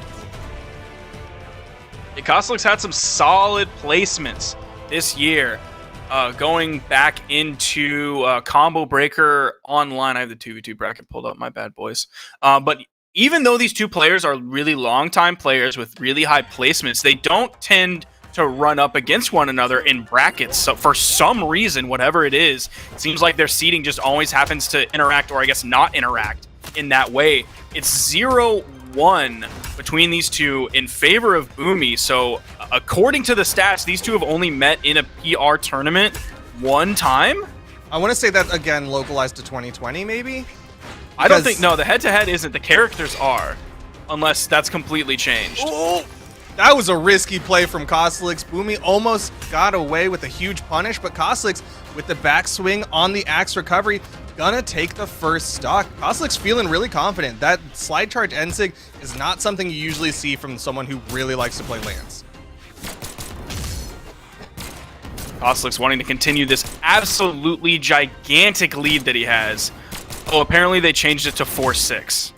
Okay. So it wasn't 0-1. Yeah, I was like, I'm sure they've played more than Yeah, one. I set was against each I was other. gonna say there's absolutely no way. Creed is the one who does the stats, by the way. So Just call him out on that. Downlight Yes. into the recovery. Still not enough. That high defense of the Macho Man. That Olgrim crossover. Boomie not able to punish the recovery. Koslix going to be able to extend this stock even further, potentially getting more damage onto the second stock. This is very difficult for Boomie right now. see if he's maybe able to turn it around with the bow in his hands. You saw him just go for a stack nair. Koslix just wasn't in the right spot for that nair to pick up. Oh my gosh, huge damage coming out. Koslix has not lost his first stock. We're a minute and a half into the game. Boomie's lost 2. This is tough. He's got the blasters, goes immediately for the recovery. One of the blasters knockout tools. He's going to get the setup for it this time. So he's only down by a stock, but still a deficit to make up against this high defense Ulgrim. We are on Demon Island. Maybe Boomie will be able to blend into those trees just a little bit. It doesn't look like that's a problem for Costelix. There's the sidelight. Went for the chase dodge and neutral light. Went for the more quick option rather than punishing a dodge. Ooh. So the reverse nair on the approach. Doesn't get the whiff. Or doesn't get the punish on the whiff. Ooh, sidelight nair drop. Yeah, on interesting Costelix. drop. For someone who's so consistent at hitting sidelight side air, I'm surprised he's not hitting the true combo of sidelight nair. It seems like he's started to go here in the maybe past 1 or 2 tournaments that he's starting to go for that sidelight nair more. Maybe specifically today, I've noticed it a lot more than normal. That he is going for the sidelight nair as the true combo option rather than something he'll be able to extend even more into 3 hits if he catches the dodge. So he goes for bird in the hand more than 2 birds in the bush approach. You said it right, but also you said it wrong, and it's very much messing my brain up. But either way, Boomie gonna make the swap over to the Ada now. Gonna retain those blasters, of course. Boomie very well known for his blasters. Interesting switch though. The spear, is that the answer to this Costelix Ulgrim? Well, there was an Ada that beat Sandstorm today earlier in the bracket. Of course, that was because of DQ, but let's, for narrative reasons, say that it was an Ada. So maybe Boomie's trying to channel some of that from his fellow Tempo Storm teammate. And it's a bird in the hand equals is the same as 2 birds in the bush or whatever. But you have to pick one. So you got to pick one or the other. Right now, Boomie is going with the decision to go for this Ada as far as what he has picked. Costelix, though, still in the lead. Definitely able to rack up quite a bit of damage onto Boomie. Nice pickup onto the downlight. Could not get the side signature follow-up. Gonna go again. Goes for the recovery this time in the side air, and Boomie gets the stock. Bro, Boomie's spear looking good. I don't know if he's been playing this on stream lately, if this was a secret pocket pick that he was saving, or if he just wanted to say hey, y'all, spear's good. Y'all are completely underestimating spear. Because there are some spear players out there right now that have some very strong feelings about spear and where it fits into the current meta. I forgot who it was who was casting earlier, but I think it's very true what they were saying is that against Costelix, he kind of forces different picks out of a lot of people, right? You're not seeing Lil Capped on the Bodvar. Instead, he goes over the Taros. Costelix gets the sidelight recovery.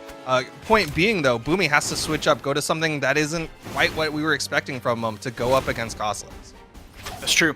And it's something that we kind of used to say in the past when Boomie was one of the kind of top 2 players. Other than LDZ. So this was back when LDZ was the #1 player, and it was for most weapons, the person who I think is best on those weapons is Boomie if he chose to play those weapons. So he's able to, when he focuses on another legend or another weapon or another or anything else, he can be one of the strongest players in that. And I think we're seeing that here with this Ada pick. This is a pick we haven't traditionally seen him play hardly at all in tournament. I mean, we've seen him play I don't want to call them troll picks, as in they're a bad pick, but a troll pick in the sense of it's not a normal Boomie thing. Look at what he's doing with this spear. It's his spear's insane. nuts. Dodge down to avoid the recovery. Costelix never misses that. Boomie is getting the damage done, but Costelix gets the sidelight recovery. A little preemptive to go for those recoveries. Surprised he's not going for the nair for the extra potential damage, but he still wants these recoveries. Now, I really wish that we could see what level his Ada is. It's at least 25, because he does have the black color scheme going early on with the ground pound, pulling out of it. Has a full stock lead here onto Costelix. D-Light into the neutral heavy, and he just nails it. This is a Boomie classic right there. D-Light gravity cancel neutral heavy. He was really one of the first to pioneer that move, and of course he's going to be sticking with this Ada. That spear was insane. He's going to get rid of all the soft platforms, though, so we'll see if he's able to get those extensions that he was able to utilize those platforms for on a map without platforms. Now, something that has kind of been in contention over the past several weeks, definitely while Ulgrim has been a very comfortable character in the meta for a lot of players, is whether you go 2 decks Ulgrim or 4 decks Ulgrim. And I still haven't really heard any arguments one way or the other to really make it definitive. Some people are saying like, oh yeah, you get like 1 frame off of like 5 different moves. It doesn't lead to any true combos or anything like that, but you get 1 frame off of a few different moves. And then you have like some players whose opinions that I definitely trust saying like 1 frame, you're not really feeling that. Like, that's not really going to make a difference in the long run because it's not 1 frame giving you a true combo. It's like, oh, you have 1 less frame of recovery. Look at what Boomie is doing with this Ada, man. It's insane. Costelix has, like, no answer to that. Was that, like, a double head bonk? Yeah, with the weapon tosses. Boomie doesn't even care about any frame data because, of course, with blasters, downlight into that dash jump recovery is going to work no matter what. Sidelight tries to read, or maybe just didn't get the jump input. Either way, Costelix not able to get that knockout onto Boomie. He went for the side sig too. We've seen a lot of Ulgrim players in the past go for the sidelight neutral signature. A lot of EU Ulgrims go for that, and I think Isidra used to go for that more. Maybe when he kind of started playing Ulgrim in the beginning. But yeah, we saw him go for the side signature there, expecting Boomie to be down. You see, he waited towards the end to maybe catch what Boomie was doing with his dodge, maybe to lead to the carry all the way off onto the edge after he did the sidelight there. And this is what I like to see from Costelix now, though. He's getting these sidelight nairs, really trying to see how Boomie's going to react out of those nairs, even conditioning him to react for those nairs. And because he's not reacting for the nairs, he's going to get caught by those side airs more frequently.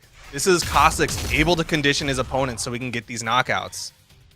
He played that really well. You saw the spot dodge that came out when Boomie threw his weapon. So that meant Boomie was disarmed. It was a lateral weapon toss, not a vertical one. Then the weapon spawn came in on the left. And that's like right when it spawned in, Costelix put pressure, moving over onto Boomie, picked up the sidelight stare for the knockout, continues to keep him weapon starved. That is such an important aspect of top level play, is keeping your opponent off of weapon for as long as you can. D-light recovery, because you see what happens, how quickly he can pull a knockout out of thin air when he picks up blasters.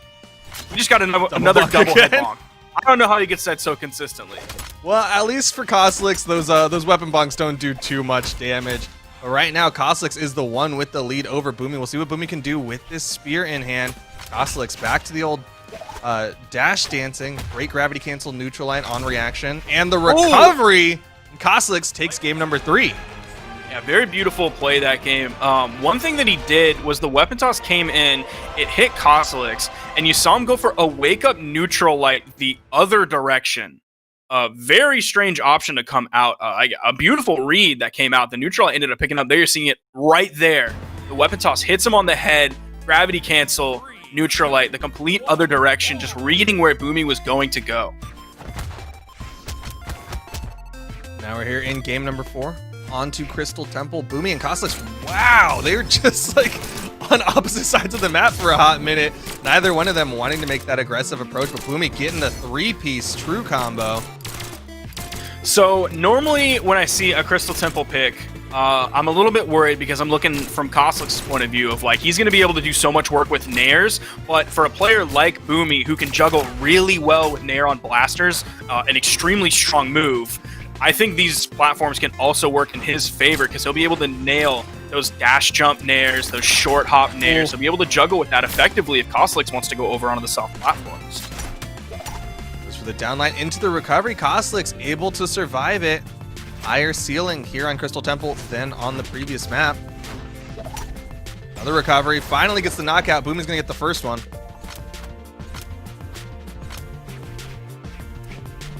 Able to grab the blasters, tosses them away, picks them back up. The weapon spawn, unfortunately for Boomie, ends up going to the left side. Costelix charges immediately towards it, picks up the refrag, has the game dead even about 1:15 into this game. And this one close. Weapon spawn on the right side. Costelix going to deny it, but he's stacked up with the weapon dust. There you go. Able to deny the weapon, and Boomie have to struggle for a little bit. And that's where it's sometimes more important to be like the first character that dies, because then you're able to get back, get a weapon, knock out the other person, and while they're respawning, you can completely take stage control, strip the field, and you can almost sometimes have a better position and control of the entire stage when you're the person who dies first. as long as you get the refrag. It's completely dependent on you basically immediately getting a refrag or not taking damage before you get the knockout. Good juggles. This is what you were talking about at the start of this match, where Boomie is able to get those nair juggles very effectively. Nice pickup into the recovery, but Koslick's again that high defense on this Macho Man Olgrin. I don't know how Koslick's perfectly somehow spot dodged that neutral signature, because it has a lot of active frames. I guess he was just far enough to the right. He knew exactly where he was when he came out with the spot dodge. Uh-oh, risky spot. Koslick's misses the punish. I can't believe Boomie was able to jump out of that. I think Koslick's expected him to be on the ground. Oh no, again! Oh, what? Just low enough that time. Here you go. What? Why does he keep doing that move? I mean, he's been barely punished once, but I mean, one of these days, Koslick has to find the timing on it to where he can find a neutral signature or something that's going to knock out off the top. Ooh. Oh my gosh, Boomie is playing with fire right now and might have just gotten burned. Yes, he did. Koslick's with a weapon toss.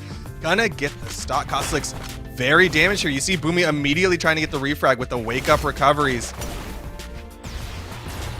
And now Boomie's the one who can at least have stage control for the moment. He's going to throw away that weapon, delaying the weapon spawn. Now it depends where the next spawn comes in. Oh, the dodge through from Koslick. He's able to get over to the weapon. Just unfortunate spawn of the weapon. Boomie not able to get the follow-up. Hit stun from the weapon toss, not long enough. You see Boomie still going for the side light, D-light option on Spear when Koslick has a dodge. Trades so far have been in Koslick's favor. Side light, side air, Boomie. One more of those and Boomie's going to be out of here. He does get the wall touch. Oh, he's disarmed. Low defense is going to be really tough for Boomie right now. Especially against Koslick's, well, both weapons, but especially against this lance that Koslick's has. Neutral light's coming out, poking over the edge. He covers so much territory. Oh! Gravity cancel side signature to take out Boomie. And that's a 3-1. That's It a hit 3-1. just high enough. Insane. Insane. Yet again, the narrative was, this is Boomie's tournament. Sandstorm's not here. This is Boomie's tournament. That's the same thing that we said last tournament at Combo Breaker Online. Boomie was knocked out there. Here he was knocked out in the losers semifinals by Koslick's 3-1. Didn't even make it to game 5. The Ada swap was really looking strong, but he took just a little bit too much. That 4 defense just couldn't hold on to all the punishment he was taking. And it was back and forth between those two. There were some dominant games on both sides. But unfortunately for Boomie, that means he's going to be going home with that 4th placed finish, and Koslick's now has to fight one of his demons, the person who knocked him into the lower bracket, Stingray. And keep in mind, Stingray in the upper bracket, he played that Queen Knife for the start of it, and then at the end he was like, all right, time to bring out the big guns and just close out this set. If he just decides to go in with the Black Knight, it's going to be real difficult for Koslick's to fight back against it. Yeah, it was really tough for him earlier. What was their score earlier? It was game 5 earlier. Stingray coming in with a Bren? Still got a spear? Just still got a spear. Yeah. What is his axe looking like? He is level 34 with this character. We don't know if he has another bunch of axe legends under the hood that have a lot of experience on them as well. He is going in with the dexterity stance against Koslick's dexterity stance on the Macho Man as well. So we'll see what happens. We'll see if he wants to continue to go to Brawlhalla. Koslick's is going to be the higher seed, so he'll get to ban first. We'll see if he leaves Brawlhalla open, just daring Stingray to go there. I gotta believe if he leaves it on the board, Stingray's gonna take it.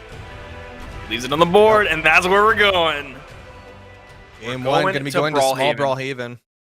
That teeny tiny map against some legends who have very high knockout potential. The axe on Stingray, both weapons on Macho Man. 3, 2, 1, brawl. Here we go, Stingray. We have not seen the Bryn today. We'll see what Stingray's able to do with this Bryn.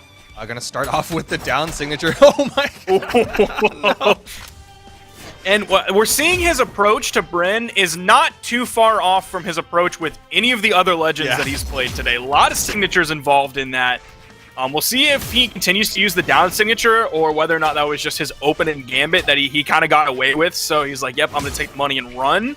But it's interesting today, Spear isn't thought of very highly in the meta right now. We have seen quite a bit of Spear representation today. We've seen Hattori, we've seen Bryn, Phazon was on the Wu Shang earlier, Boomie was just on the Ada, of course Ethan playing Spear, who has for a very long time. Stingray played multiple Spear legends today. So despite being not thought of very highly, it is very available here in the meta, and Kosalix is going to say, get off the Bryn. What are you doing, guy?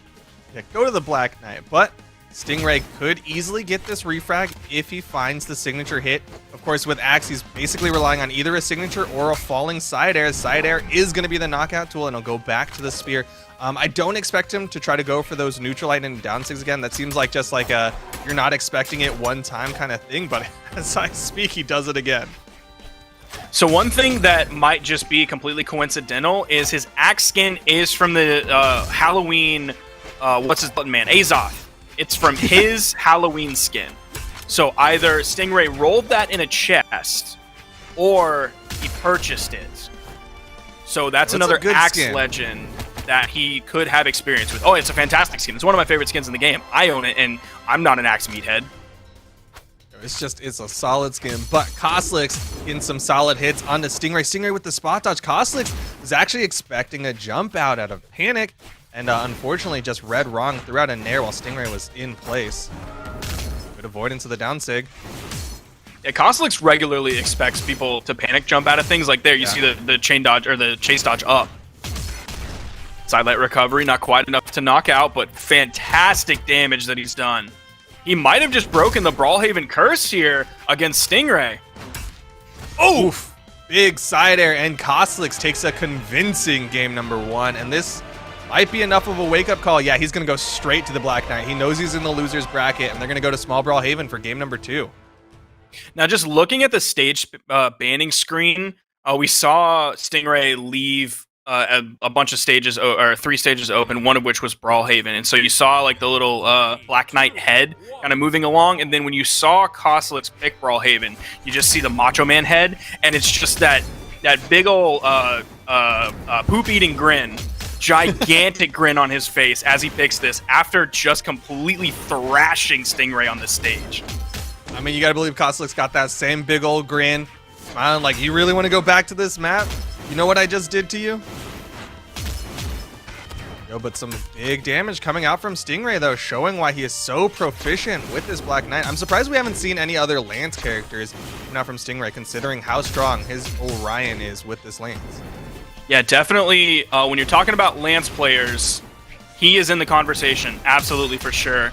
I wouldn't even necessarily, like, if I'm talking about Spear players, I don't know if I would always bring him up, but I would definitely bring him up in the Lance conversation. And you saw what he just did to Kosalix's first stock. That was primarily with Lance, but he's swapping over to the Spear here. He had the juggle opportunity to pick which weapon he wanted, and he wants to go to the Spear.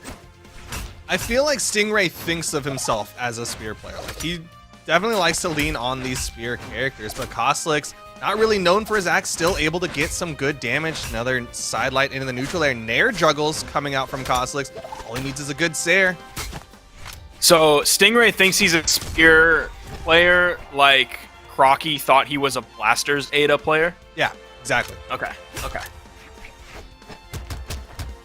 Stingray does land down, gets the neutral light onto Kosalix. Kosalix trying to weapon deny, but Stingray sneaks in, steals that lance.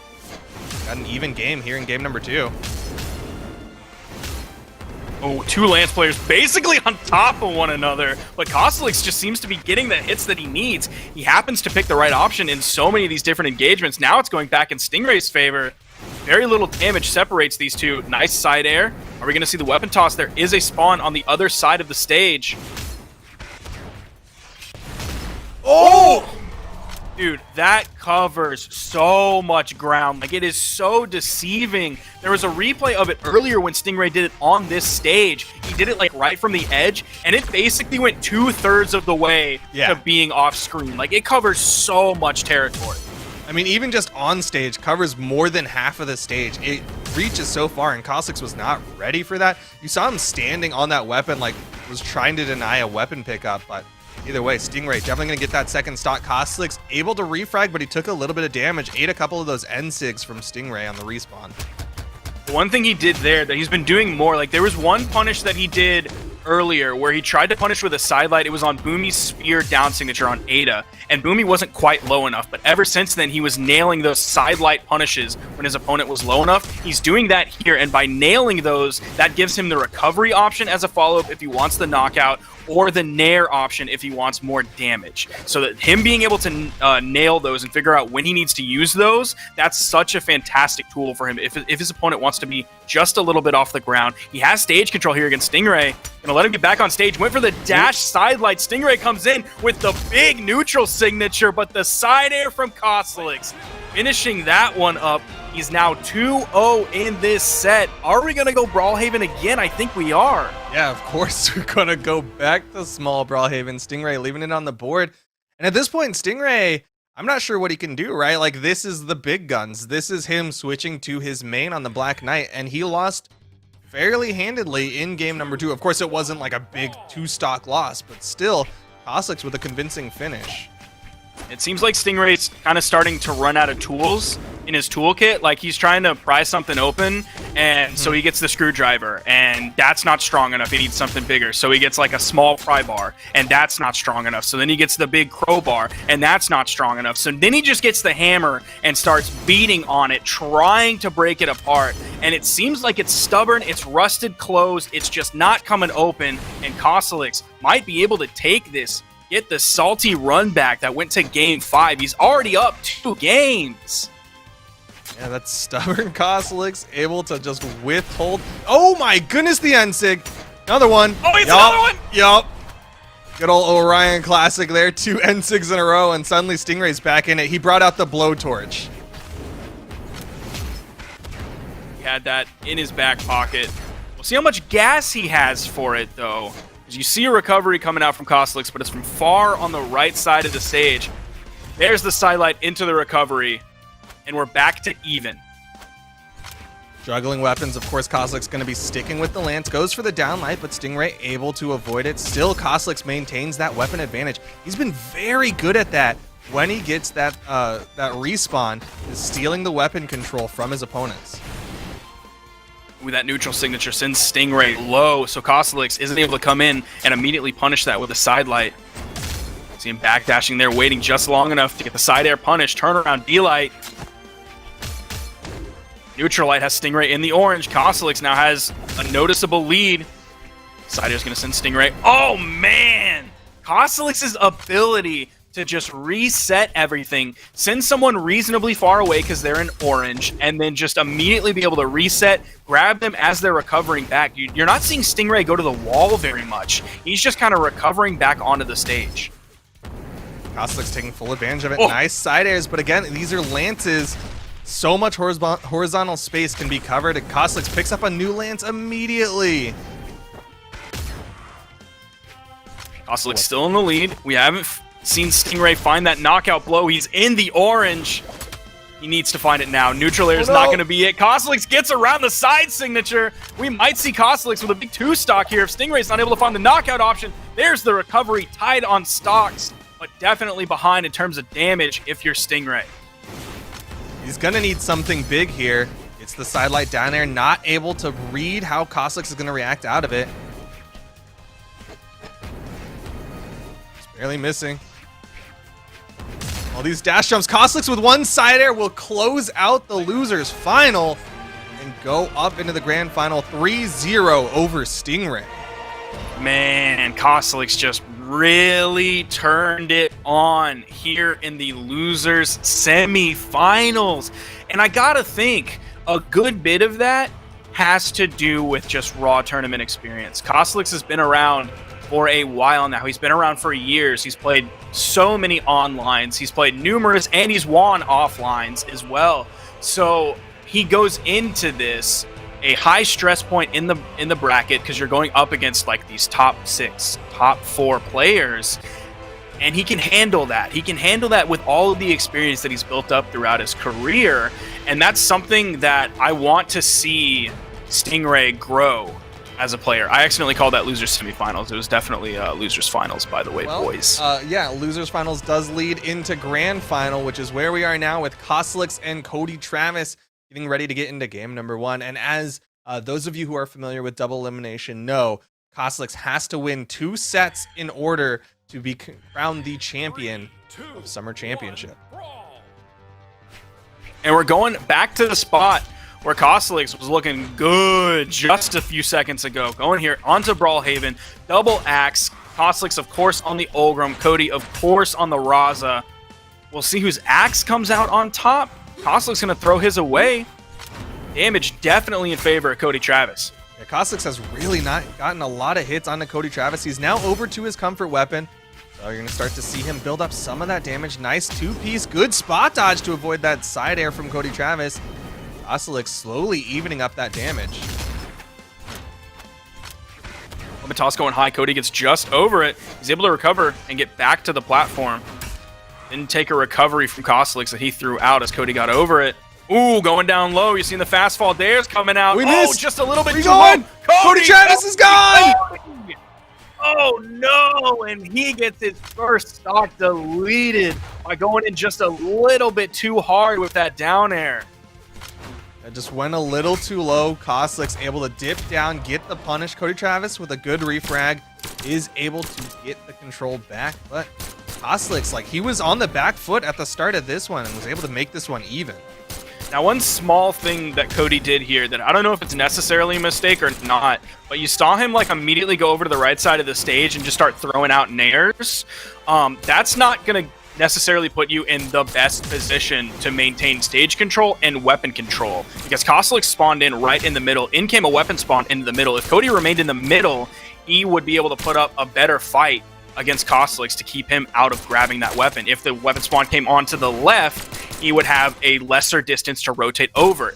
If the weapon spawn came in on the right, he would have the best option if he's over on the right. But if it doesn't come in on the right, gonna have to move very far. So I think him not being in the middle there was a mistake. And that's kind of a big difference between the two of them, is that Koslix is very big on that control, right? We've seen him able to get that weapon control time and time again. We're seeing him steal the stage control right now from Cody Travis with the side light side air. Whereas Cody Travis not as concerned about that kind of stuff. He's just like, I'm going to play my game. Now, we always talk about Koslix's lance, but I don't necessarily think his unarmed is that strong. And it's not because he's a bad player. I think it's because he just doesn't put a lot of priority and weight on being a really strong unarmed player. Like, there's so many, well, there's several really strong unarmed players out there who can go in on unarmed, not even worried about it. Like, the first one coming to my mind is Fiend. Like, Fiend is absolutely nuts on the unarmed kit. So the fact that Cody could keep Koslix weapon starved, I think that should be such a priority for him. Right now, Cody going to try to just play that neutral game, see if he can win in a different aspect, where he has to try to focus on winning in multiple different stages. Right now, Koslix doing a good job of staying stacked up onto Cody Travis, but didn't get too much damage onto him. Was able to swap out weapons, but... Oh, Koslix has an attack. Oh, this is making me nervous. Oh, this is like the end of Uncut Gems. Oh my gosh.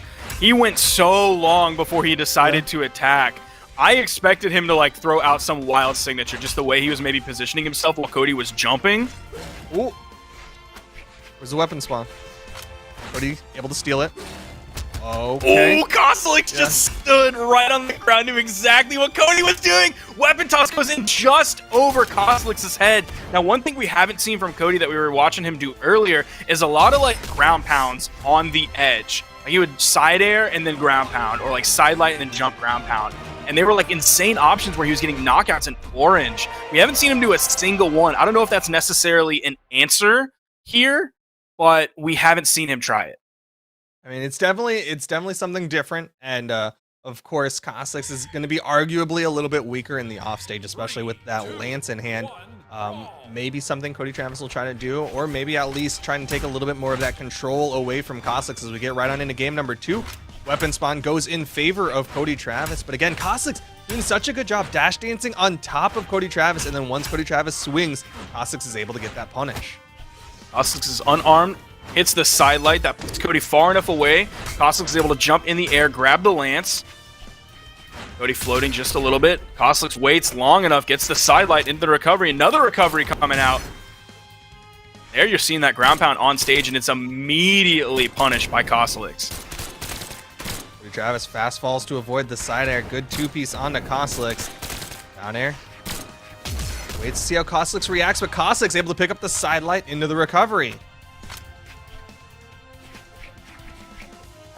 Cody spawning in without a weapon. He's somewhat significantly behind. If he's able to find another axe side air from the wrong side of the stage. Oh, he goes for the slide charge D-Sig and lets it rip. Doesn't go too far down with it. Oh my gosh. Kosliks is dashing all over Cody Travis, but Cody Travis with the stacked recovery does get the knockout. Took a bit of damage there. At least some mental damage with the way that Kosliks was just playing with him in the footsies. I want to see Cody, I think, stay on the blasters.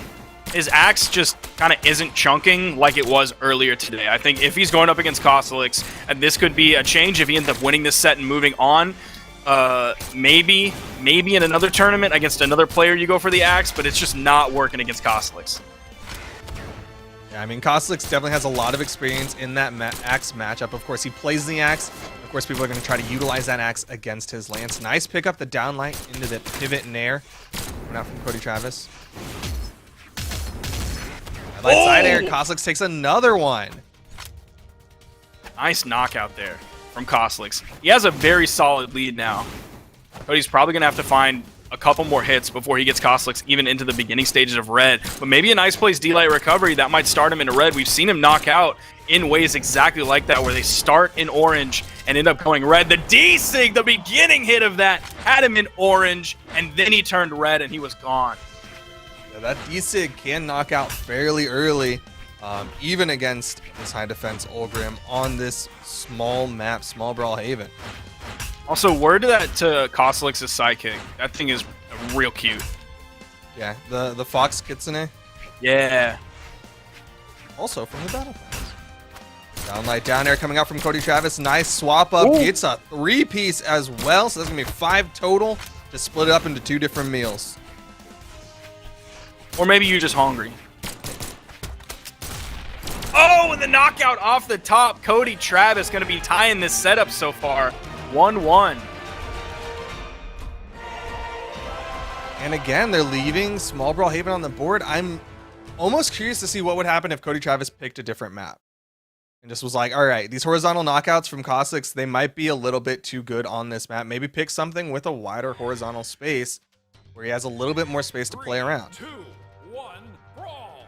But I think that might not give Cody the picking up your D-Lights or your D-Sigs starting in orange and then going to red by the time like the big blast happens. I don't think those would be knocking out on like a Mammoth Fortress. That's fair. Right now, Now that could not be the case. It could be because like Brawlhalla has high strength and I'm used to playing 4-strength Vrax, but those used to knock out for even a 4-strength Vrax and they don't anymore. Yeah, I mean, of course, larger kill box. Oh my goodness, the N-Sig actually going to knock out in favor of Cody Travis. Great read coming out from him. Huge lead. Absolutely massive lead for Cody. Pick up. Oh, but the side sig. You're starting to see both of them throw out more signatures. Yeah. And that side sig, that was closer than I would have thought to knocking out. That side air from the middle of the stage. Cody's in the red. Kosliks hits one more of those as long as it's not from the wrong side of the stage. Oh! Gets the, like, weird pickup from that sidelight. Isn't able to follow up off of it. Up toss goes out. Goes over back to the lance. And the side air is going to knock him out from the middle of the stage. Kosliks trying to get that weapon control. Cody Travis got some good extra credit on that second stock, but immediately Kosliks starting to even this one back up. We've seen Kosliks make up these deficits. Nice side air. See if Cody's able to completely seal this one up here. Kosliks using the side air to get back to stage. Nice. Nair gets dodged through. Turn around side air from Cody. Back to having a pretty sizable lead. That was a great read from Cody Travis to go for that spot dodge, expecting Kosliks to come back up into him and then put him into that awkward position where he can get that turnaround side air for the knockout.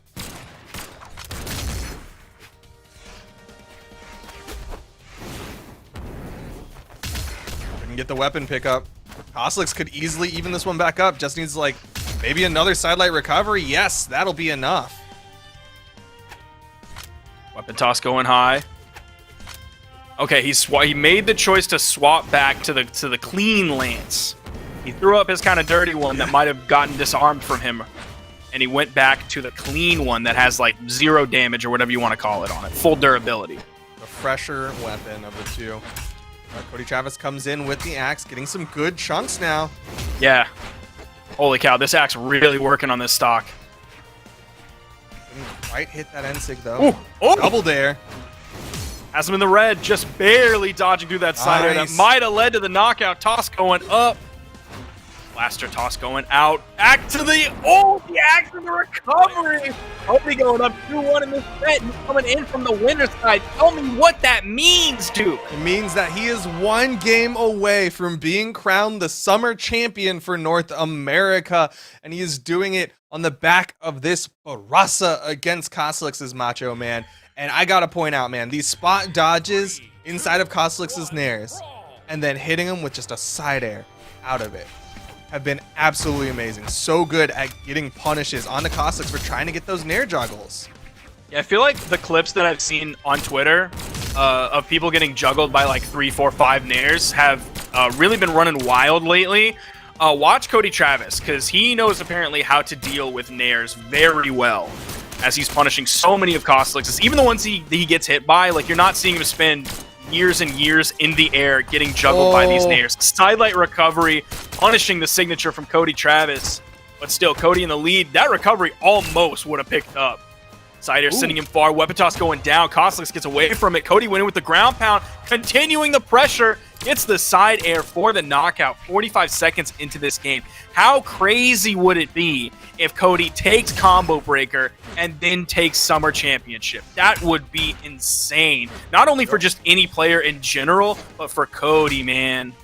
I mean, Insanity about 1 game away from happening right now. As Cody Travis already putting the pressure on the Koslix in the offstage. Big side is Cody Travis. You can tell he's kind of in that flow state, right? Like he's feeling comfortable. He is just keeping this gas pedal going. Oh, and the side heavy just completely clocking Koslix, ending that stock. 2-stock lead for Cody Travis. Koslix still desperately searching for a way to end this first stock. Picks up the axe, hits the side air, throws it away, goes back to the lance. This is where Koslix has to play near flawless. It's definitely possible. He can even this up very quickly. We've seen him do it today by picking up his opponent, taking them off screen, but man, Cody is not gonna let him have it. Charging that one up, and that is the knockout. Cody Travis was your Combo Breaker champion. Now he is your Summer champion. Absolutely insane. Closes it out 3-1 in the grand finals. Relegates Koslix to 202 damage in the final match. Pure flow state, pure groove. Cody Travis found his groove and got the knockouts onto Koslix. Now you mentioned that 202, and we just saw the replay where Cody was either definitely fresh on that second stock or basically fresh on that second stock. That means 202 of that damage went into a single stock, and you're saying like, yeah, Barasa, he has really high defense. Of course it's going to take a lot of damage, but that might be true on some of the other maps, but this was on Brawlhaven. You saw what Koslix just did to Stingray on Brawlhaven. Imagine what Cody was able to do. You don't have to. You just saw it. Unreal play from Cody Travis, playing the best he's ever played in his entire career. I'm glad I get to say that a second tournament in the row, and I mean, I would be loving it if I could continue saying that the rest of. I mean, yeah, Cody Travis, this has been a long time coming, but Cody Travis is finally in that amazing spot. Wow, look at this graphic. It shows your top 8. Cody Travis, that's cool. Koslix, Stingray, Boomie, Phazon, Ethan, Santi, and Little Caps are going to be your top 8 of North America, but of course, there's still plenty more Summer Championship happening this weekend, as well as today. Coming in just a little bit will be the international portion of things. We'll be getting into Australia and Southeast Asia when we come back from a short little break.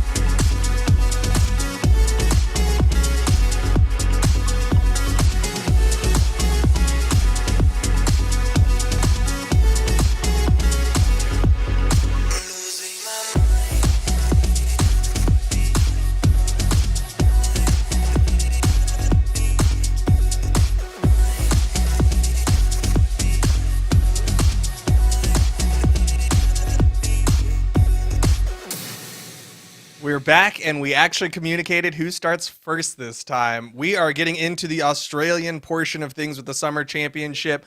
Sparky and I are going to be kicking it off here with the upper side of things. I think right now we're looking at the top 8 of the bracket. Currently, we've got the likes of Kyler Alice, Doggo, Goddess, and Baka sitting in the upper side of things. And down in the loser side, we've got Bailey and Cheeseface. One of the biggest kind of upsets that has happened so far is that Goddess is not the one going into the winners finals. They've already played their winners semis matches, and it was Baka who won 3-0 over Goddess. And the last time Baka played, from what I was able to find, is Baka finished in 5th place. So that's definitely a big change from what Baka was able to do in the spring championship. Even in Combo Breaker Online, which was just a couple weeks ago, Baka didn't make it top 8.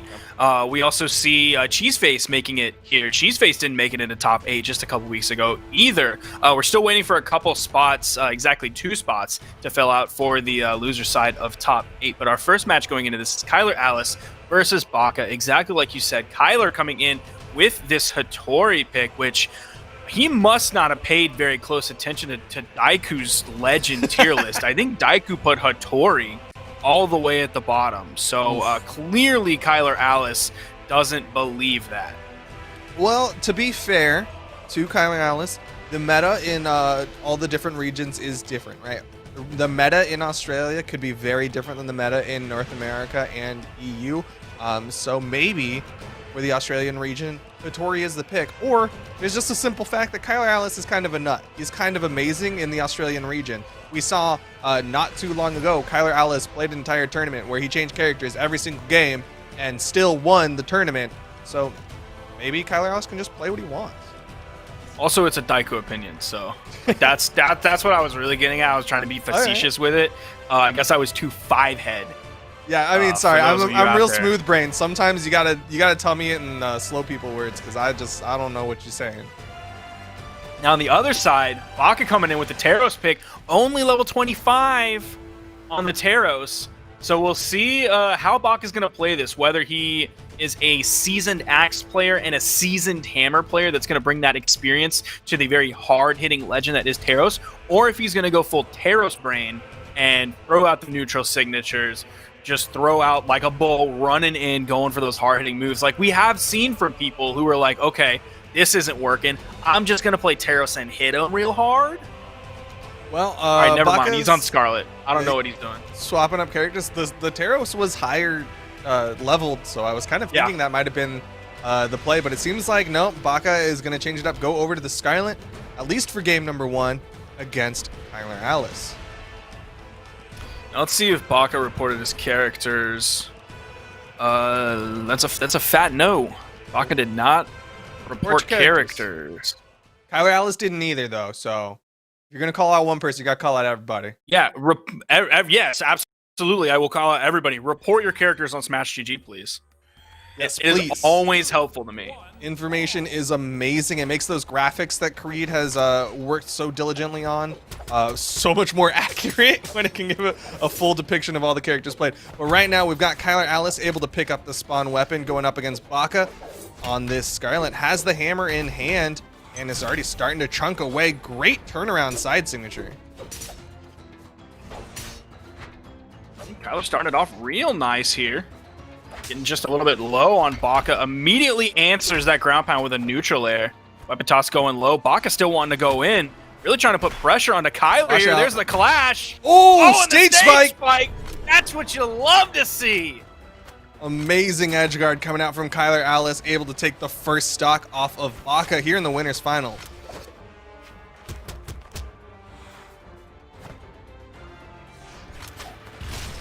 Ooh, side sig. Yep. Ooh, even from all the way the left side of the stage was able to pick that one up. Weapon toss going up, swapping over back to the Lance. Echoing what we saw from Kostelix earlier today, but if you're a Baka fan, hopefully it'll be a different result. Kyler finding some nice damage. D-Light Dare. Oh, did he go for the gravity cancel neutral light? Yeah, he was definitely going for a gravity cancel. I think Kyler Alice has started to figure out how Baka's liking to play this, right? Baka really likes to go for those wake-up attacks. And Kyler Alice is like, all right, if you're going to go for a wake-up, I'm just going to back up right as you do it, and then I'll just get a nice big old punish on top of it. You can hit... I think you can hit... Yeah, dare. Sorry, D-Light dare into the gravity cancel neutral. I think you can hit that true. Yeah. I'm going for the sideline. Nice couple neutral lights. Haven't seen him get that big ol' 3-piece on the spear. Good interrupt with the weapon toss. Again, the weapon tosses. This is Tyler Alice just knowing how Baka wants to play this. Baka just wants to move forward. These weapon tosses just completely halting that forward movement. Tyler Alice, huge lead. He turns Baka red. Full stock here. Sider's going to send him all the way over. Baka's just going to wake up, throw out that haymaker, grab the knockout. Now we're down to final stocks, but this is going to be hard for Baka to get this stock off of Kyler Alice. Okay, maybe not. These downline neutral lights working out for him. Don't spot dodge the D-Light, brother. Don't dodge it on the D-Light, as we saw earlier from, I think it was Costelix versus Stingray, or maybe it was someone else versus Stingray. And don't spot dodge the D-Light. The movement. Alice likely was waiting for the recovery as it puts him on a very predictable trajectory. That game was a lot closer than I expected. Yeah. 60 or a 55 damage difference. Nah, that's not a lot. Kyler was orange on his final stock, so there is definitely life in this Baka here, showing why he got into top 3. Yeah, this is definitely a strong pick. Oh, and he's gonna keep the Lance train going. Gonna go over to the Lord Vrax. He tried to pander to me in the character selects, but he really, in his heart of hearts, he's gonna pander to the Sparky with the Lord Vrax pick. And we'll see if he can bring out the Nutty Lord Vrax brain, right? You talked about how the Taros brain, sometimes you just start throwing out those neutral signatures. Kind of happens with the Lord Vrax brain with that Lance. Yep. Yeah, my Vrax brain started to come out. I saw him locking the Vrax and I started making monkey noises. So yeah, there is definitely a thing that is Vrax brain. It happens, all right. But Kyler Alice going to be sticking with the Hattori as we get right on into game number 2. Baka, not even go immediately for the weapon pickup. Nice spot dodge. Now, I think the bounty is still out there. I can't remember if I did it to a certain person or whether I just left it out there. Anyone who hits a D-Light Insig, GC Insig on stream gets like $10 or whatever. Or whatever. On Lance, because that's like the grimiest thing. I don't remember exactly what the dollar amount was, but I'm changing the bounty to $10. Oh, but Kyle Alice gonna get the downlight into the end signature to get the first stock off of Baka. Baka not even gonna get that opportunity as he switches over to the swords on the second stock. Sorry, not the sword, the blasters on the second stock. Sidelight Nair putting out good damage onto Kyler. Nice side air. Has Kyler in the red. Follows it up deep. Maybe 2.5 push-off columns, maybe even 3 push-off columns. Following up with the side air for the knockout. Very interesting movement coming out from Baka. He really likes to go for like a dash through after he gets a hit and then pivot turnaround. And Kyle Alice is yet to be hit by that. Team just posted up on the edge. Man, he went in really deep with that. I maybe expected him to just pull out of it. Maybe it's just like a little bait, but he went down deep with it. Kyler's gonna punish. Ooh, he went for the ledge cancel.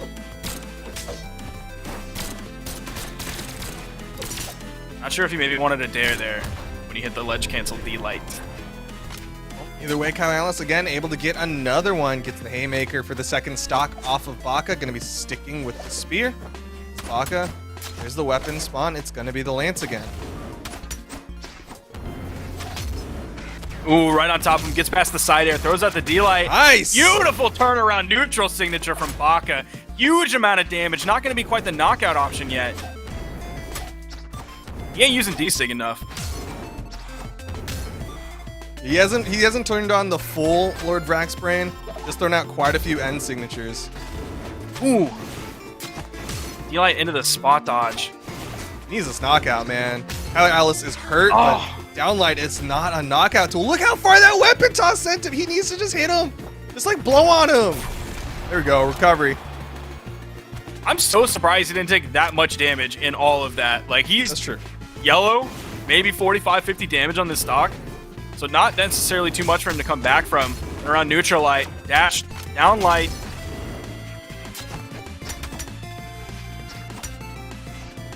Just the tip of that spear neutral. Oh, it's looking bad. Oh, it's looking bad. Yeah, oh, it's gone. It's, It's gone. Bad. Didn't even see the stars come out. Baka gonna get taken out in game number 2. And we'll see where he goes as far as character picks. It's gonna be Cassidy for game number 3. So is Baka picking a different character every game? I guess. What is this guy doing? I mean, there's thread lines, right? Like Cassidy has a hammer to the Scarlet Hammer. Rax had the lance to the Scarlet Lance, so it's not like completely random, but it's also like I don't know what like the big boy pick is. Like, what's the one where it's like, all right, chips are on the table. I'm going all in on this character pick. I don't think it's Cassidy, to be completely honest, but see what happens as we get right on into game number 3. Well, it's going to be a higher level than his Vrax. Coming in with the defense stance. He will have Stomp Insig, Stomp Side Air. Like he definitely has more moves that will knock out here. Does Blaster's D-Line N6 still work for Cassidy? Oh, man. I honestly don't know. I know it's less efficient than Recovery, but I don't remember if it's still true. I think they changed it, but I honestly don't know if I'm making that up. Well, we'll see what happens as we get on into game number 3. Baka with the blasters in hand. Kyler Alice with the juggles. What a nice return from Baka with the weapon toss down. Help get him back towards... Oh! Caught the spot dodge. Oh, no. Oh, okay. He almost threw that. He almost threw that for content. Oh, my gosh. He almost gave him the chase dodge as he dipped down with that down air. I was like, oh, he has Kyler Alice, but either way, still got that first stock. Kyler Alice coming back. Spear versus Hammer generally favors the Spear player. Ooh, the top side of that. He was able to grab it. Oh, deleted. Nope. He's back to the sword, gonna juggle, but it's the spear ultimately that Kyler Alice wants to be playing with. Except blasters. Saw what Baka was able to do.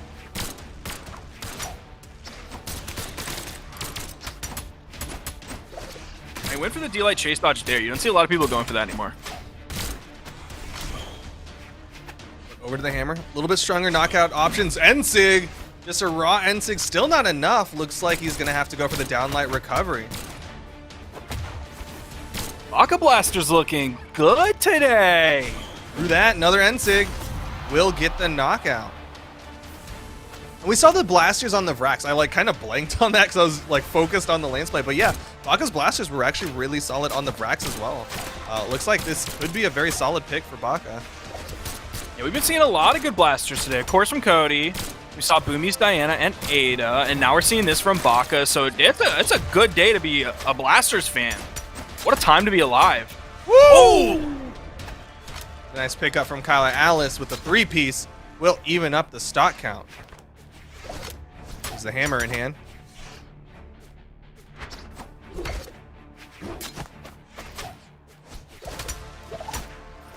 Oh, he keeps going for the scoop, and Kyler Alice is on the other side. Nice read with the turnaround side sig. I actually really like that option. Because that side sig still, like, it's so fast. Oh, yeah.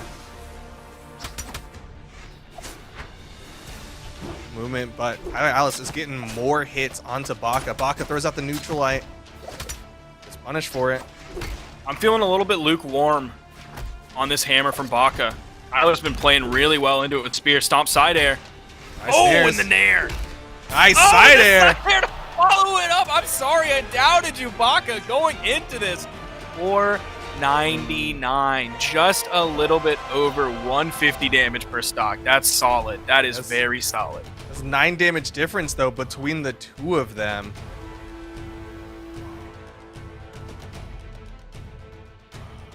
Looks like they want to change up the map picks. I didn't actually. They went straight into the map picks, so I didn't see if Baka is changing up characters. Alice is gonna be the first one to ban, so I am on the edge of my seat to know if Baka is sticking with the Cassidy. Oh, we're gonna find out real quick. Oh, what's it gonna be? I like the blasters. All right, Yeah, Baka's sticking with the Cassidy. Sticking with Cassidy. I definitely Solid like the move. blasters. So maybe it just like takes a minute for that hammer to wake up because he's had multiple blasters rounds to warm up.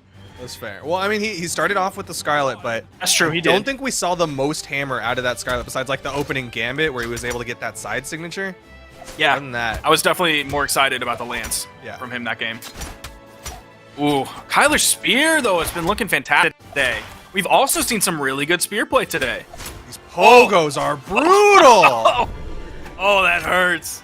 That hurts to see 20 seconds into the game. Kyler's taking 50 damage, and he's already taking a stock from Baka. There's Baka coming back, has the hammer. Getting some good hits here. Oh, goes for the side light. No, side air is more efficient in damage and starts working pretty early. Definitely should be going for that side air.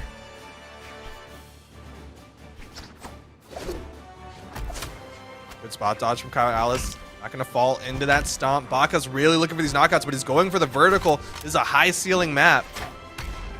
Oh, the recovery. Doesn't even need a weapon toss down to finish it up. Oh, he's going to stick with the hammer. Interesting. All right. Baka really trying to prove you wrong on that not feeling his hammer thing. Maybe he just feels more comfortable with all of the space that he can control in like that sort of middle area that's surrounded by soft platforms on the stage. I mean, he's getting hit by hit. We're just not seeing any like nice hammer flow. We're not seeing amazing resets. Like, we're not seeing a noteworthy offstage either. And Kyler is just going to say, yeah, dude, play hammer all you want because I'm not a nail. That was some noteworthy swordplay coming out from Kyle Alice, though. Some great resets inside of that. Definitely recognized that Baka was going to go for a wake up down air. Was able to get a huge punish on top of it, but Baka again back to the hammer.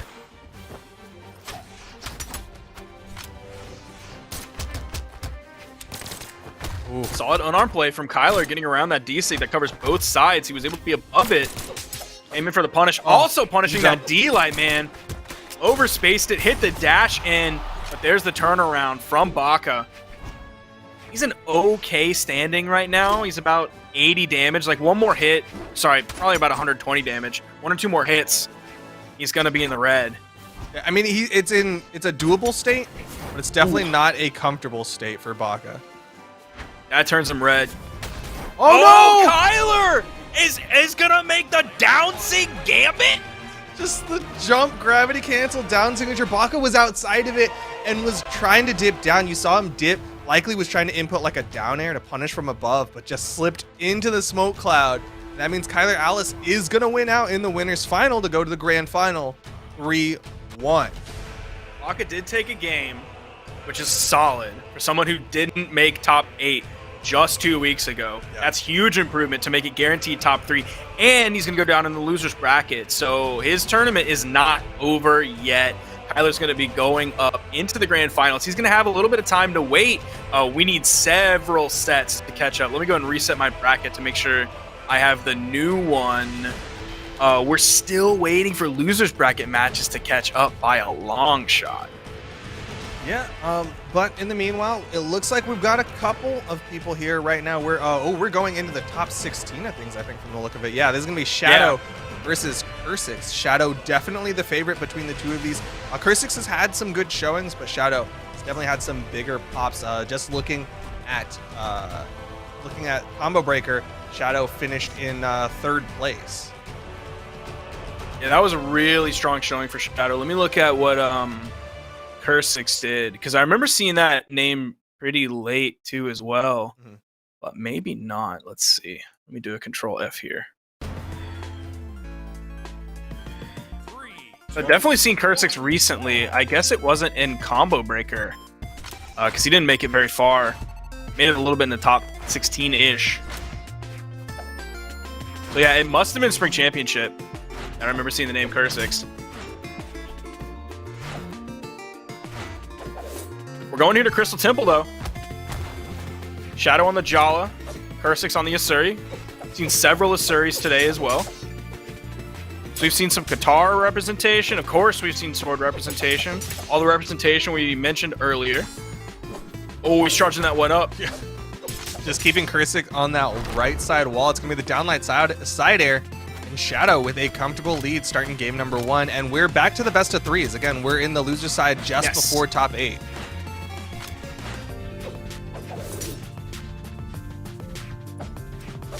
Now, we have seen some Crystal Temple today.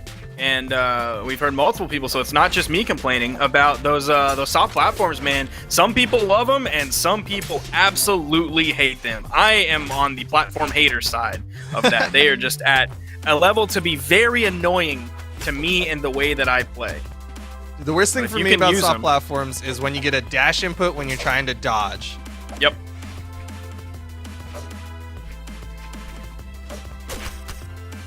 Nice neutral light. Great patience from Cursix to get a second neutral light, leads to the recovery, and Cursix able to even this one up. Shadow had such a huge lead at the start of this. It gets punished. Cursix gets a nice 2-piece. Another side light gets punished by Cursix. Another 2-piece.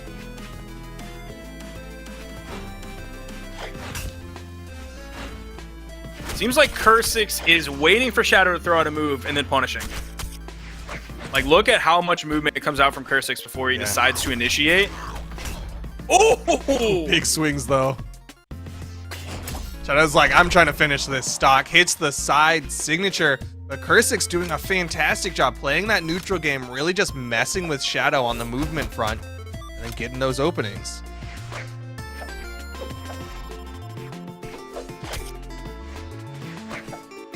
Recovery coming out.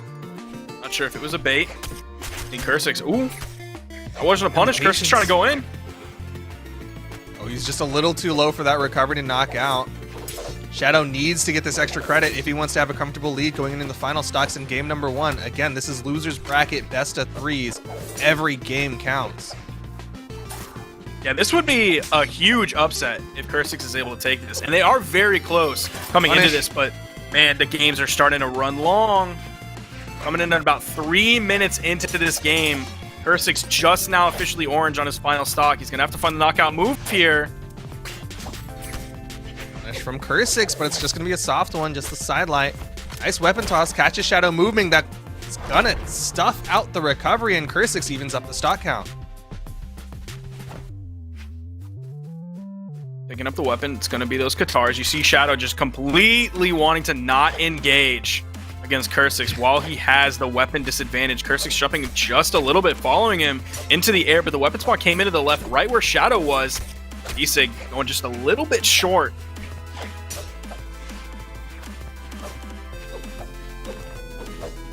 Just shy on that downlight. I don't know, he's very close to getting this knockout on a Cursix. Goes in for the end sig. It's been some signatures for the knockout option from Shadow, so haven't seen too much from his D-Light recently. Oh, that D-Light side air. Oh no, he fought recovery though to knock out off the top in game 1. Yeah, but that was a three damage difference between the two of them. That was very close. Shadow really started to struggle. Like, we saw this huge burst come out from Shadow, and then suddenly Cursix was able to get all these resets, just had these fantastic guitar patience plays, and Shadow started to get picked apart. Man's coming out, leaving Small Mammoth, Apocalypse, and Demon Island up. We're going to Small Mammoth, getting away from those lower soft platforms into a single moving, but a little bit higher soft platform.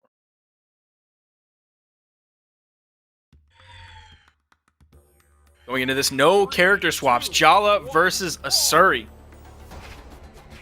Shadow 1 game away from earning his spot in the top 8 of things. Got that weapon start, but Cursix actually the first one to get any hits in. That's like one of the first 3 pieces that we've seen from Shadow, no? Yeah, he has not been able to get the consistency with his axe. He In threw fact, out it was a bunch lot of side sword lights. play. Yeah. He threw out a lot of sidelights, and a lot of them were punished by Cursix. Yeah. So the fact that he's opening up like this with his axe shows a huge improvement from last game.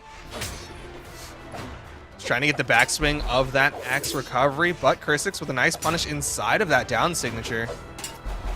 And down 6 coming out. Shadow starting to swing for the fence. This seems to be the play, right? Like, Shadow get him into the kill percentage and then just start throwing out signatures.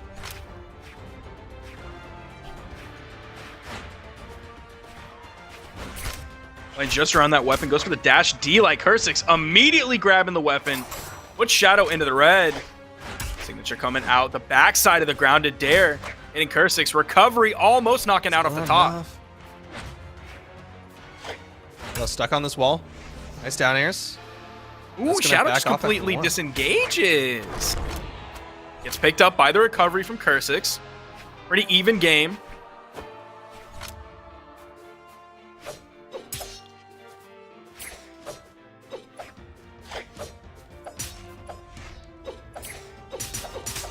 Nice punish. Surprised you can go for the down air. Like, that's a traditional North American player who plays sword will go down light, down air, go for that extra damage off the bounce. Again, down light side air, just, I guess, one stage control. Maybe didn't want to risk it. Yeah, that's true too. It's not the easiest thing in the world to hit that down light, down air. But that is something that every sword player should lab. It's not always the right. Oh! A beautiful 3-hit from Shadow. The double Axe dribble. Definitely coming alive here in game 2. That is something every sword player should lab, though. Yeah, for sure. Is D-Light Dare, GC Inlight, D-Light Dare Recovery. Or even if you're a Bovar player, D-Light Dare GC Down Signature. I think that one's like 2 or 3 frames, Yo, it's still good though. which is frankly insane. Especially if you do it near the edge. Like, you don't even have to be right on the edge. You can just be near the edge, and that, like, the angle that it'll spike you down is unreal, man. You almost went into that weapon toss. Shadow, though, with a solid lead here in game number 2. Easily finished this one out, Cursix. One good side air from getting knocked out, or a side signature as Shadow closes it out 2-0 to earn their spot in the top 8. Yeah, making that one look more like what we would have expected after seeing Shadow play so well in Combo Breaker Online and coming in just a couple weeks later here into the Summer Championship. Good work to Cursix, though. Like, that's a solid placement. I don't have all of Cursix's placements in front of me right here, but just outside of top 8. Like, that's good work. Yeah, and definitely made Shadow sweat a little bit, which is also a nice little feather in the cap. Well played to Cursix, but unfortunately their run ends here. Shadow will continue on in the lower bracket, and let's see if we have who they're going to be running up against. Shadow. Here, so it looks like Shadow's going to be going up against Cheeseface in the losers bracket. Now, I wanted to avoid doing commentary for the Cheeseface match for as long as possible because I don't know if I can handle saying Cheeseface for like 40 minutes. Can't straight face, dude. Cheeseface. Going in with the sig. Come on. Yo, What a name. Yo, it's a name that you're gonna remember, right? Like Yeah, there's a definitely level is a of name I'll remember. branding. All right. I'm Like- not sure if I want to be known as Cheeseface, but I respect the branding play.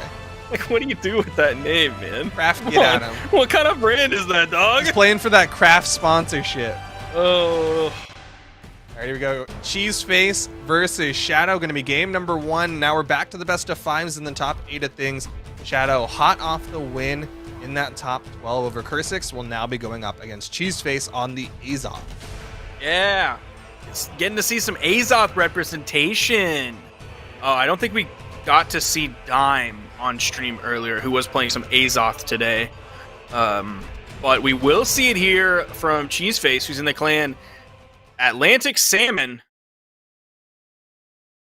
All right.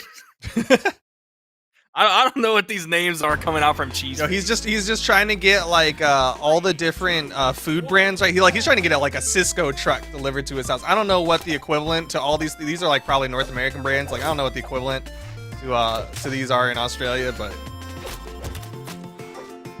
like, I don't even know why he's that hyped on Atlantic Salmon. Like, I'm sure they have it in Australia, but like, Australia's not in the Atlantic Ocean. Atlantic's the one in the middle if you're looking from the point of view of North America on the left, Europe on the right. Like, it's the one in the middle.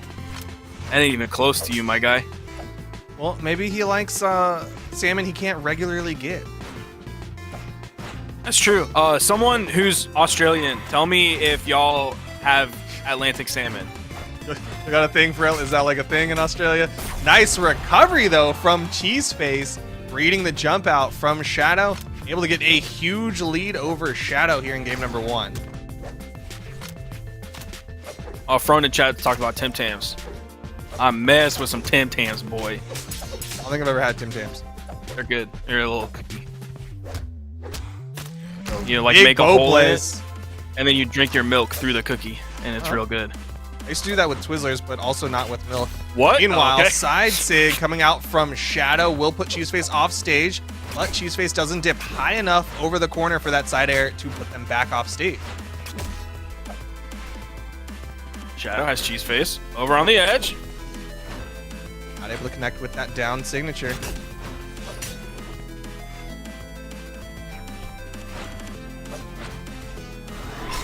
Oh! Nice Beautiful gravity cancel. pickup. And Azot has some SIGs that I like. Also has some that I don't like. Yeah, I think that's the big crux, though, is... Oh! Oh, nice recovery, though, from Shadow. Keeping that pressure going. It's the knockout on a Cheeseface's first stock, but still Cheeseface in a sizable lead.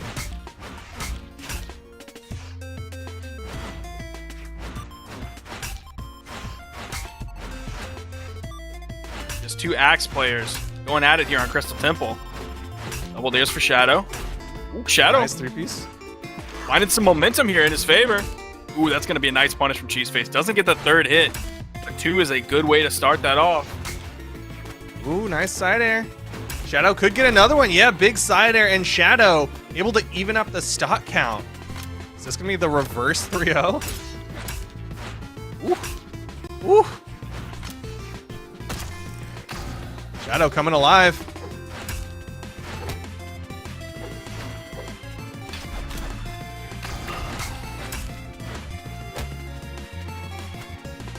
With the weapon toss going just a little bit low. Shadow finds a nice nair. What a comeback, but it's not enough. Cheeseface takes it. It was last stock red. Fantastic comeback from Shadow there, but it wasn't quite enough. Just a 19 damage difference between the two of them. Shadow really was making that comeback. A lot of it on the back of that axe play. Like to see what Shadow can do when they've got 3 stocks to play with instead of just getting knocked down to 1. See what happens as we get right on into game number 2.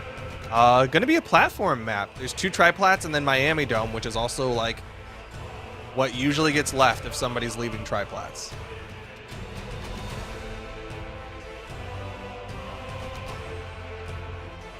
Thank you, Kyler.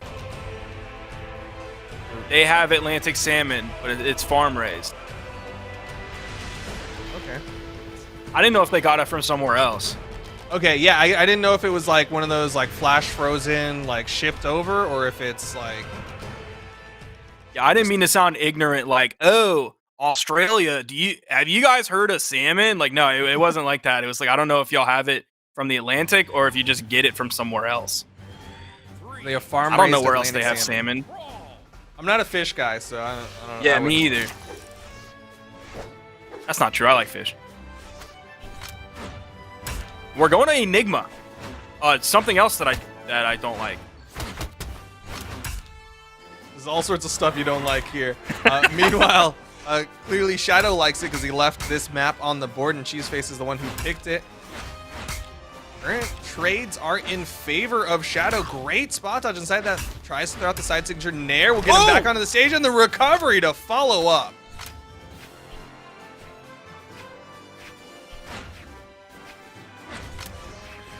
Oh, coming in for Cheeseface.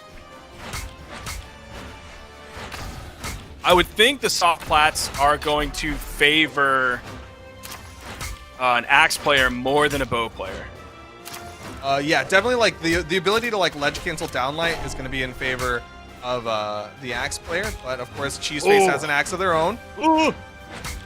Able to get back up safely, but still damaged. Definitely in Shadow's favor. Big down signature, and Shadow is the one with 3 stocks, while Cheeseface is down to their final. Ooh, all right, nice. And that edge guard situation on the right, that was super scary for either player. I mean, it's nice that Shadow was heavily in the lead, but both of them were basically in the red over there. So all it took was like someone hitting a recovery in the right area as they're trying to go back to the wall. Both of them threw out recoveries. Neither one got hit, but they were so close.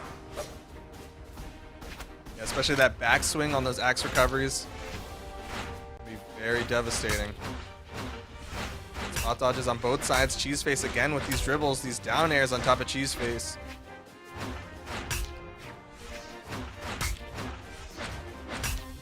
Cheeseface is up a game here. Keep in mind, we are back to the best of 5s as we are in top 8. The last set was a best of 3. This one is a BO5. Nice. Oh! Big Ensig Cheeseface looking like a complete reversal of game number 1. It's Shadow who has just lost 2 stocks while Cheeseface is working on that reverse 3. He's going to have to be flawless, though. You saw how far that nair sent him. That was, like, hardly even one full jump height up, and it sent him off screen. D-Light recovery is going to do it. That's going to be Shadow grabbing another game. Now 2-0 here. He's going to have to grab one more victory. He wants to move out of this and continue his tournament run. Whereas, oh, never mind. Yeah. I read the score wrong. All good. We are going to be going to small Brawlhalla, though, for game number 3. Currently 1 each, Cheeseface and Shadow. And as the way that this has been like swinging back and forth, it seems slightly favored in terms of Cheeseface. Shadow will have to do something here to stop that momentum. Cheeseface grabbing the first weapon. The little man that comes out on the backside of that neutral signature, he does not have a hitbox. No, but the shot So does, and so does that ground pound. Shadow sneaks by. Cheeseface is just a little bit too deep with that down air. He has a solid damage lead. D-Light side air from Shadow. Gravity cancel neutral signature is going to take the dodge. Ooh, that was a close one. Yeah. Cheeseface playing Shade just the a little bit crown. high on that wall. Shadow wanted to call it out. Big side air, middle of the stage. Gonna end up losing some momentum as he bounces off the main stage. Shadow gonna stick with the axe for the side air knockout. Gonna juggle. And we'll be staying with the fresher axe. Nice dare to D-Light. Almost picks up another dare that would maybe knock Cheeseface away from the weapon. Could have kept the weapon starved. Gravity cancel. Beautiful side signature from Cheeseface there, using all of those active frames. And for once in this set, we don't have somebody starting off with 3 stocks versus 1 stock of another one. Instead, we've got fairly even second stocks between Shadow and Cheeseface. Yeah, what a game 3 here Barely avoided that. from both of these players. Weapon toss coming out. Cheeseface just a little. Oh man, that was so close to knocking out. That would have been a little bit more on the top side of the recovery. It definitely would have knocked out. Cheeseface wanted the KO so bad throughout. He's working on that Battle Pass mission. He needs to get all 6 SIGs. That don't work at customs. Yeah, but he can dream. He's got to get used to hitting all 6 of his signatures. Meanwhile, Shadow has to find a way back into this one. Cheeseface not quite in that kill percentage.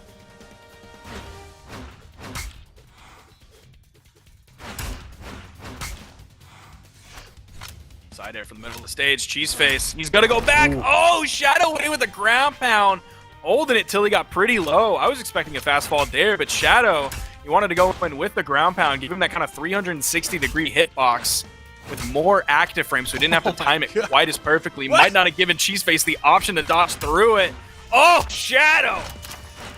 Shadow's just going off on this final stock, getting so much good damage. Barely avoids that side signature, though. Has to be careful. Cheeseface has some fantastic signatures in this bow kit. Nice ground pound. One more hit. Go with another one. Nope. He is! Cleans that one up. Shadow now 2-1.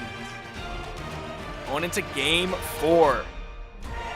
What was that, like 53 damage separating the two? 1 game away for Shadow to continue on in this bracket. Cheeseface, representing all of Atlantic Salmon, is going to try to take this to game number 5. Farm raised and wild caught. That's a lot of salmon. You know how many fish there are? In the world? Yeah, it's a lot. Yeah, I would bet. Like any number you say is probably not enough. Yeah, probably not. Yeah. There's so many fish, man. He's putting a lot of stuff on his back. Yeah. Well, limiting it to the Atlantic Ocean, though. All right, nice big haymaker coming out from Cheeseface on the return onto the stage. Axes come out, avoids the down signature, but was not on the ground for the neutral light, the stacked option to connect. Nice there. Wanted the stare. The follow-up off of the bounce. Oh. Cheeseface! Gravity cancel neutral signature taken off the top. Shadow, where you going? On the respawn, went off stage. Maybe forgot they had the invuln respawn, but nice side air will put Cheese Face on that right side wall.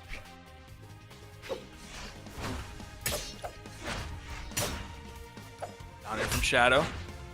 Needs to find a knockout option here to even up the stocks. To Sair, even with bouncing off the main platform, is enough to take out Cheese Face. Weapon spawn coming in. Nope. Picks it up. Throws away the sword. Picks up the axe. Nice punish on that D-Light. Side light in air. And the ground pound.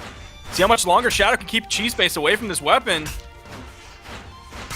Cheese Face was able to pick up an axe and is actually getting the better of the trades right now. Shadow trying to find a hit, but again the gravity cancel Ensig, and Cheese Face one stock away from taking this to game number 5. He's got the dolphins and the DMs and everything. Got to represent all the aquatic creatures. How was last game so close for this one to just be hugely in Cheese Face's favor? Woo. You know, it's because One or two more hits. Shadow's in the red, man. they level up each time, but Shadow with a nice turnaround side air just outside of it. Doesn't hit the recovery. Down air. Needs another one. Ooh, throws out a neutral air. Interesting option, but still able to connect with the side air. Final stocks in game number 4. Cheese Face needs a little bit more to get this knockout and take it to game number 5. That falling there sends Shadow away. Cheese Face is able to grab the weapon. Shadow's now without a weapon. Cheese Face in control of the weapons. Goes for the side signature.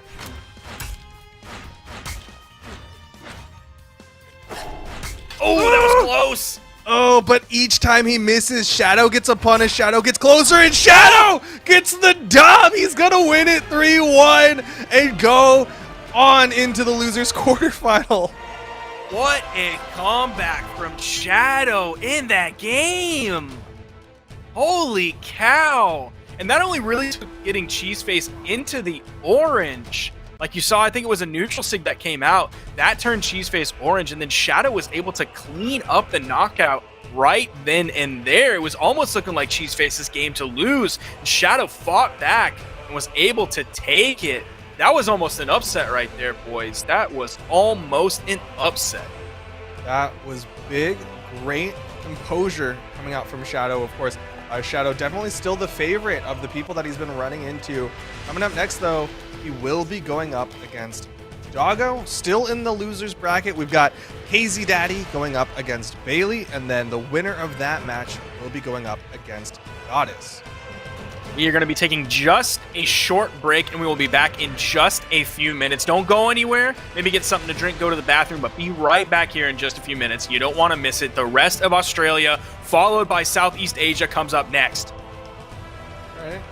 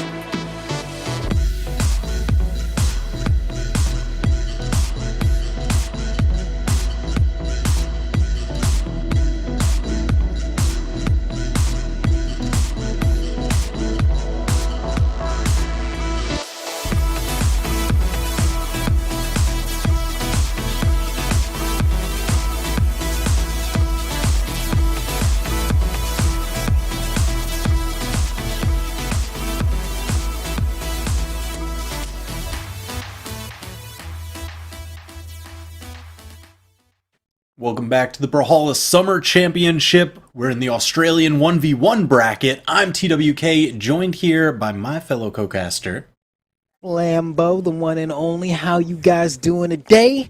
Gonna bring you guys into the rest of the top 6 of Australia for the Summer Championships. We've already had some heated sets to get here. Kyler Hallis with a 3-2 set versus Doggo. And we're kind of used to Kyler Hallis skating through the entire tournament, so it's nice to see some healthy competition. Yeah, I know. As soon as you were like, "Oh, we're casting Australia," I can't wait to see Kyler Alice win another one. I don't know, man, because like last time, Combo Breaker, Goddess actually took him to task pretty well in grand finals before he had to like make that comeback. And Goddess is still in this tournament. You can see him sitting down there in losers quarterfinals, but there's also Doggo and Shadow to contest with, and Baka chilling all the way up in losers finals, waiting for his next challenge. Let me take a look at that bracket. Yeah, we've had ourselves quite the tournament today, indeed. I mean, even looking over some of the other regions, we got Cody Travis getting that victory.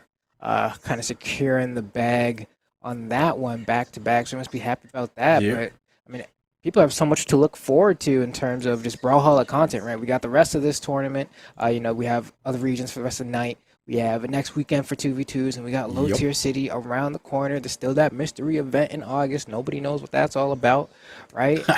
It never ends, man. It just never ends. And you can see Doggo getting in on that never-ending action with the new Ben 10 Omnitrix podium. That one's pretty cool. Yeah, I'm a big He's fan. actually... Ooh. All right, so Doggo rocking Petra against Shadow rocking Finn the Human. What do you make of this matchup? It's interesting, right? You don't really see Petra as much anymore. There's like a little bit when she first got released, and everyone was like kind of flavor of the month. Oh man, this new light is cool. The teleports on her down six. She throws a spirit bomb. Everyone was playing her. But I mean, with the state of the meta and where gauntlets are right now, I think it's a very solid pick, especially against a Finn the Human who has pretty low defense. Petra should be able to make quick work. Granted, if Doggo's able to find his KO confirms. Yeah, that's going to be the main thing. It can do phenomenal combos, phenomenal strings. It's really just all about getting them started. I know you've got a couple extra areas, particularly on this map, with those platforms being up. Oh my gosh, went for the gravity cancel signature, but just dodging out of the way. Shadow skating by, skin of his teeth. Yeah, look at him go. Doggo manages to pick up the orb, gets the neutral light into the Hadoken, sending him clean. And what an edge guard, man. Just went and responded to the high recovery there. Of course, when you do use your recovery, you are committing to generally a pretty lengthy animation depending on the weapon. And Doggo was right in the perfect spot to punish that. Oh yeah, and now it looks like he's getting more pummeling going. The down air into the neutral light. Just fist after fist. The combos never end. Yeah, I mean, look at him go. Ooh, one hit. Goes for a read again. That's going to be a punish. Boom, sends him off the stage. Weapon throw, steals the recovery. And he got the recovery too. Yeah, no other option. The dodge wasn't going to be back on time. He could just throw the weapon for like a point or two of damage. It's like, you know, the end of the action movie where like the bad guys are chasing and they unload the whole clip and then they throw the gun at the guy when it's empty. It's pretty much that. It's like, How much damage are you really going to do? Not a lot, but come on, I just really want to get him. And Shadow Ooh! picks up one. He does manage to get him. Gives a little handstand taunt. You can get that in the battle pass, by the way. Only $10. But Doggo, I mean, he's been bodying Shadow. There's not really much. There's no real way to sugarcoat it here. My man Significant lead right now. Absolutely. I mean, it's 2 stocks to 1. He's building up the damage. Finn the Human doesn't have that much defense, so every single hit just adds up that much quickly. Uh-oh. Uh-oh. A little bit of the turnaround. It's going to be up to Shadow to try and make this comeback here. He does have the weapon to do it. The axe, you just one good ground pound or side air in the right location, and he was fishing for it there. Dash jump ground pound, so terrifying, especially on maps like these that have shorter walls. He almost got it too. I think he might have wanted to go a little bit off the edge. Oh, I yeah. love that conversion. It's so simple, so clean, and it's effective, man. Doggo able to go ahead and snatch game one very convincingly with this Petra here. I'm going to see what Shadow's adjustment is, because otherwise that was very one-sided. Let's see, pretty much same maps left open, and yep, going right back to Crystal Temple. Okay. Here we go. I'm wondering here, I mean, he is rocking the defense stance on the Brawlhalla, so Shadow does have a little bit more room to work with. Another legend, kind of like a Zul in a way, right, where you kind of sacrifice being a tankier legend for the raw damage. That's Brawlhalla or Finn the Human in a nutshell here, but I'm wondering if that's going to be enough. Really didn't find many openings here. Doggo had a pretty easy time. We're going to see if Shadow's able to keep this one more competitive. Thus far, he's been doing a good job of icing Doggo out. I like what I'm seeing. Yeah, he hasn't really been able to get much started with those gauntlets until just now. Shadow got a ton of early damage onto Doggo. He built him into the orange. But look at this. Doggo is starting to cut back into that lead. There he goes. Getting the side lights, and these side lights generally start off the big strings, right? It's always going to be that side light or the down light, and then the conversion off of that. We've seen Doggo go for a couple reads with the side signature, but now with the orb in hand, gets a falling Sayer on the Shadow, going for the Hadoken once again. But Shadow's just kind of dodging in and around. He's not getting hit too much, but he's not getting his hits in either. And slowly but surely, just like that, the weapon toss is able to secure the first stock for Doggo yet again. That's one of the main things, you know, whenever you go for those final weapon tosses to try and make that long-range knockout conversion. Uh-oh. Alright, I just wanted to make sure nothing crazy exploded on the edge guard there, because both of them were going pretty deep. A lot invested in the edge guard. But on those long-range tosses, you've always got to kind of guess, alright, are they going to dive kick down? Are they going to, you know, dodge up? Are they going straight across? And right there, red down, covered the high with the new signature. Just swap to the weapon, neutral sig, cover the sky. There we go. Listen, the haymaker fly. And it's almost silly how many times that works, right? Whether it's in your own ranked games at home or even watching just a tournament stream, there's at least like, man, that would be a great like Smash GG trivia question. How many unarmed side sigs are going to be taken immediately after a stock is lost? Gosh. That's it's common. Yo, it's effective. All right, you come back with that invulnerability and you just want to hit the guy. You just want to run right up and punch him in the face. And I got to tell you, it works. It definitely works. Ooh. Doggo looking to close it out though. We always see gets sent to the last stock. Shadow showing some signs of life, but ultimately doesn't make the comeback. That was the story of game one. Looks like it'll be the story of game two as well. As Doggo is showing he's completely proficient with all of the common gauntlet options, right? Going for the gravity cancel D-light to chase dodge recovery with perfect accuracy. Oh yeah, even sometimes getting that three-piece of the chase dodge neutral air into recovery after the down light. And I gotta tell you right now, I'm looking at these clan names. They are very appropriate. Doggo, Chase. He's been chasing him down. That's for sure. Shadow saying shout out Vital Chess.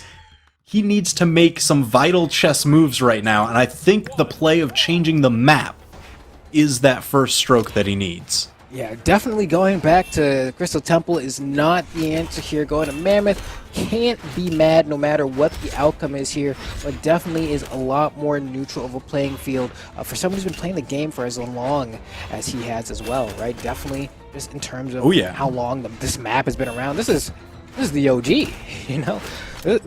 Mammoth runs the streets. I don't know so much about Crystal Temple, though. It's kind of that new blood in the corner.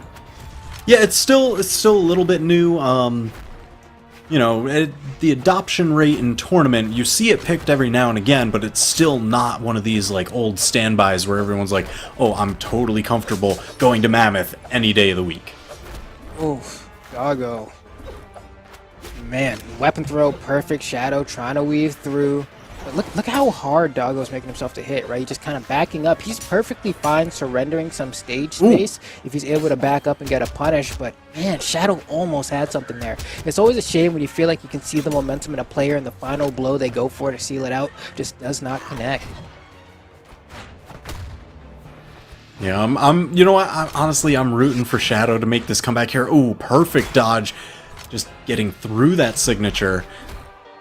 Just because Shadow, you know, he's performed so incredibly well. Just in Combo Breaker Online Tournament a couple weeks ago, he took 3rd place. Doggo was in 5th, so this is a little bit of a flip-flop around that top 6 area. if the doggo ends up moving on and taking out Shadow here. Okay. Wow, turns around with the gravity cancel delay recovery, throws a salute and throws it down. Feeling confident. I gotta tell you, that salute taunt almost looked like wiping sweat off his brow too, with how quickly he did it. And I was like, I feel you, buddy. Right now, back 2-1 in stocks, down 2-0 in the set. Ooh, for whom the bell tolls. Doggo says with that one here is all he needs is one sig or gravity cancel D-light into recovery. Oh, he's fishing for that signature off of like every side light. He's putting the delay on the recoveries. He's doing the gravity cancel signatures. He wants to end this in style. Gravity cancel, bing bang boom. It's it again, man. 3-0 and a handshake, a clean 30 coming out from Doggo there.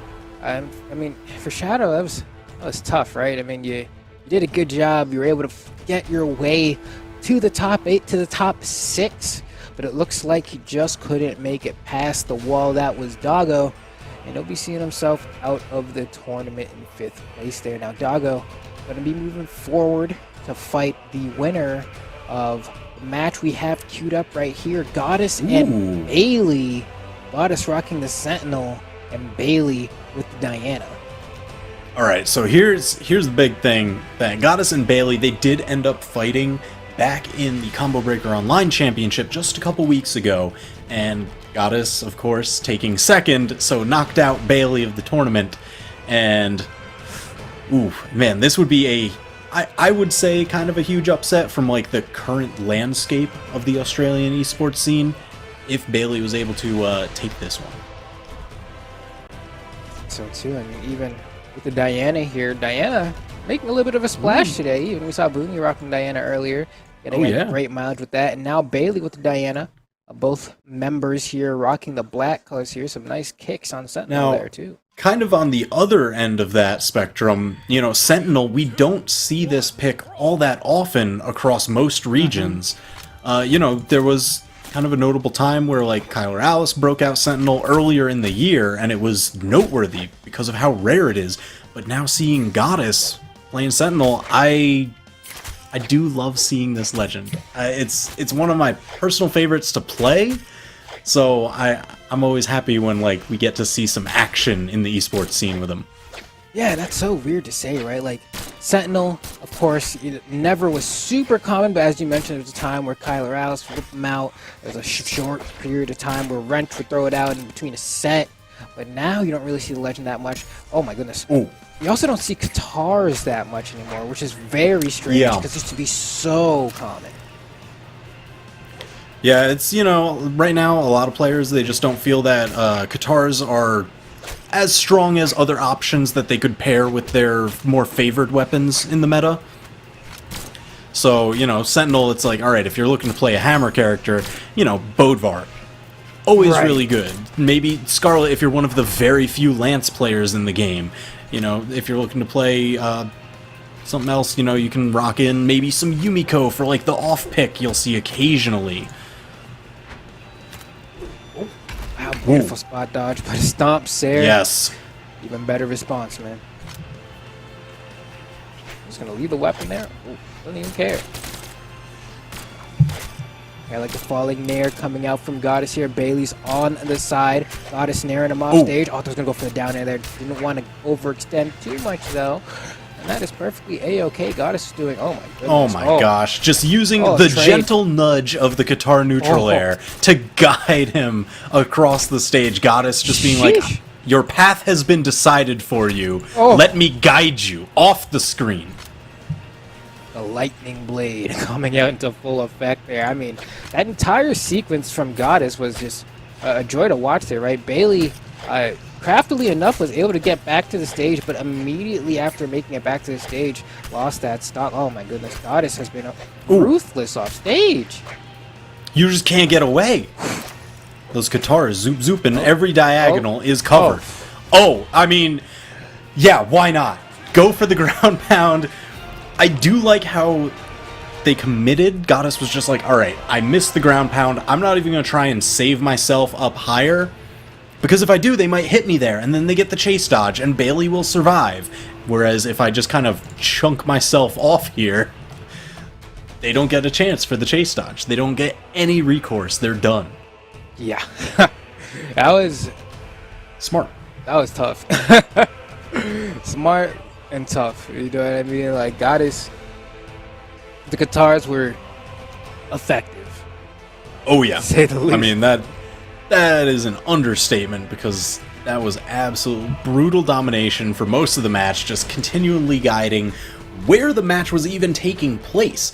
It was just a lot of guitar neutral air, just bouncing him around the stage, saying, all right, Bailey, you're going to go here, then here. This is the little road map that I've made for our trip. Have fun. Ooh, Bailey swapping over to Taros. 3, 2, 1. And this is small Brawlhaven, so Taros is going to be extra terrifying. Those signatures knocking out so much sooner because those knockout zones are that close to the stage. I mean, just look already. Bailey, that falling there, wow, the lingering hitbox on kind of the top bit there, just hitting Goddess. Bailey has racked up a good chunk of damage here. I mean, look at it. Kind of Goddess is responding. Bailey stomps there, goes for the weapon throw, misses. That means Goddess is going to make it back to the stage. We're going to see an N-Sig. Are you going to do it? No. Oh! Gravity cancel side sig over the corner. When he interrupted the down sig with that scoop as well. Oh yeah. Oh, he's not. Try and fight an axe unarmed. That's crazy talk. Man, there we go. Side air into the quick 1, 2, 3. Really just pushing this advantage for as much as it's worth. Slaps? Not yet enough. Oh, Okay. to the next Now stop. the weapon. Yeah, I mean, we got Yeah, and the weapon star Stack it. begins. You got it. You got it. You got it. Yo, all right. Jinx, next time you buy me a Coke. That's right. I'll do it. That's how that I'll buy you works. 3. Oh, dang. Don't make it a 3 stock. Luckily not in danger of that happening here. Bailey looking to take the next stock off of Goddess. Just needs one strong hit. Looking. Oh, wow. Whoa. Stuffed cheesy bread with that scoop there. Just waiting for the mean, moment. like, I want to be almost surprised by that, but this is Taros. Like, come on. That is what every Taros wants to do. It's ingrained in their DNA. You always have to respect it. You know, it's one of those options where it's like, oh man, I'm playing against Taros, and just by the nature of the person playing this legend, I have to be looking out for these. Oh! Oh, Clean my gosh. sweep. Bailey. All right, Bailey. I see you. I respect the swap over to Taros with the swap to small Brawlhaven. Like, yeah, absolutely the correct choice every step of the way. Okay. Bailey holding out in that game, showing what the Taros can do. Goddess didn't get any of the guitar stuff started really at all in comparison to that first game. But now we'll see how game 3 shapes up here on Mammoth Fortress. Bailey going ahead, throwing out that sidelight, switching to the axe now. We haven't seen any axe N-Sigs come out from Bailey. Goddess looking for a weapon, has an axe, or rather a hammer in hand. Wow, that Yeah, I mean, so you know good. what? Just wait until we get off stage. You're gonna see some axe neutral sigs from that Taros. Bailey is waiting for him, I can tell. Oh, ran the N-Sig right here with the spacing. I can dash N-Sig at any time. Goddess finds a way through, back to the stage. Nice scoop on the down air there. Sair coming out from Bailey. Ooh. Oh, that axe timed out just a little bit earlier than Bailey was expecting, now unarmed, but still able to find tag after tag onto Goddess, pushing this damage advantage. Okay, recovery. Wow, that falling Sair just narrowly not hitting Bailey there. Goddess trying to bait Bailey to come off stage. Wow, perfect dodge on the side sig. Man, Yeah, those spot dodges always feel like such a bold option, because they do last a little bit longer than your directional dodges, so they can be useful for getting through a lot of those longer lasting signatures. But knowing that you're not changing your position at all, it's kind of scary. yeah, especially go up against someone like Azoth. Trust, he does not care whether or not you have a little bit of extra iframes. Azot's going to find you. But luckily, no Azots here. Goddess trying to get the finishing blow on Bailey by the ledge here. Slides off with the down sig, goes for a jump sair. That's going to miss as well. Bailey retreating to grab the weapon, no, feigning it, and then going to grab the hammer here. Goddess coming down, trying to find some footing. Who's going to get the first stock of game number 3? They are playing it so slow here. No one wanting to give up an inch. Oh, but perfect punish on the whiff down air. And you know what? That's not an easy thing to do. That hammer down air, it's one of the quicker options in the air. It doesn't have as much range as a lot of other attacks, but it also doesn't have enough like total duration on it. So being able to punish it, he was ready on the spot. Look at that. On this next stock here, Goddess already racking up a good chunk of damage. The Katars are finally out and back, and Bailey just missed a crucial conversion. Don't even think at this damage range. Probably didn't need to go for the gravity cancel. Ensig could have probably just done the recovery, but Bailey finds the KO anyway. But no, tries to throw the weapon away and grab the other one and accidentally dropped the hammer on that moving platform and picked it back up again. Yeah, that's something you've always got to be kind of careful about, is not letting your weapon throws time out if you really need that, because you can get stuck unarmed and then what was in your advantage could quickly spiral out of control. Slap, not quite enough. One more hit. The Nair is able to cover. Wow, nice dodge through the Sig to the neutral air. Bailey's fighting back.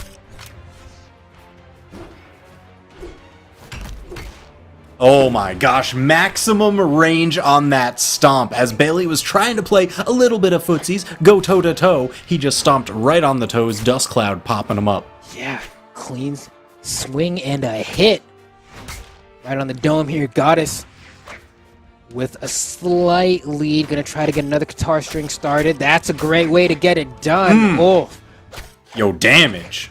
immediate quick conversion. Anti-air. Oh!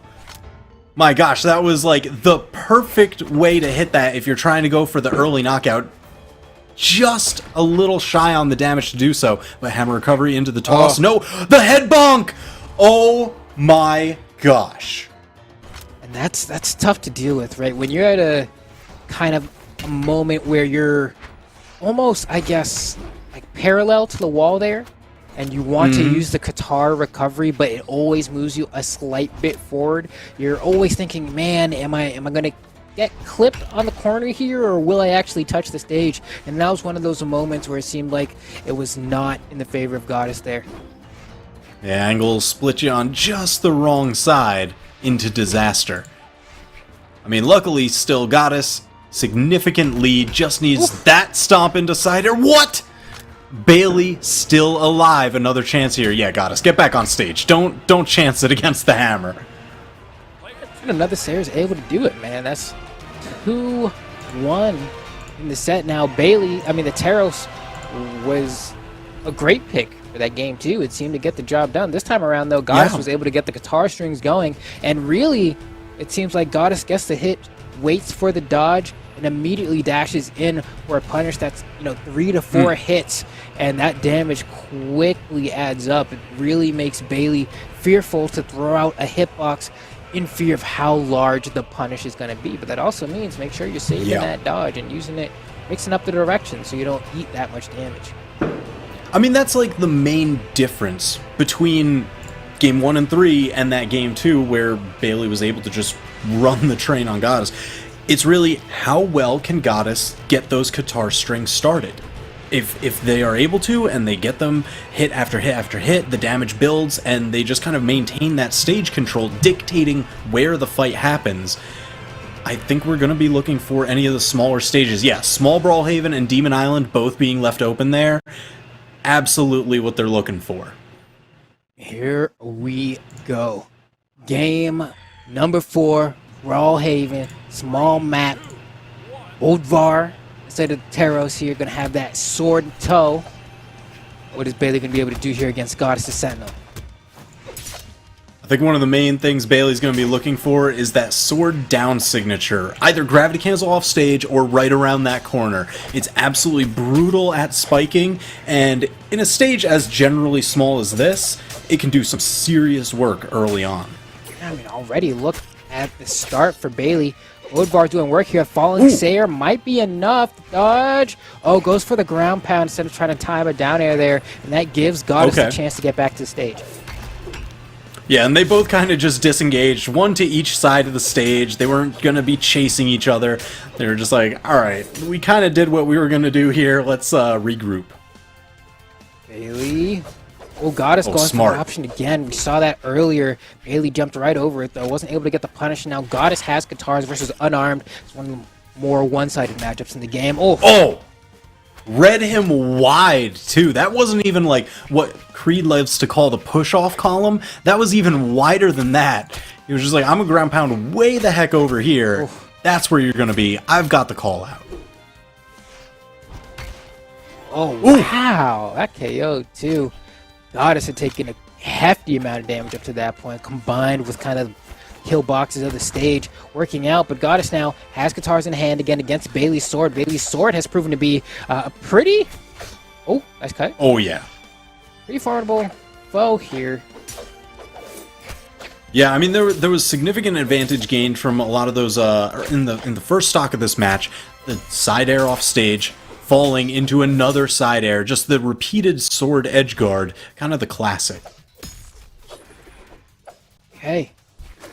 Bailey going for the side sig. Goddess with the weapon throw. Gets a little cheeky with the mix-up here.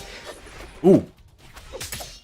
Man, Bailey has gone for that three-piece several times now. The down light into down air into recovery. But Goddess finding the dodge out between the down air and recovery every single time.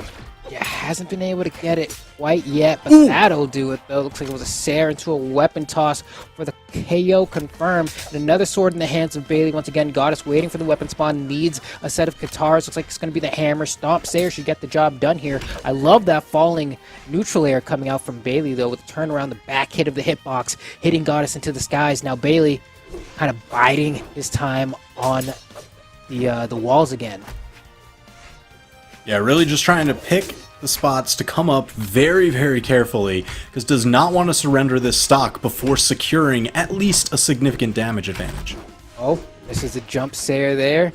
Ooh. Nice. Oh my gosh. Yeah, slide kick into ground pound, that is like maximum guaranteed damage if you think you can only get those 2 hits. You're not looking to put any kind of dodge window. That's what you want to go for if you're in the lead and looking to just compound the advantage. Wow.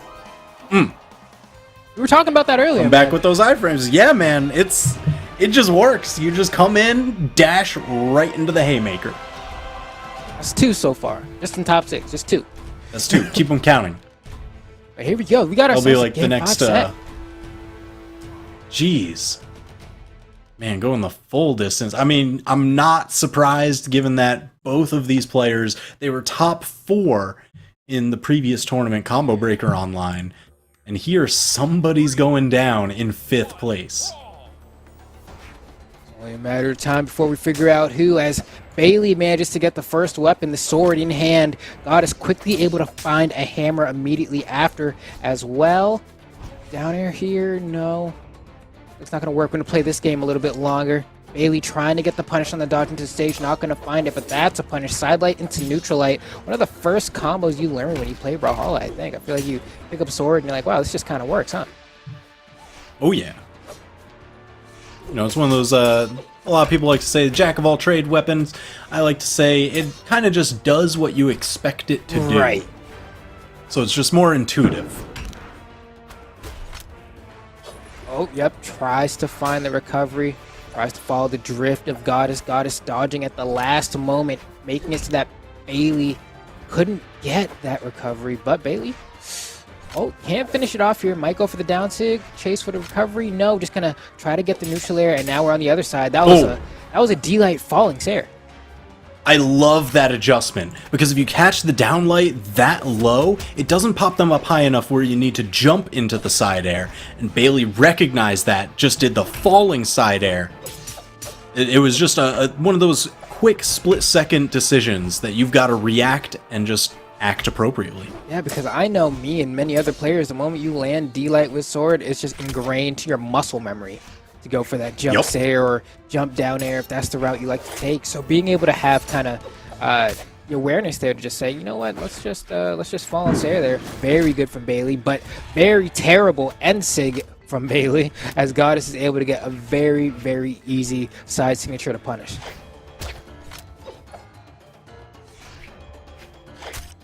Ooh, Goddess just taking as much of the stage as is available. See him kind of dashing back and forth around, used as much as there is, maybe baiting Bailey back onto the stage a little bit, or just kind of saying, look, I'm more so dictating the pace now that I've got these Katars. Let's see how long Goddess can hold on to him. Okay. Ooh. Oh. Yeah, just catch that spot dodge. Wow. Ooh. Speaking of spot Bailey dodges. finding, yeah, the right spot dodge timing that time. A little bit of extra damage on the dive kick, not enough distance to secure the knockout though. Got us back in it, damage certainly building up on both of these players. Okay. Bailey throwing out some falling neutral airs here. Bailey proving that they like to take their time on the corner of the stage. Really wait and see what options Goddess is going to go for. No weapon in hand now. It's a great position to be in if your Goddess goes for a read and costs them the stock. Man, they are both definitely taking a ton of damage. I feel like I should have looked at the damage done stats after each of those previous matches. This one, it's gonna be real high. Because they've been scoring knockouts with like the hammer neutral air or the unarmed uppercut from below the stage, knocking out off the top. And even right now, look at Bailey going into that barbecue sauce color. This is tough for Goddess. Finally managed to yeah. find the recovery, man, but look at the damage, right? Already kind of slowly approaching the orange. We're in that dark shade of yellow there as Goddess is trying to bring this back. Needs a pair of Katars. There they are. Let's see if we can see one of those long strings. No, it doesn't go for the chase dodge on that D-light and just makes it whiff.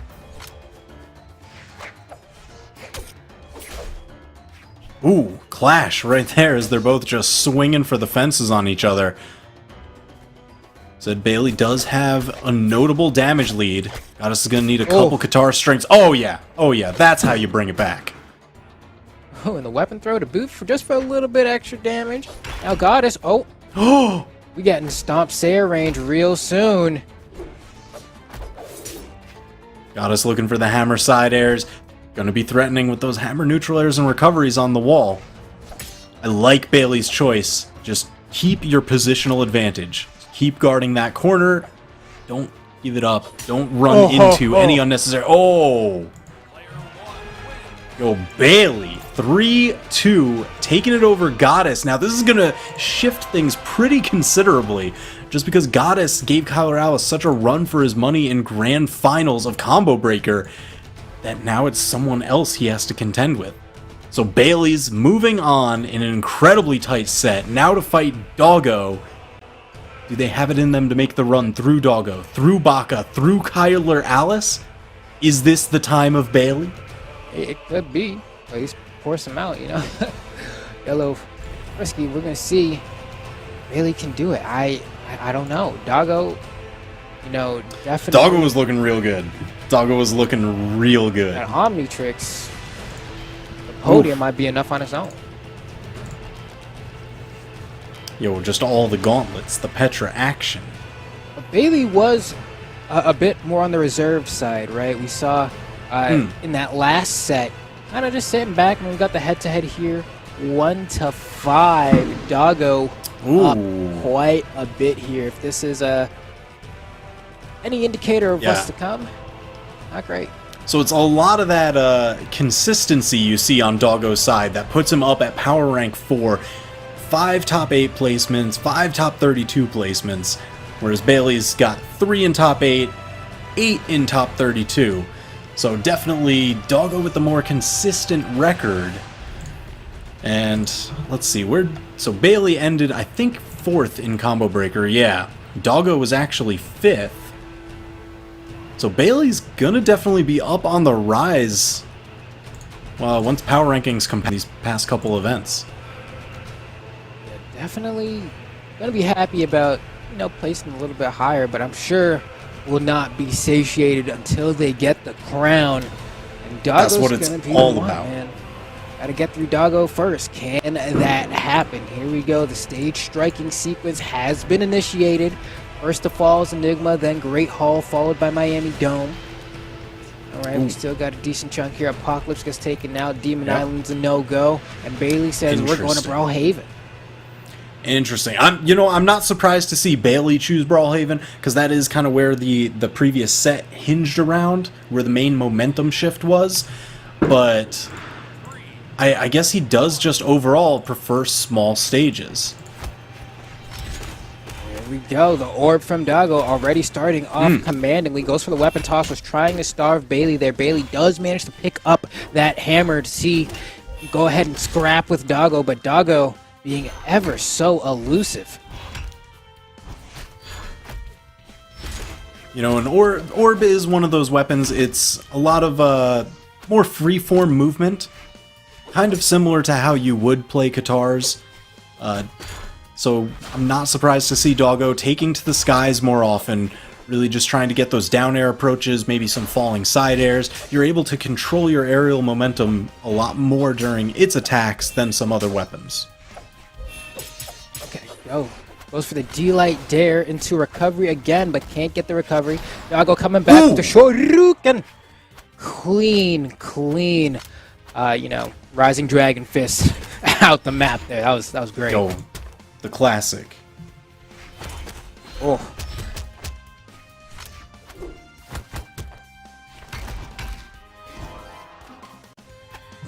Just right up off the top. I do like how he's using the little cute Cupid bow knockout effect there.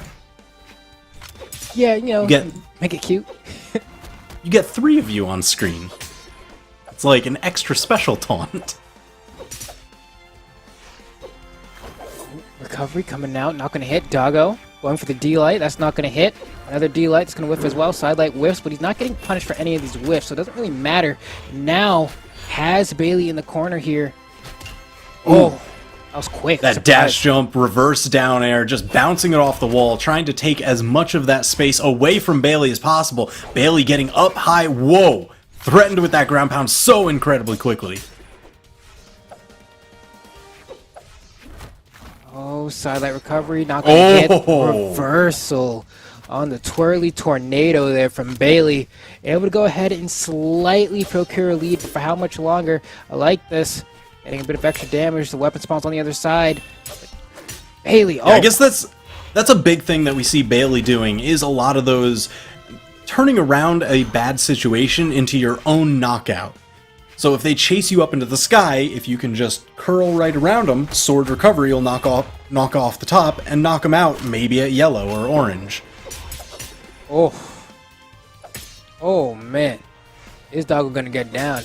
Oh, what an interrupt on the side two as well. Bailey, clean sweep for that last stock there. Doggo looked like it had no answers for the aggression. Game number 1. We're on the way of Bailey. For Doggo, this must be quite a bit of a change of pace in comparison to the last set that we saw them playing. It was a 3-0 sweep, convincing at that, but now Bailey, someone who they have a very hefty winning record on, is up 1 game in the set.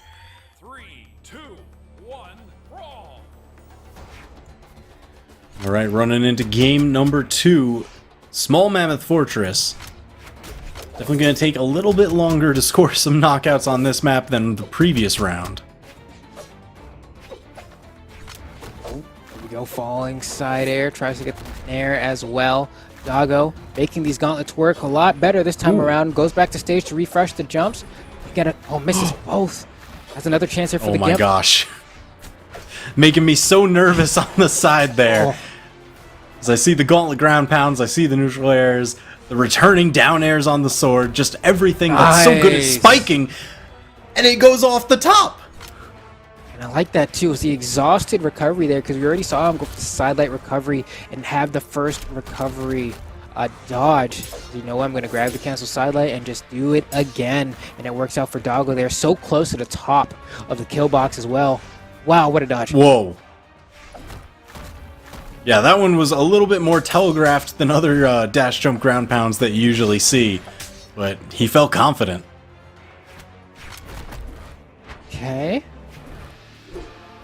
Doggo, I mean, these gauntlets are kind of in the kitchen right now, man. I don't know what he's making, but I'm here for it. There we go, neutralite. Doggo. Yo, Bailey's there for it too. As much as Bailey doesn't want to be.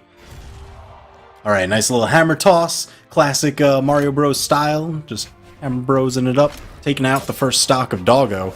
Still a lot of hill to climb. Recovery, Sair. Tries to go for the neutral air there. Wow, that was actually enough to KO on its own. Doggo now looking poised to take this game 2 after what was looking like a pretty precarious game 1. Seems to have found the sauce again.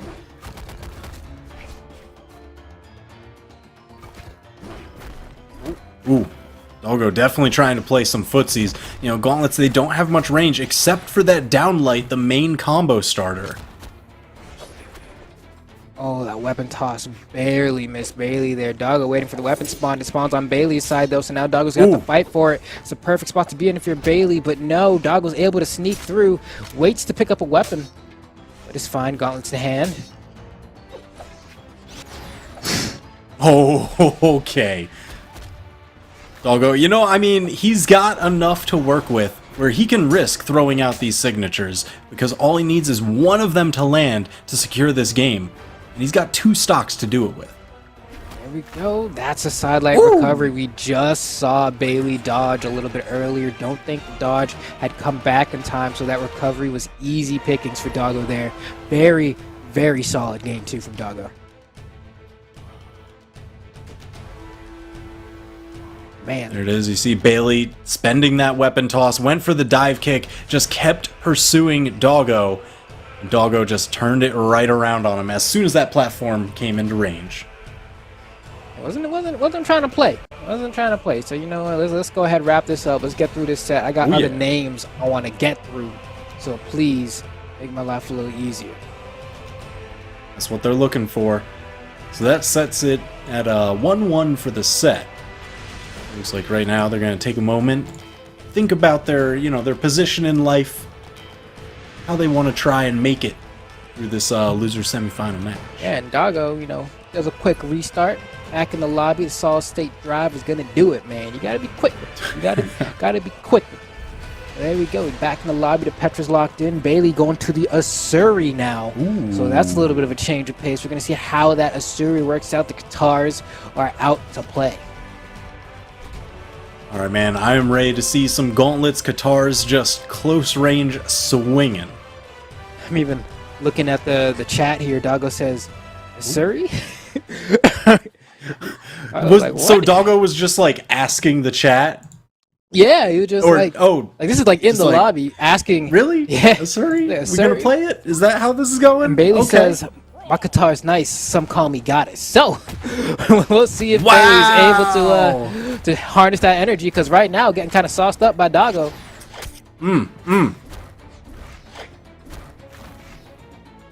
Ooh. Yeah, Bailey managing to find these dodge outs after each of those side lights. Unfortunately, he still takes each of those side lights, so they add up quick. Oh no. Did he not keep lost track of how many jumps he had spent or not? Because he got caught before landing a couple times there, so I don't blame him. I hit once. Oh my goodness, if that was still an active hitbox, that would have been crazy. Oh man, that was like one touch to orange. Oh, sure you can. Do it on wake up. It's the Warriors way. Yo, you gotta hit that reversal timing. Ooh, double cut him up. Oh.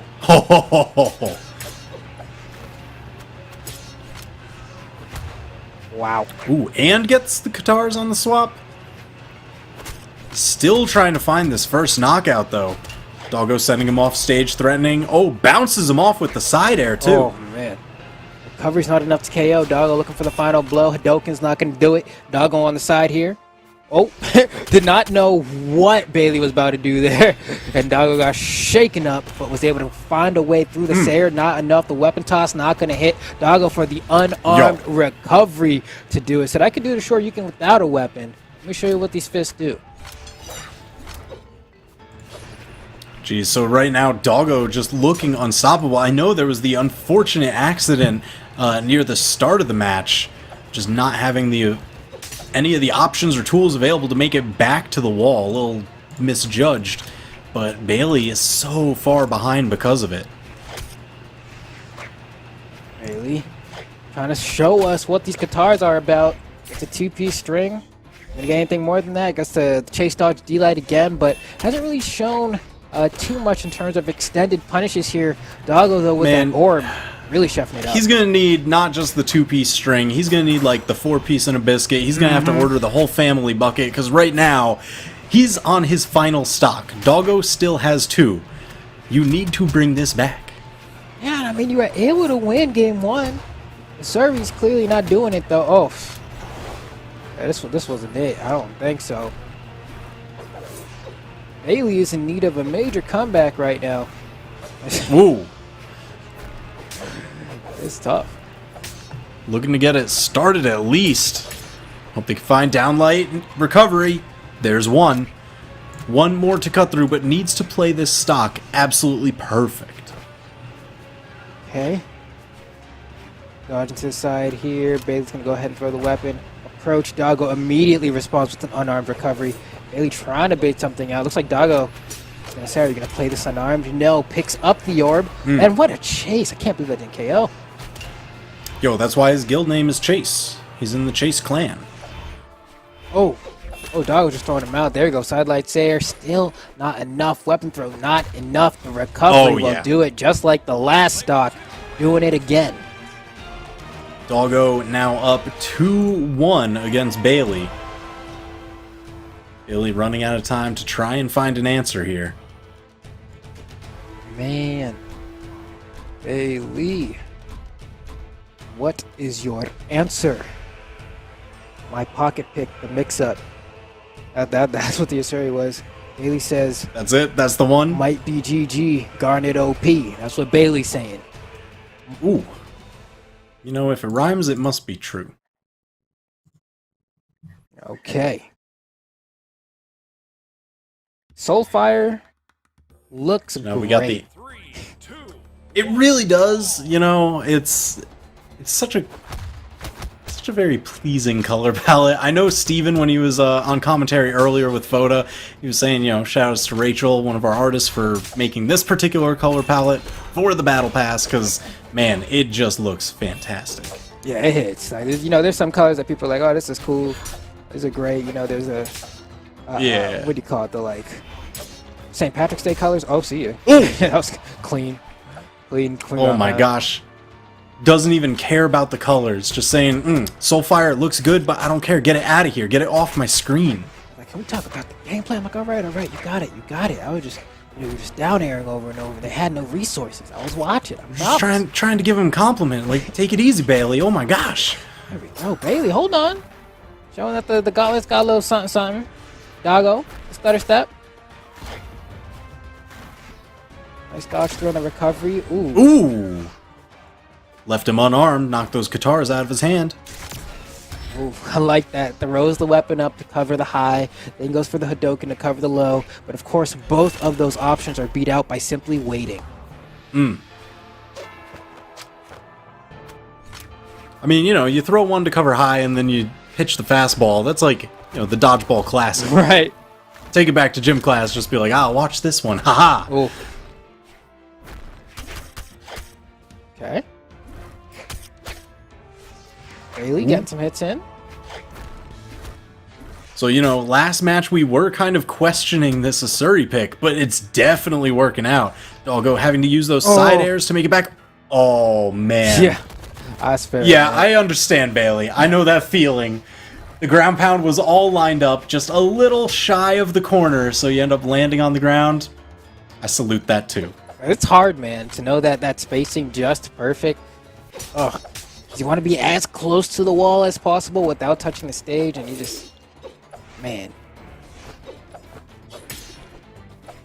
Okay, we're playing off stage a little bit, and now we back. Oh, hold on there. Doggo missing the jump input on that Sayer, but it's going to be fine. Nice turnaround coming out here from Bailey. Doggo responding with his own blow. That will not do it. Hold on here. Doggo's trading a little bit too much. Bailey, I think that's it, right?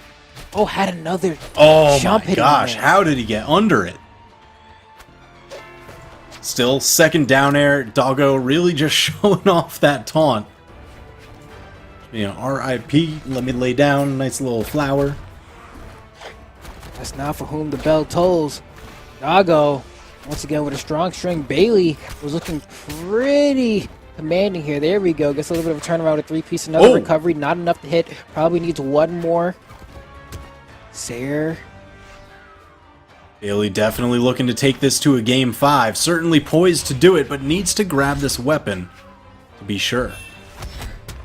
And there we go. This will do it. Perfect opportunity. The unarmed neutral air sending Doggo so far off stage that it gives Bailey plenty of time to get the weapon and come back here to threaten the edge guard here. Wall slip coming into play. Ooh. Oh. Oh yeah, getting real dangerously close. The toss just gets over it. Bailey, interrupt the double neutral air. Doggo needs to be careful here. He dodges incorrectly on any one of these guitar sidelights. That's going to be it. But now unarmed, Bailey has a sword. Neutral light has enough. Wow. Yeah, just damaged so much that the sword neutral light had enough force to secure the KO. And that means we're going to a game 5. Oh man.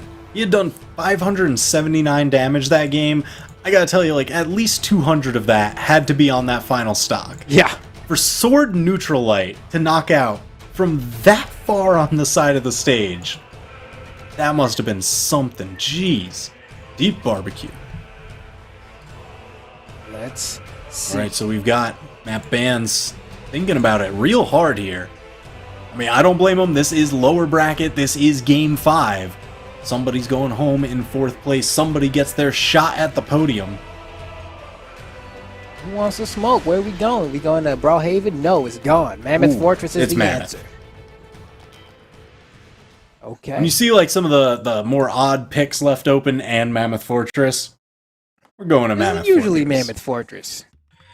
Usually. Very smart banning out small Brawlhaven. You don't want to put a game 5 gamble on something like that. Unless you're just that kind of person. Some people, they like to roll the dice, but not here. Not now.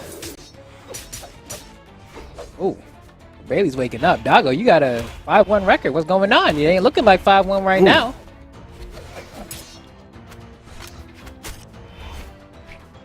Uh-oh, Bailey unarmed. It's the stage advantage against Doggo, but that is a tenuous thing.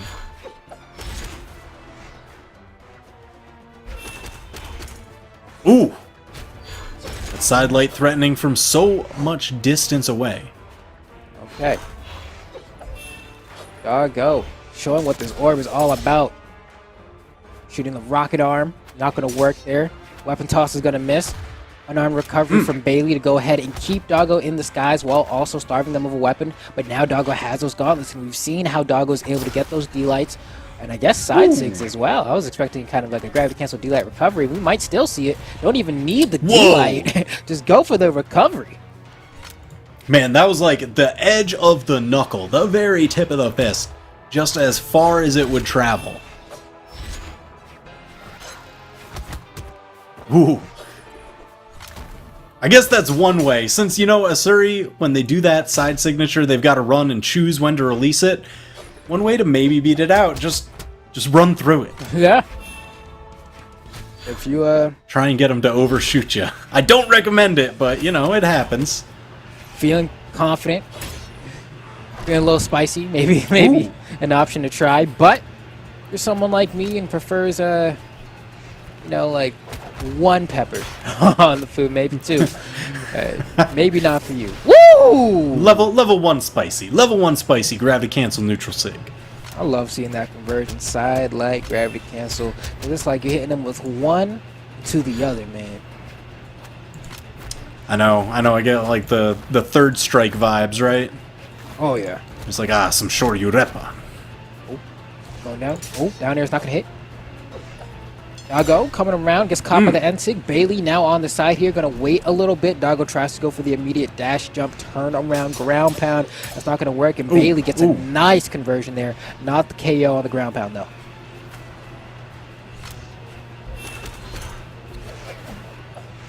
Ooh, hits him with the 2-piece.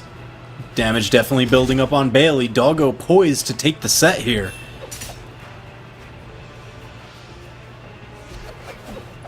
Sarah's going Oh, just misses that side air.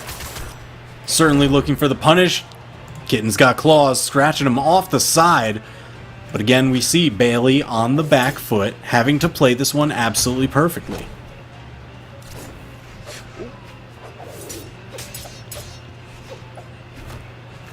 Oh, man. Had to wait, too. Those confident spot dodges from Bailey. We've seen him a couple times. Let's hope they keep up. At least until you get to build a little bit more damage onto Doggo. Whoa! Gravity cancel puts him right over that side light. Bailey so close here. Doggo, though, the sideline Sair is enough to close out that game. Bailey did have a chance. Yeah, even looking at the chat here. Good games, well played. Oh, man. Let me see. That was great. That was great. You just look, yeah, Doggo just looking for the sure thing. The side light confirm into the side air. That's enough. He had so much damage built, 606 over the course of the game. If you figure that for 3 stocks, you're averaging over 200 damage per stock, that 202. I know everybody's hoping to knock out their opponents before they reach 200 damage. Yeah, that's kind of the dream, right? Especially if you're able to get a quick gimp. We did see a moment at the end of that last game where Bailey was going off stage, went for that ground pound. It was kind of like a got a bet it all ground pound, but if it hit, would have been the set. You know, would have been clear to move on forward in the bracket. Wasn't quite able to get it, but I definitely understand the mindset behind it. Oh yeah. So now it looks like we've got this set up. Kyler Alice playing for Kanga Esports up in grand finals. Waiting for his opponent, it's going to be the victor between Baka or Doggo down in losers finals. Yeah, and it looks like Baka is going to go ahead and pick random. I was asking for the casters to pick their legend. I'm not going to pick it for you, bro. So random is the answer, because I'm not going to pick it, so. You know, because that's the thing. In one of the recent tournaments, Kyler Alice went through and played like 24 different legends throughout the course of the tournament. He was just bouncing around to, yeah, what haven't I played yet? And he actually won the whole tournament that way. So I wonder if other people in his region are trying to flex back, being like, whoa, the gap isn't that large. I can do that too. Now, Taros is a pretty good pick to get on random. You know what I mean? It's not like... Yeah, I would not be disappointed.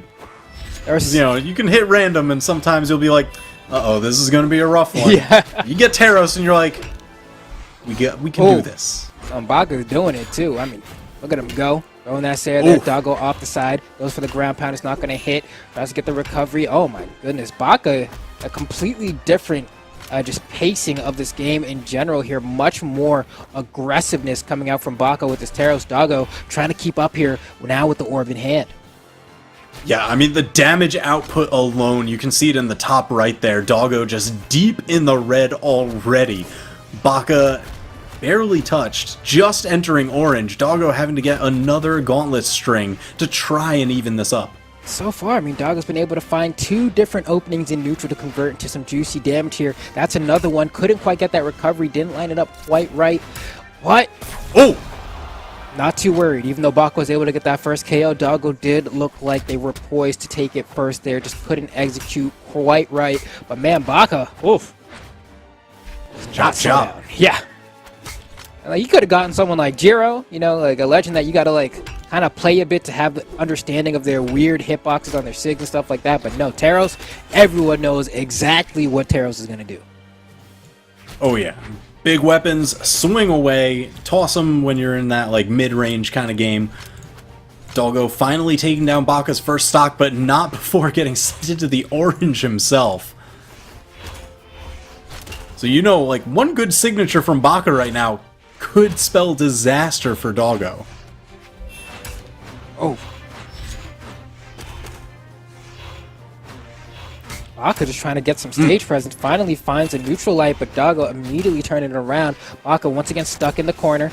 Doggo throwing out a Hadoken just to see. Spirit Bomb. Wow. I was Yeah, Yeah. that was so close. Baka, knowing the timing on when that thing dissipates, was just like, all right, we use the smoke as a little bit of a smoke screen to try and get up and make a punish, maybe. Jeez, Doggo's orb, I gotta tell you, every time that I think he's so far behind, it's just orb smack after orb smack, bringing it back. Just like that, Baka has to find the KO. That's side sig. Not going to hit. You see how far Baka has to fastball there to avoid the ability to drift from the gauntlets. And it looks like he's playing this off the stage game a little bit. What comes up must come down. That's it. Neutral light, that far over on the corner, certainly going to score the knockout. Was able to do it before Doggo could put too much damage on him, but eating the fireball right there definitely splits the difference for him. Okay. Baka. Trying to get his hits in. There we go. Stomp, side light, falling stare. Tries to go for double. That might be. Okay. Oh That's my the reset gosh. though. Yeah, has the jumps. Oh my. Wow. Damage. Yeah, when Baka goes in, Baka goes in. It's just strike after strike, and each one hurts so much. Oh. Woo. Knock the weapon right out of him. Goes Yo, on dive kick. Do it again. Oh! Wow! Baka! I can't believe he held the ground pound all the way. It scraped just on the side, and Doggo had the wherewithal to turn that one around on him. That was a clutch finish. Yeah, I'm looking at this replay because I'm like, man, how did he sneak through that ground pound? I was like, okay, yeah, this one looks like it should hit here, right? He gets the unarmed down there, hits him the other way, goes up, tries to line it up. Oh, man, he just falls and kind of uses the lip on the left there to kind of go diagonal and into the stage. So great play there from Doggo. But now Baka ends up with the Hattori. See how that works out. Okay, another, this isn't that unusual of a tournament pick. Solid character, good weapons, good signatures. A little middle of the road, some folks might say. Yeah, definitely one of the quickest legends in the game. The way Hattori zooms around the stage. Oh, but Doggo does not care about that. Nice 4-piece. Oh, misses the jump on that dare there, so no extended conversion from Baka. We'll look for other opportunities in the future.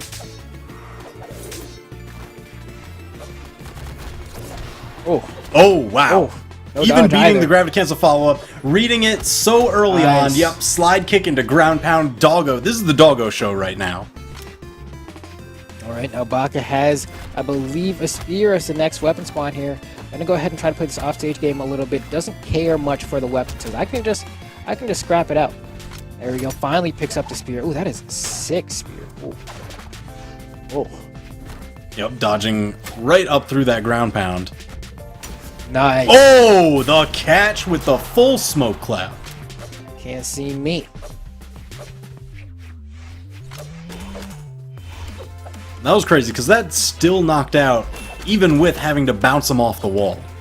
Yeah, because that SIG doesn't have the the highest base force on it. Like it's all right, but kind of the huge hitbox that it has is supposed to make up for the lack of force. But Baka finding a way to get it to KO there. Baka definitely lining up his ground pounds this time around, but Doggo finding the dodge through them. Oh yeah, Spirit Bomb. I've been waiting to see that one land. Gotta let that one rip. There we go. Doggo once again. Oh, no weapon in anybody's hand. Doggo Really, Doggo just it. chasing him down unarmed for that long. My gosh. So come get some. I got enough for all of y'all. Here we go. Doggo once again starting it up. Baka. Tori not getting the job done here. Double side light. Not gonna work. Perfect dodge on the side sig. So we got the gauntlets, one uppercut, two uppercut. How many different kinds of uppercut does Doggo have? Ooh, there we go. Ooh, still toss. living. Didn't even use any gauntlet side airs to make it back to stage there. Just carefully chosen when to spend jumps, when to spend recovery. Has to go for the Spirit Bomb again. Has enough time to get all in there, and then just picks up the side light Sayer from the gravity cancel. Doggo now up 2-0 in the set. Yeah, look at this. Tosses the Spirit Bomb here. And then falling after the Spirit Bomb was tossed, catches the back end of the dive kick with a neutral air. Set him on his heels long enough for the 1-2. Convert to the knockout. Now Baka still staying true with the random here, has the Artemis this time.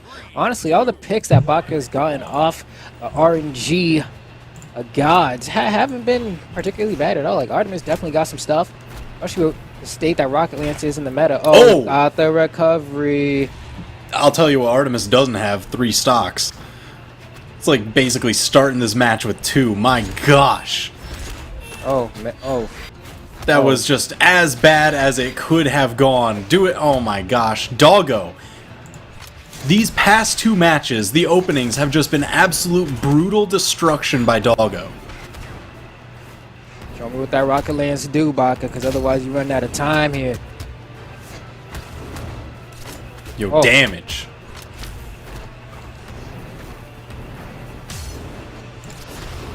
Oh, dodges behind the neutral light. So many people, you know, you always see them trying to dodge up, out, away. Just get me away from this lance right now. Doggo with the unorthodox choice to go behind it. And gets the signature punish for the knockout there. Working on a 3 stock. Oh, he got Catches it again. the recovery. There's the dive kick. Yeah, 3 stock for Doggo. Closing out the set. 3-0. My gosh, that was absolutely phenomenal. GG's too close, Baka says. There you Jeez. go. Okay. Well, with that said, man, I mean, Baka yeah, I'm looking at the replay that Bagel has up on the stream right now, and it's just going to be the whole match if they wanted it to be. They showed us the first knockout. They didn't have to wait much longer before the next, and the next, and the set. Hey! Oh my gosh. So that's going to pit Doggo up against Kanga Esports' Kyler Alice in Grand Finals. And this isn't a surprise to a lot of people, right? You know, Kyler Alice, you expect to be here. Says right here, this one's for you, Capped. Of course, referencing Lil Capped here with the Trucker Bodvar as he goes up against Doggo's Bryn. I like it. You know, I absolutely loved seeing Kyler Alice play so many different legends that seeing him kind of now giving shoutouts to other pro players through his legend choices is just a nice little extra touch. Oh, neutral light. It's pretty good. I mean, when he can calmly walk forward and just say, I'm controlling this entire space, try to land against me. It looks like Doggo has some plans of his own. Finding the range, able to dictate footsies a little bit better with the spear now. Oh, wanted that quick one. Kyler Alice turning it around, tries to get the falling Sair. Egg drop. Ooh. And you're gone. Hogo. Yeah, not enough to make it back, and Doggo letting him know, yeah. Hear that bell toll? It tolls for thee. What's your answer going to be here? Kyler Alice, on the winner's side, of course, meaning that he has to win only 1 set to win the tournament. But Doggo, never mind, Doggo's gone. Big flex. Big flexing. Not just big flex, but I gotta give a special shout out to the Halloween KO effects there. I like all things creepy, so of course, getting to see those jack-o'-lanterns pop out, it makes me happy.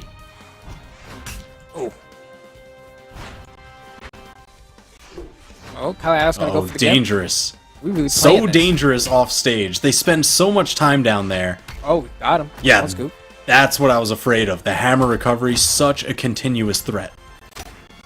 Ooh! Yo, the quick slap. Yeah, that was pretty, I mean, that's the word, right? Quick. Like, he just kind of, wow, and was gone. Yeah. Okay. What you got? Falling Sair coming out from Kyler Alice, going deep. No dodge on Doggo there, so was able to get a very easy down air. Now Kyler Alice in a great position to bring this home. Ooh, early unarmed damage from Doggo. Oof. Setting himself in a little bit of a lead. Oh, But Kyler definitely just tearing right through that. oh. Ooh! Big signature almost took him out here. Small Brawlhaven, indeed, true to its moniker, very small. Kyler Alice on the verge of closing this one out, but not until if Doggo has anything to say about it. That D-Light Gravity Cancel NSIG taking game one of this grand finals. Kyler Alice probably shaken up a little bit by that as well, because there was a good moment of time there where it seemed like Kyler Alice was just dominating the stage with that hammer. But Doggo says, hold on, slow down. Yeah, this has been a phenomenal opening for Doggo. You know, he came off of a 3-0 victory, and the last one of that was a 3-stock victory. So he had all the momentum in the world, and he used that to just take game one of Grand Finals, and game two is going right back to the same map. He's got to be feeling good. Yeah, and here we go. Kyler Alice. Oh, strong start. Oh. Yo, damage. Oh, wow. The triple dodge. You heard it there. Just the little... Yeah, the dash. So strong. Stomps air. Kyler Alice has Doggo off stage. Once again, we still are on Brawlhaven, so KOs will be taken very quickly. Stomps air, not enough. Weapon throw won't hit. Chases with the recovery. Nice read on the jump. Kyler Alice immaculately playing out that stock. Yeah, so Kyler sticking with this Bodvar pick. You know, when he said this one's for you, Capt, I think he meant the entire tournament, so I'd be surprised to see him switch off of it, but right now Doggo is making that a hard challenge. Oh. Nice. Ooh. Oh. Nice. Oh, wow. Man, that was 3D chess right there. I expected the dodge into the wall, so I ground pound. You expect the ground pound, so you gravity cancel the signature. It just hits back and forth. Here we go. Kyler Alice has the hammer in hand once again. Going for the stomps, wants to stomp Sarah to send Doggo off stage. Tries to go for it again there. Doggo able to spot dodge through and get a neutral light unarmed. Now has Kyler Alice off stage. Can line up the down air. Won't be able to get it this time. Reversal from Kyler Alice. Weapon throw. Oh, yeah. He's going to go back on stage. What's the play here? Ooh. Caught just as he was going back in. Doggo now over to the spear. Catches him again. Another falling side air. Ooh. Yo, side airs aplenty. They're on discount sale today. Yeah, just swats him out. Kyler Alice on the back foot here. Needs to find a KO. Has a weapon now. Gonna see if he goes for maybe a D-Light recovery or something. You see the first D-Light come out. He falls out of that recovery. Gives Doggo a chance to get some good damage. Unfortunate for Kyler Alice as Doggo is pushing this lead even further, but Kyler is able to find another D-Light to go for that conversion one more time. Will Kyler lose this game and go down in the set 0-2, or will Doggo fall here and have the set go 1-1? You know, Kyler's definitely looking to bring it back, but every single hit that Doggo finds makes that reality just further and further away. Doggo's throwing out these side sigs now. That's the last stock. So he was able to get the last game. Might be able to get it here as well. Kyler needs to be careful. Nice weapon throw there off the Heezy. Does it again. Swaps weapons. Trying to get cheeky here. Has no dodge here. Should be a pogo. No. Doggo gets clipped by the recovery. Yeah, just a little bit close on the spacing there. Oh, but the falling side air again. Doggo just swatting Kyler out, and now he's up 2-0. He's poised to reset the bracket here in Grand Finals. This could be it. We'll see if Kyler's going to stick with the Bodvar here. Potentially risk a reset. Doesn't want to swap legends. Looks like this change is going to be the color. Got the black Bodvar out now. Games are over. So he's like, Lil Cap, your loadout, not really the one for me. Let me put my own little spin on this Bodvar. So Small Great Hall, Small Enigma, Crystal Temple, a lot of those mid-height platforms, all out of here. Immediately banned. Kyler Alice not wanting to deal with them. Small Brawlhaven, I agree with the ban here. Yeah. Don't want to go back there against Doggo. With Demon Island, okay. I mean, that's great for Kyler Alice. You get a down sig with the sword by the ledge, and it's pretty much curtains. Very few legends can make it back from that past, like, orange or so. So, we'll see. Yeah, that's definitely what Kyler should be looking for on this map here. He's got to be careful, though, because Axe incredibly threatening when there's very little wall to go on. And we've seen time and time again in these past 2 matches, Doggo's real good with those pogos, and they hurt. Once again, this match starts off with a pretty momentumly heavy favored string for Kyler Alice, but Doggo's able to respond almost immediately here. No one really getting too far ahead here. Tries to go for D-Light Dare, gravity cancel side light, not going to hit, but man, are they scrapping here. Doggo backing up, trying not to get caught, but immediate dash forward side light from Kyler Alice covers that backdash. Oh, dodges that signature this time. Whoa, what? Wow, the downlight into nothing. That's a true combo. Sometimes people, they either don't expect it to hit, or they're waiting for a little bit more information. They were looking for a specific kind of dodge so that way they can get the signature for the knockout there if they didn't believe that the recovery was going to knock out. Down air finally does it off the top. I know it does take a little bit extra to score those vertical knockouts because the ceiling on this stage is incredibly tall. Oh, the washing machine comes out. Doggo immediately taunting afterward, going right back Throwing to the that one spear. out there every chance he gets. He really loves. I mean, it's such a good taunt, man. Welcome to Dishing. Oh yeah. You always got to flex your favorites. Nice. Trying to find way back up over this corner, but Kyler just guarding it. Oh. Hammer ground kit every single time. Oh, he tries to go for the scoop there as well.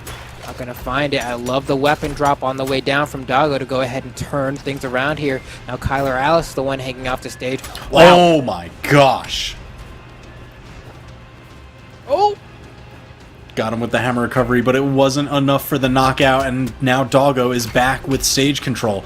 Stomp it to side air, not yet enough. Wow. Scoops!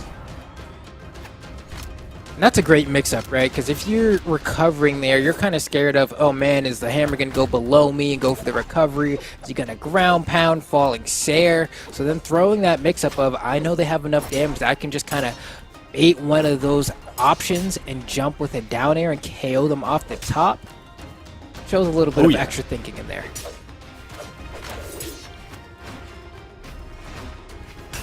Oh. Kyler, for seemingly the first time in the set, has a very healthy lead. He's about to lap Doggo in damage here. Just needs one strong hit. Ooh. There's one stock gone. Doggo looking for the reset. He has a lot of damage left to do to Kyler, but maybe damage isn't exactly what he needs with these short walls. If he can get the axe down air swing, the ground pound, he might be able to just turn this around on Kyler. Okay. Ooh. Oh, no punishment. Oh my gosh. Okay. Alright, so Kyler putting a brief stop, a stay of execution for his winner's bracket run, is now 2-1 in the set. Doggo still poised for a reset. Man, this is such a rough position to be in because you either have to reverse 3-0 if you want to take the tournament right now, or you cede the reset. Yeah. And I guess for Kyler Alice, I suppose both options are perfectly fine, right? It's like, oh, if I lose here, I get another 3 games I have to win anyway, so I may as well just win the next 2 and call it a day. And so far, starting off pretty strong here. We're going back to Demon Island, which I don't know if that's the best for Doggo here. I think this is a great stage for Kyler Alice. This is where he was able to get his first dub of the set, and just look how it's panning out. Oh Beautiful my stuff. gosh! Yeah, 20 seconds in, scores a knockout. Momentum, I'm gonna declare it effectively stopped. Kyler Alice has turned this around. Yeah, especially with such a small wall there, like that ground pound. Where are you going to hide? Kyler Alice now scrapping it with Doggo, but Doggo definitely doesn't want to be trading here. Just look how many hits Kyler Alice is able to get for every single hit that Doggo's been able to get. It's a completely different Kyler Alice. Man, you know he was hunting for that recovery. He dipped so low. I'm glad he didn't sacrifice the stock for it. But Doggo had the right idea in delaying that axe recovery. Signature. Oh, just enough off the top. Classic. Okay. So now jockeying for position. Tyler trying to fight his way into this weapon. It's the hammer. You're throwing down theirs. Disarm Doggo. Wow, still not enough. He's able to drift to the right quite a bit on that one. No scoop. Goes for the stomp snare instead. And Kyler Alice, convincing lead right here in this game number 4. And the pace of this game has been a lot quicker as well. We've only been about a minute and 30 seconds into the match, and Kyler Alice is on the verge. Just kind of closing it all right if he here. landed that signature, I know he landed it like just a split second later on the other side. And Doggo, I really appreciate you going off stage there because you absolutely had to secure the knockout there before things spiraled too far out of control. But Kyler Alice's hammer, it looks so good. It's so textbook clean that he's now tied up 2-2 in the set. Yeah. Going to game 5. Will Doggo get the reset, or will Kyler Alice yet add another notch to his belt? You know, he was getting kind of thick there with all the dubs he's been rounding up the past few years. Yo, listen, he just has a different belt for every year, just full of notches. He's just cutting them up. There's no belt left. Or he starts looking like Lulu from Final Fantasy X with nothing but belts for a dress. Yo, my dress is made out of belts. My shoes are made out of belts. Like the Final Fantasy archetype. There's no more belts. Never enough belts. Never enough zippers. You got to put zippers on your belts too, and belt your zippers closed. So bad guy. Yeah, that's right. All right, here we go. Mammoth Fortress for game number 5. Kyler Alice versus Doggo. Newly awakened Kyler as well, with the hammer looking clean. Man, his hammer is just something else. Now we're going to try a little something else on Mammoth Fortress. Demon Island, no more. Oof. Oh my gosh. Oh. So much damage. Go ahead, get that weapon. There we go, neutral light coming out from Doggo. Doggo definitely going to be trying to use Bryn's extra speed to dictate the pace of this match. Slow it down a little bit. Oh my gosh, the ground pound going so far. And yeah. See, he knew. Not enough options to make it back, so immediately just goes right off the stage. Oh, Kyler with the patience here. Can't find the punish. Doggo trying to get back down here. Gets the Sayer. Not enough to KO. That weapon toss didn't quite land either. And Kyler barely able to get the lip. But that's a response. Wow, not enough on that. And you went for the hard conversion there, right? I was supposed to be the one that's like, you go for this when you don't think the recovery is going to KO. But it still didn't have enough juice. Just the dodge left. Oh, Pogo deep enough to find it. And Doggo back in it. 2-2. Mirroring the set count. Yeah, and that's just patience coming out from Doggo there, right? Kyler Alice is trying to bait him into doing an attack so he can get the wall touch.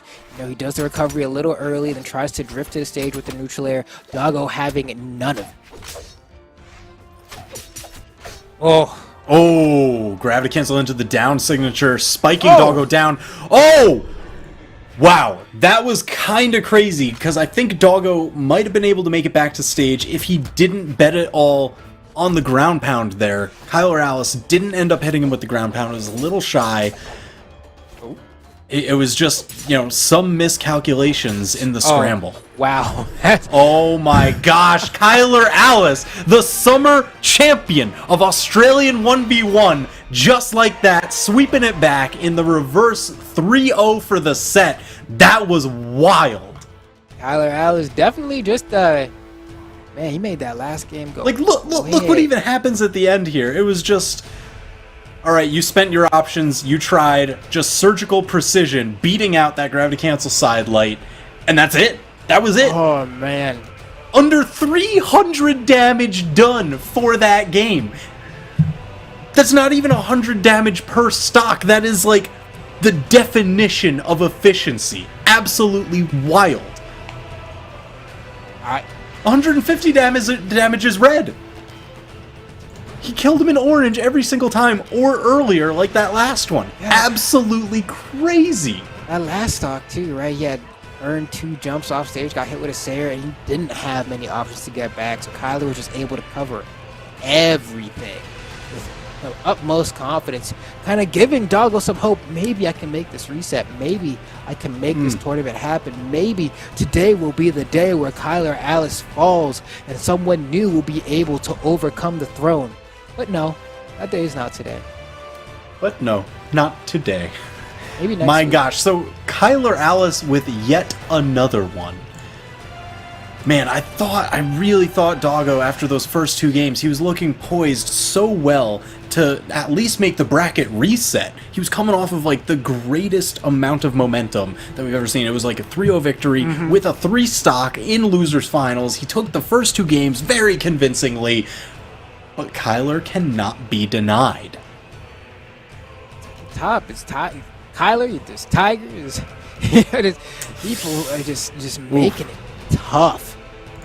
But that's their job, yeah. you know, right? Because the moment you get to the top, it kind of sucks, right? Because you're at the top now. Everyone's just gunning for you. There's nowhere else to go once you're number 1. You just have to hold number 1 for as long as you can. And that's when you realize, man, being number 2, It's rough. being number 2 is kind of hype, because everyone's like, oh man, they want you to win. You're like the fan favorite. You're like, oh snap, number 2. You get so close, but you can never quite do it.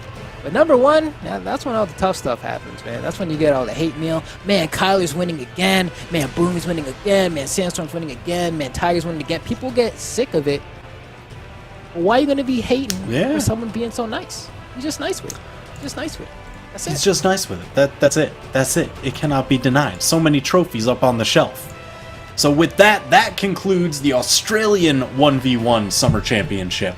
But don't go anywhere, because we do have the Southeast Asia 1v1 Championship coming up next in just a few minutes. We'll see if Bagel Productions has something cool for us in the meantime. Or not.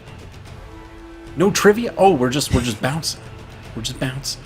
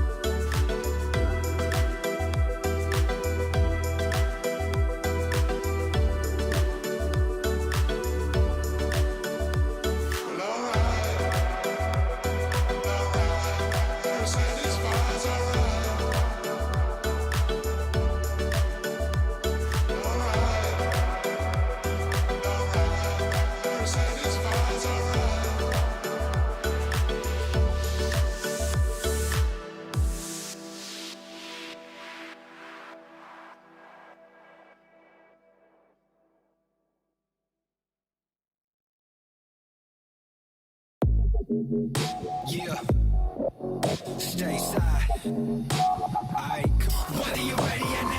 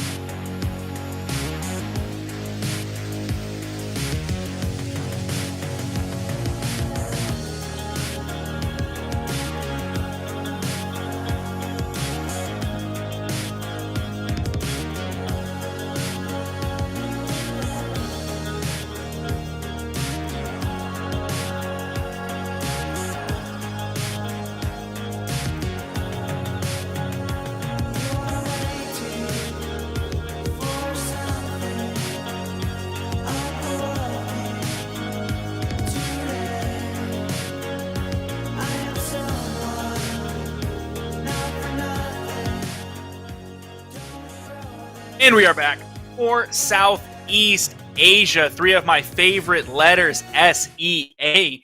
You're ready to go. My name's Sparky878. Sitting next to me is Frone, and we're going to be rounding out your evening today. You've had the appetizer, you had the meal, and now it's the best part, which is the dessert. Covered in chocolate chips with tiger sauce and Jerry K's secret recipe. Hold on. Hold on, we're gonna do some.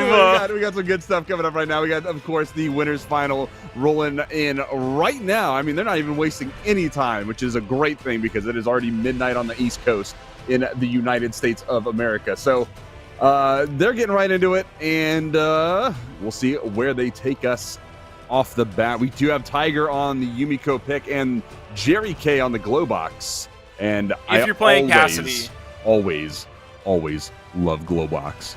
If you're playing Cassidy, you should be playing Glowbox. Like, yes, it's just the truth. Like, Cassidy has some great skins. The Halloween one is fantastic. I'm not a Cassidy player, but I bought it. I'm not a Cassidy player. I bought Glowbox just to get it. It's so good.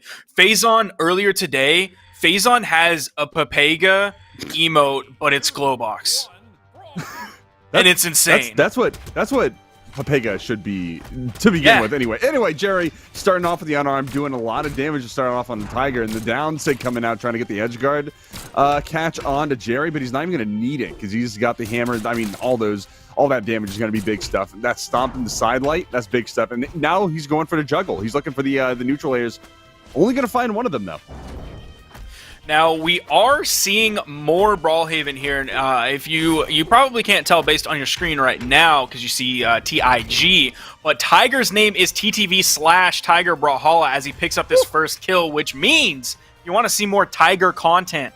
Follow him at twitch.tv/Tiger Brawlhalla. You already know how to spell Brawlhalla because you're here, and you probably know how to spell Tiger because that's just an animal, and you learn that. And can we get some Tiger W's in the chat? I don't know. If he's, I don't know if he's got that, but just in spirit, give me some Tiger W's. Anyway, I don't know if he has number any 2, emotes. number 3 coming out, looking for the scoop. Jerry K getting punished. The side stick coming out, and there's a side stick again, scooped. Number 2, that's the Raisin Brand combo right there. Oh, but the weapon throw, popping Tiger up in there. Doesn't even need the weapon, though, to get that aerial attack. Oh, going right under that neutral sig as well. There's the little wisps coming out, the little flamey teardrops, and there, he's got tears coming straight down his face because Jerry K just got spiked right into the ground. That's going to be it for that second stock, and Tiger looking to 3 stock. Oh, already going into the big damage. Someone put a tiger emoji and then a W in chat, and another person put cool cat W. So that's pretty funny. You guys get points. See, this is why I love Twitch chat. Hold on, I wouldn't go that far. Twitch chat is definitely a weird champ. What is the better emoji, Tiger W or Jerry K? There's a KO on the right from Jerry K from the side air, finally taking out that first stock from Tiger, and that's going to be, a little step towards equalization there. But whether or not Jerry K can do it, this is Tiger. We're talking about the winner of the every SEA tournament we've ever seen on this 1v1 on this channel. So we'll see if Jerry K has it in him this time around. Easy coming out. Jerry K gets over it, punishes. Jerry K's in the red. You're seeing so many wisps coming out from Tiger. He's throwing those out somewhat freely. Nice side air is going to clean this one up. Real easy game for Tiger here. 271 damage. Take away 71-ish of that damage. I think that's a pretty liberal value. That you can say that was on his second stock. So that's like 200 on his first stock alone. As Yumiko, not the highest defense in the game. On a map of Brawlhaven, and we're going back to Brawlhaven. We might see all the games on Brawlhaven, but we're not going to see Jerry K playing the same character all the time because he's coming in with this Stefani pick, coming in with the Val crossover from Steven Universe. Yeah, the fusion dance coming out. I don't know if they actually have. I don't know what it's called in that show. I actually haven't seen it, but Jerry coming in with the recovery into the down air, and a little bit of good damage. Ooh, a little bonk on the head, a little bit of neutral sig. Jerry, what are you doing? Ooh, that was a big run. That was about 80, 90, 100 damage maybe. Actually, I think that's a little bit of closer to 100, and almost getting that KO off the top of the recovery as well. And on a map like Brawlhaven, I'm actually kind of surprised. Oh! There it goes, finally getting that KO. But Impressive 25-second KO. Big damage coming out from Jerry K, looking phenomenal. And this is a repeat of the grand finals that we saw just 2 weeks ago in Combo Breaker Online, maybe 3 weeks ago. I don't remember. Technically 3, because that was the 1v1, but yeah. That's why it was. But it was Tiger versus Jerry K. And let me look at what the actual games were. It was 3-0 Tiger in Grands. It was? Okay. And then 3, well, they didn't play before that, so they didn't have another record. They played before that in other tournaments. Tiger looking for the Russian Mafia. Too early to grab that, and Jerry is going to find the punish on that, almost taking the stock off of Tiger off on the left side air. Going to bounce out off the stage. It's a 50% velocity loss. So that is going to give Jerry K a little bit more of an opportunity to get some damage out. But Tiger with the turnaround, the double neutral, the triple. Hammer there is so good. Doesn't hit the quad, but that coach pitch coming out, recovery, just phenomenal save on Jerry's part. And it drops. That's big. That could have been the KO onto Jerry K, but now look at that, the turnaround. If that neutral air caught on a little bit longer, got that final hit out, I think he would have been good. I think Tiger would have had that stock a little bit earlier, and he would have had the opportunity for that stock extension, that bonus damage. You know what I'm talking about. We'll see what Jerry K is able to extend bonus damage-wise here onto Tiger. Already brought him into the yellow, so he's looking pretty good. Tiger isn't finding the knockout just yet. One or two more hits. Dodges through that perfectly. If he would have dodged, I think, just to the right alone, I don't think he would have gotten out of that. I think it took a diagonal down dodge. That nair is going to take him off the top, but damage has been done to Tiger. That was a phenomenal option from both of them. Jerry K on the realization that Tiger was going for that wake-up down sig right there. If Jerry was a little bit greedier and went for that KO opportunity, then he would have been punished so hard. But Jerry K taking it down. Side air chasing off the side of that map and taking off that last stock for that round win. Game. Now, towards the end of that game, we were seeing Jerry K spending a lot of time in the air, but we weren't seeing Tiger throw out nairs like he was throwing out previously. You saw him juggle with so many nairs, and then that time, Jerry was in the air, floating around, and we had like a stomp come out from Tiger, and we had a neutral light come out from Tiger, and Jerry K was just punishing those and punishing those. I'm surprised we didn't see any nair juggles. I was seeing Jerry jumping around, and I was worried for the man. We saw we didn't see the nairs. We saw the one, and that was it. Just the one in the middle of the game where Tiger got the nearly the 4 neutral airs coming out from the hammer, but maybe we'll see it more here. I have no idea. It is the tri-plat map, so playing those platforms, if Tiger has that map space and he has that hammer, I think we will see those neutral airs. Going over to the gauntlets, Jerry K played fantastically with both weapons here on this Valpic. Nice nair sending over to the edge. Jerry going deep. He's just in the yellow, though, so that side air from Tiger is not going to send him too far, not going to lead to a knockout. If it would have been an orange, maybe it would have been a little bit of a different story. Would have put Tiger in a pretty solid advantage state. Weapon toss comes out. Beautiful down sig from Jerry K. And the side sig, that one gets punished.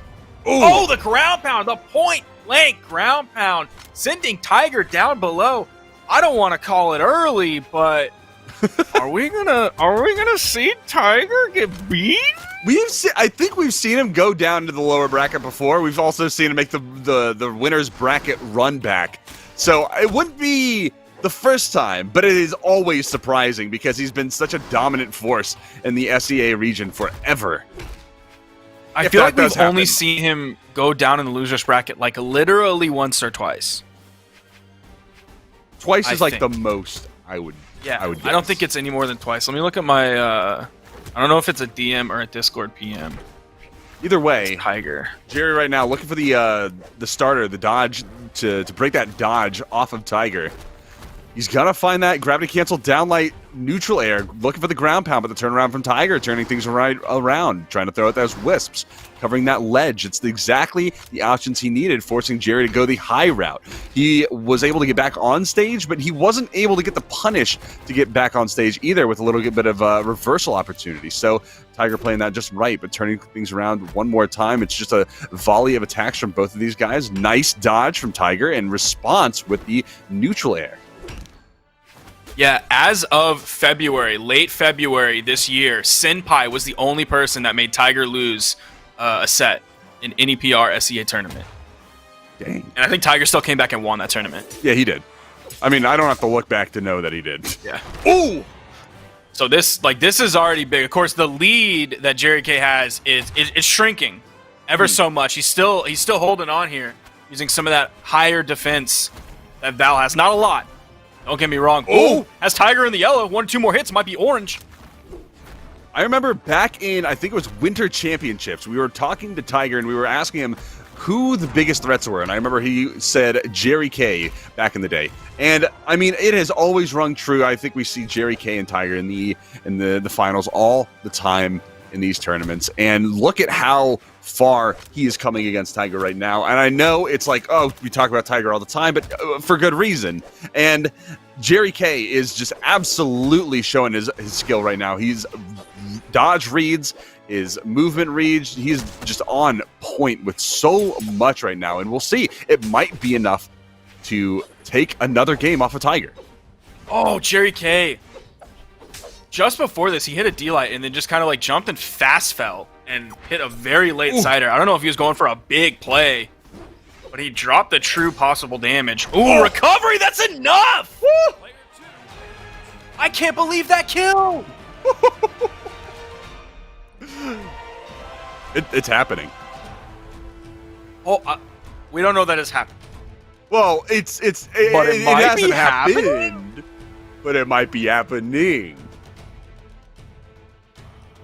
I mean, look, it's step 2 complete. That's true. Step 3. Jerry K. Jerry K up 2-1 in the set. Val's looking good. Stefani looking good. Coming in with the strength stance. 3, 2, 1, brawl. We're going back to Brawlhaven. We got the switch from Tiger over to the Bryn too, so I actually didn't expect him to switch over. The hammer was really working for him in the last 2 games, even though he didn't get too much of that in the last game. We saw it extremely effective in those first 2 sets, or those first 2 matches. That Neutralite was the first damage that Jerry K took, and that second one, a little bit more. Now he's finding some damage. Tiger's finding about 50 damage. But jeez, Jerry K is dishing it out. Oh, there's the ground pound. Tiger's going to back up. Saw him dash forward, dash back. Snapping back onto the stage of the Nair. Jerry K, the weapon-starved machine. Ooh, gonna starve it again. It's gonna swap over to the gauntlets. Recovery will probably take Tiger off the top here on Brawlhaven, so he's got to be careful, especially those vertical angles over Jerry K. Oh, and going off stage as well. Gauntlets are great at off-stage play, especially with those neutral airs. Ooh, gets behind it. Oh, Jerry! Oh! Oh, so many close calls there. Jerry K almost getting the punish onto Tiger, jumping high with that gravity cancel down signature, almost scooping Jerry K. Man, that was so close, like 4 different times. I'm not even playing this game and I'm sweating bullets. Tiger finally taking the stock off the top though. And I was gonna say he has the opportunity for bonus damage, but I saw Jerry K coming right up, and you just know that recovery, it's done. That first stock is gone, so it's even again. What an answer back. D-Light and the sidelight from Jerry K. 1 hit from Tiger. Oh, there's a dare from Tiger. He's starting to take just a little bit of a lead. They're trading hit for hit. Gonna go in favor of the Axe player every time. Jerry K's having a hard time getting in now. He's going to do the weapon throw dash in, but it's not going to follow up on anything substantial. The side air is coming out. Jerry K finally finding some starters, but no finisher on the string. Jerry K picking up a weapon. I don't know if he wants the sword or not. Oh man, big side air from Tiger. I think he's having about halfway. He's definitely having trouble dealing with the axe, especially with the gauntlets in hand. So you have to imagine he wants the sword, man. but so much punishment coming out. Neutral signature has Tiger in the red. See if you can hit the D-Light dare recovery. I don't know if a D-Light recovery is going to knock out here on sword. I don't know. Tiger's weaponless right now. He does have an axe again from the follow-up, so that's a lot of room to work with. Now, if Jerry K can find the KO, he is going to lose those gauntlets, though. That's going to cost him. Weapon spot coming in, grabs. It's the sword. Goes over to the edge. Wants to edge guard here against Tiger's axe. Oh, neutral air. Man, the nair's so close. Neutral air. No, side air coming out. Neutral light another from color Tiger. change. No, sides. Oh, that doesn't send him off stage. Just taps back and forth. That's not going to do it. Tiger looking for the side air. Neutral air. A little bit more damage. Side air, though. That's going to do the second stock. Jerry. That entire 20-second to 30-second engagement was heartbreaking for Jerry K. He was just jumping up and down. He couldn't spend any time on the ground to find a D-Light to lead into the recovery, and Tiger was staying really grounded, so Jerry wasn't really able to find too many raw recoveries. So he wasn't finding the setups that he needed. Tiger might have this game in the bag. There's a weapon spawn on the field, and it's this axe, man. One good hit.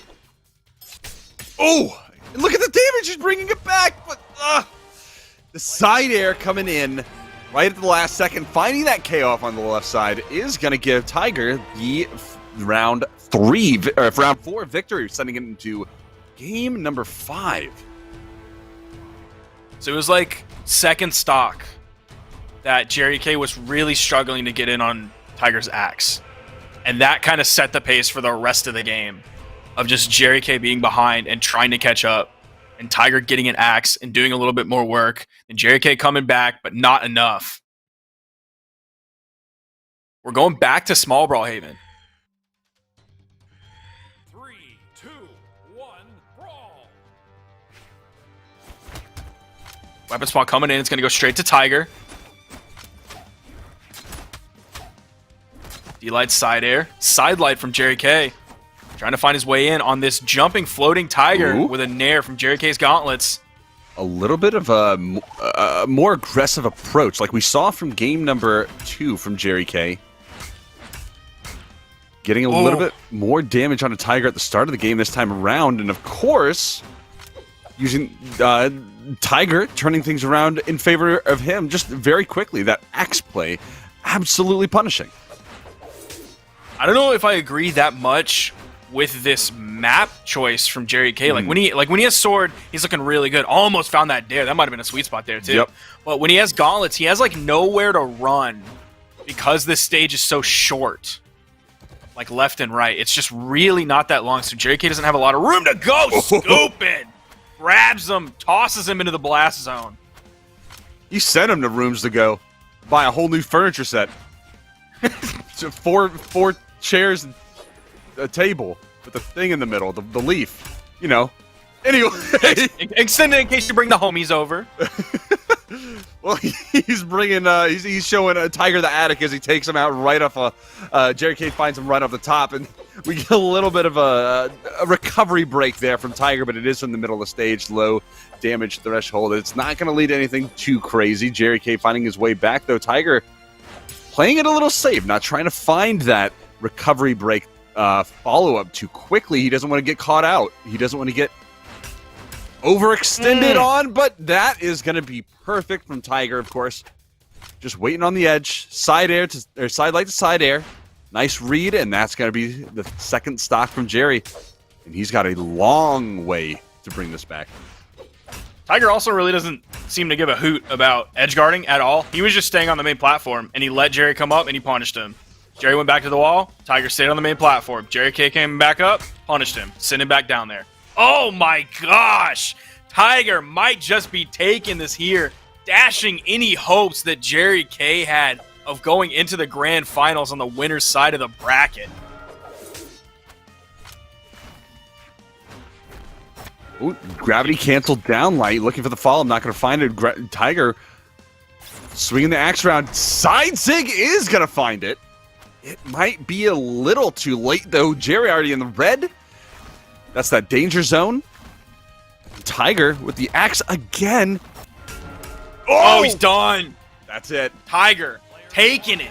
moving on to the grand finals like he's done so many times before. Actually, almost every time before, except like one time before. Going into the grand finals on the winner's side of the bracket, he's going to be taking a break while we finish the loser's bracket here. Man, look at those replays. Love those replays. There's the NSIG that sealed the deal, put the stamp on the letter, handed it to the postal worker, and off it went. Now, before that, though, show us that bracket to show us some of the updates that happened while we were watching Tiger versus Jerry K. Not gonna Down lie. on the loser's side of the bracket. Go ahead. Not gonna lie, I thought you were gonna say show us some Tiger W's in the chat, but that works too. Yo, show us some Tiger W's in the chat.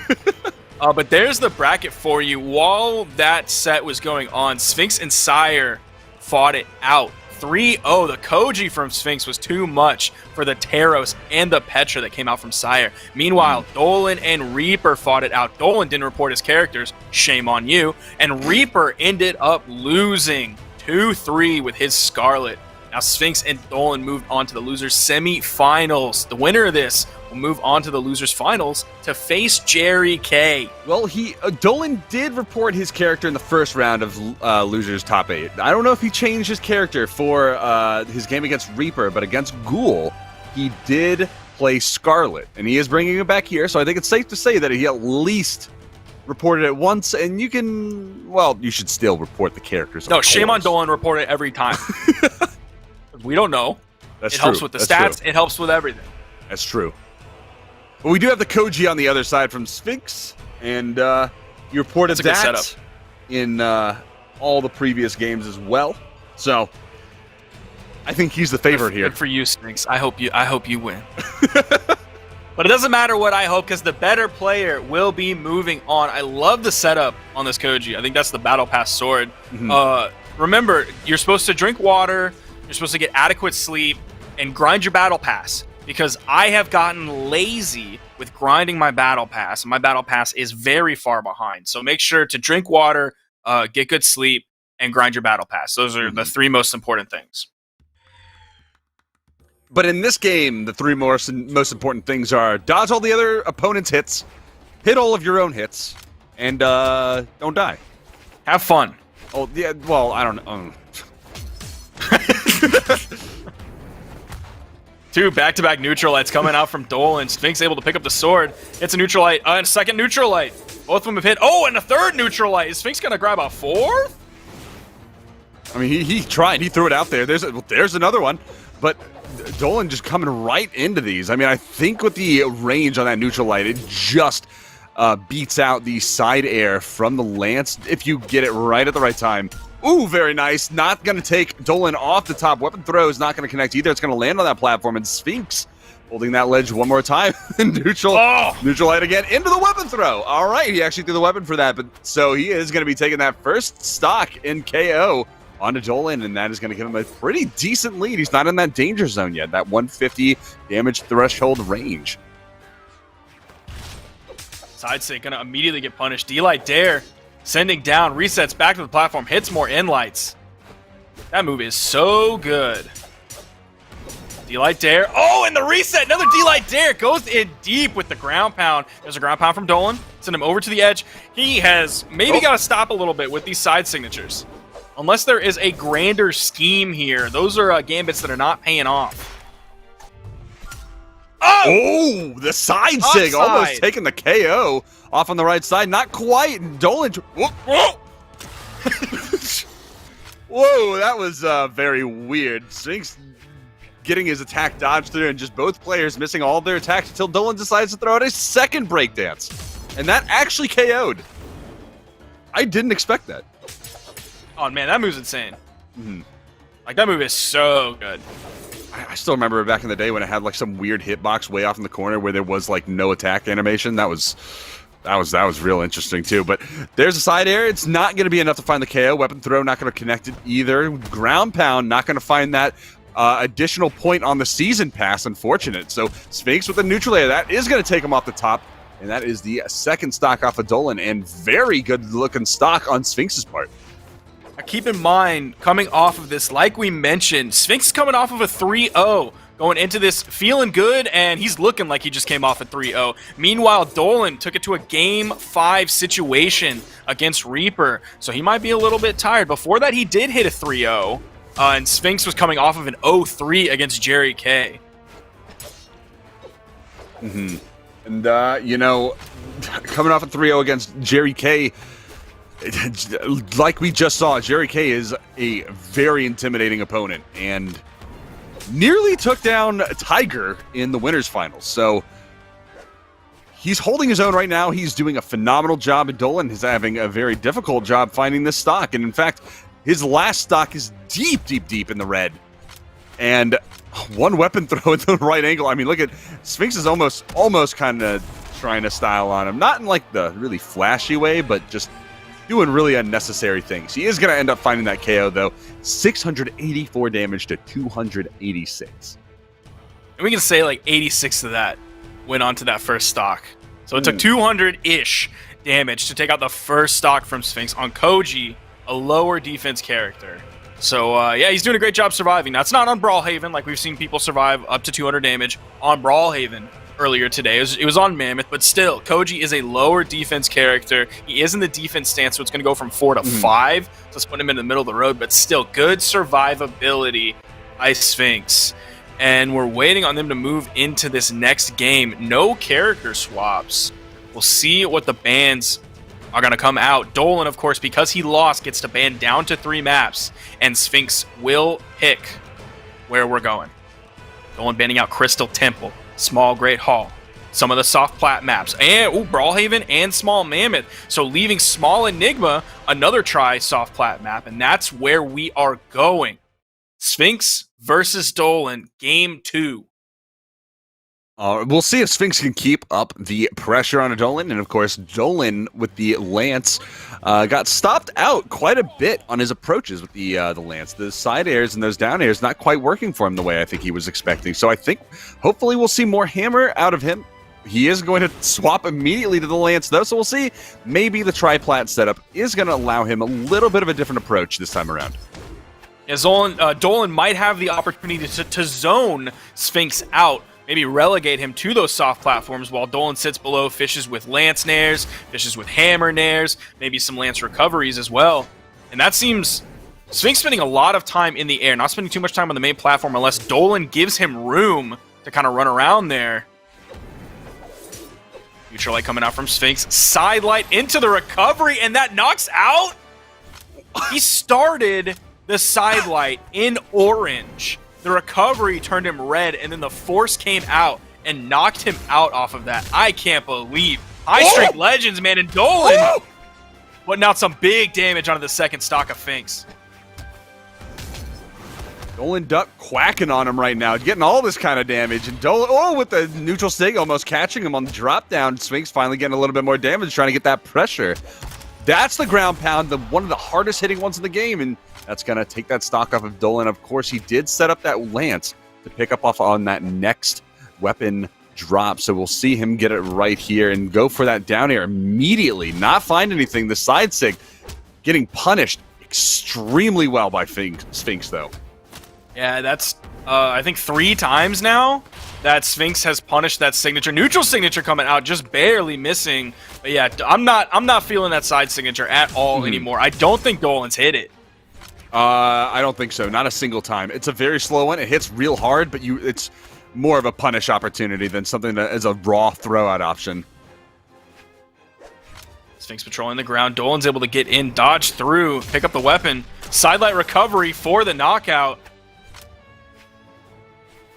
I mean, if he wants to use a horizontal hitting signature, that neutral sig on the Lance, that still covers about half the distance. And it picks them up, launches them upwards. So, you know, maybe that's the option. Just swap to the hammer. Throw out a side or a down. Well, no, I agree with that completely. And we did see him swap over to the hammer. Like, he could have juggled and gone back to the Lance, but he chose to go for the hammer. Sphinx on the weapon star of game.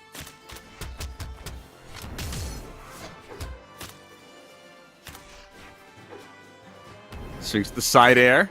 Neutral Light looking for a little bit more. The charges up. I think he was trying to read a spot dodge from Dolan. He was able to dodge upwards and go around Sphinx. But he has taken so much damage so far. Oh, very nice. Good reads, good reads. Weapon throw and the side sig recovery. A little late on the recovery. Side sig not going to connect either. Oh, side air coming out. Dolan has this opportunity. He's got the hammer. He's got the big hit. Stop. Coach pitch. Not going to find it. I thought for sure he was going to land that. Man, that was so good for Dolan to continue that string on the Lance earlier once he knew that he got Sphinx's dodge. Like, that let him get so much damage. The neutral, like, almost knocking out. Weapon toss going 45-degree low. Sphinx is in danger, but so is Dolan. One stray hit. It's going to be the side air, even with the bounce off the platform. You saw him queue up that taunt immediately. And Dolan's going to take that game, due in large part to that one beautiful string he got towards the end and the incredible opening that he had. What a phenomenal finisher on Dolan's part. We are going to be going to the next map here. Enigma is still on the board, so you never know. We could be seeing him choose this again. He was successful here before. He might be successful a second time. So that might be the play that he goes with. I'd be surprised if they went to Small Great Hall. Mammoth Fortress, not as much. He is going to be going back there. He realized that was, the success that he found before. Don't change what's not broken. Yo, these are some long-time players, too. I think that's, I don't know if that's a summer or an autumn championship, but Dolan has an avatar from a seasonal championship in 2017. That one, and of course, that one was summer. Oh, summer? Okay. And Sphinx was rocking one from 2018. So some long-time players here. Showing there's some old heads in the Brawlhalla scene. Oh, Sphinx! Starting off, just completely forcing Dolan over to the edge, enough to take 50-plus damage before he can breathe.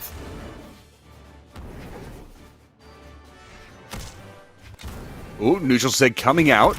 Ground pound, early KO, 35 seconds into the match.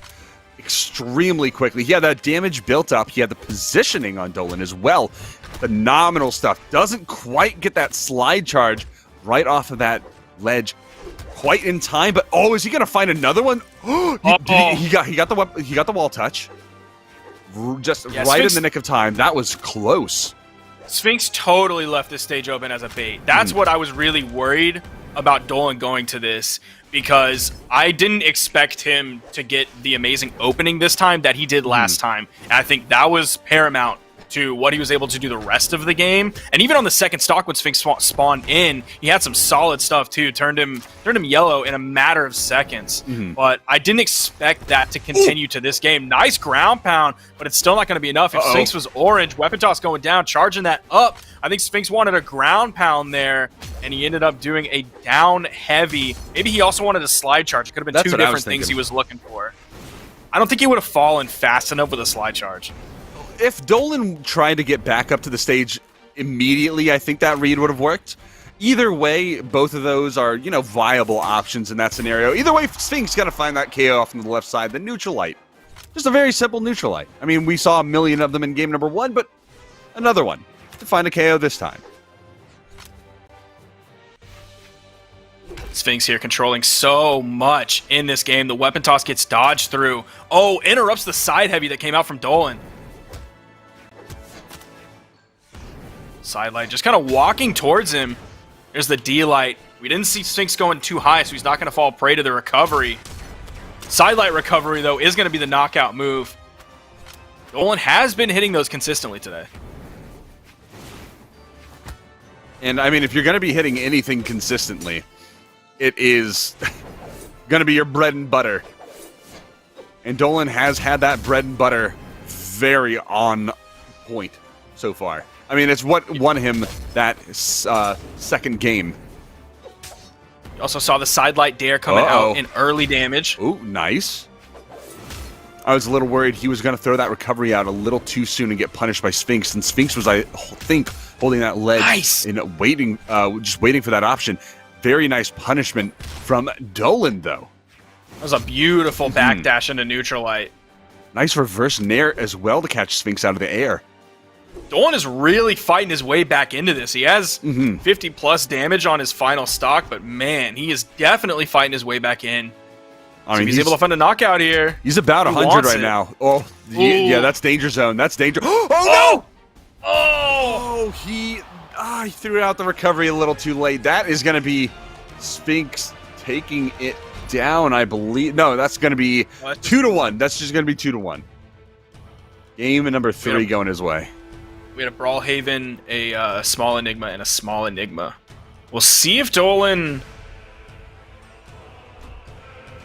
leaves small Enigma open. Nope, he bans it out. Second thing he bans out after Crystal Temple, leaving a small Brawlhaven, small Mammoth, and Demon, and Sphinx chooses to go to Mammoth.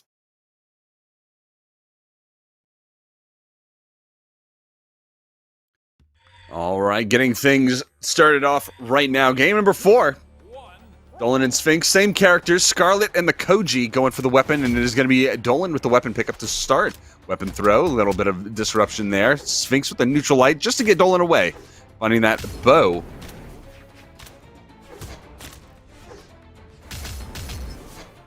Sidelight dare.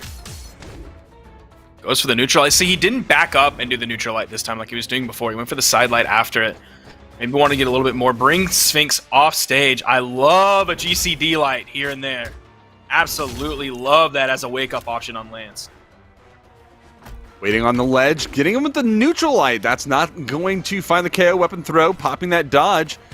Surprised that he didn't go off stage for KO confirm. Weapon throw into the jump read, side air. There we go. Dolan taking that first stock.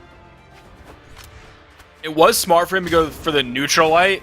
A stomp would have had less startup, but the neutral light is going to have, he's not going to have to worry about cooldown. He only has to worry about the recovery from stomp, which is like next to nothing. So he just went for the neutral light so he didn't have to worry about stomp cooldown before he could use that move again. Neutral light coming out. That's going to be the gravity cancel down light recovery over almost off the top. Second one, not going to find it. Weapon throw going to cancel out the third. He's going to try it again, though, and going to find it off the top. That's going to be the first stock off of Dolan. Stocks are actually incredibly even. Sphinx doing a phenomenal job, not taking a lot of damage to try to find that equalizer. There's the sidelight. Oh, man, Dolan was close with that one, but Sphinx felt confident on his spacing and immediately punished it with a ground pound. That was like a yellow kill?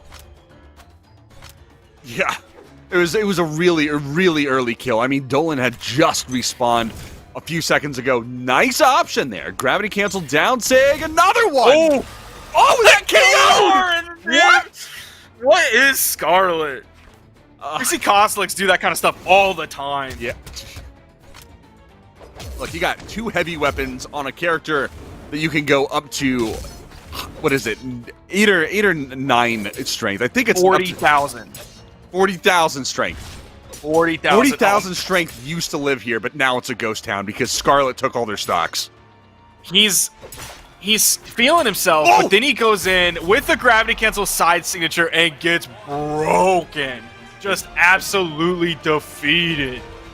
That was a real brutal finisher. I mean, I can almost guarantee you that the damage difference between these two, the 70 damage between Sphinx and Dolan, was absolutely closed in that last 1 to death or 0 to death.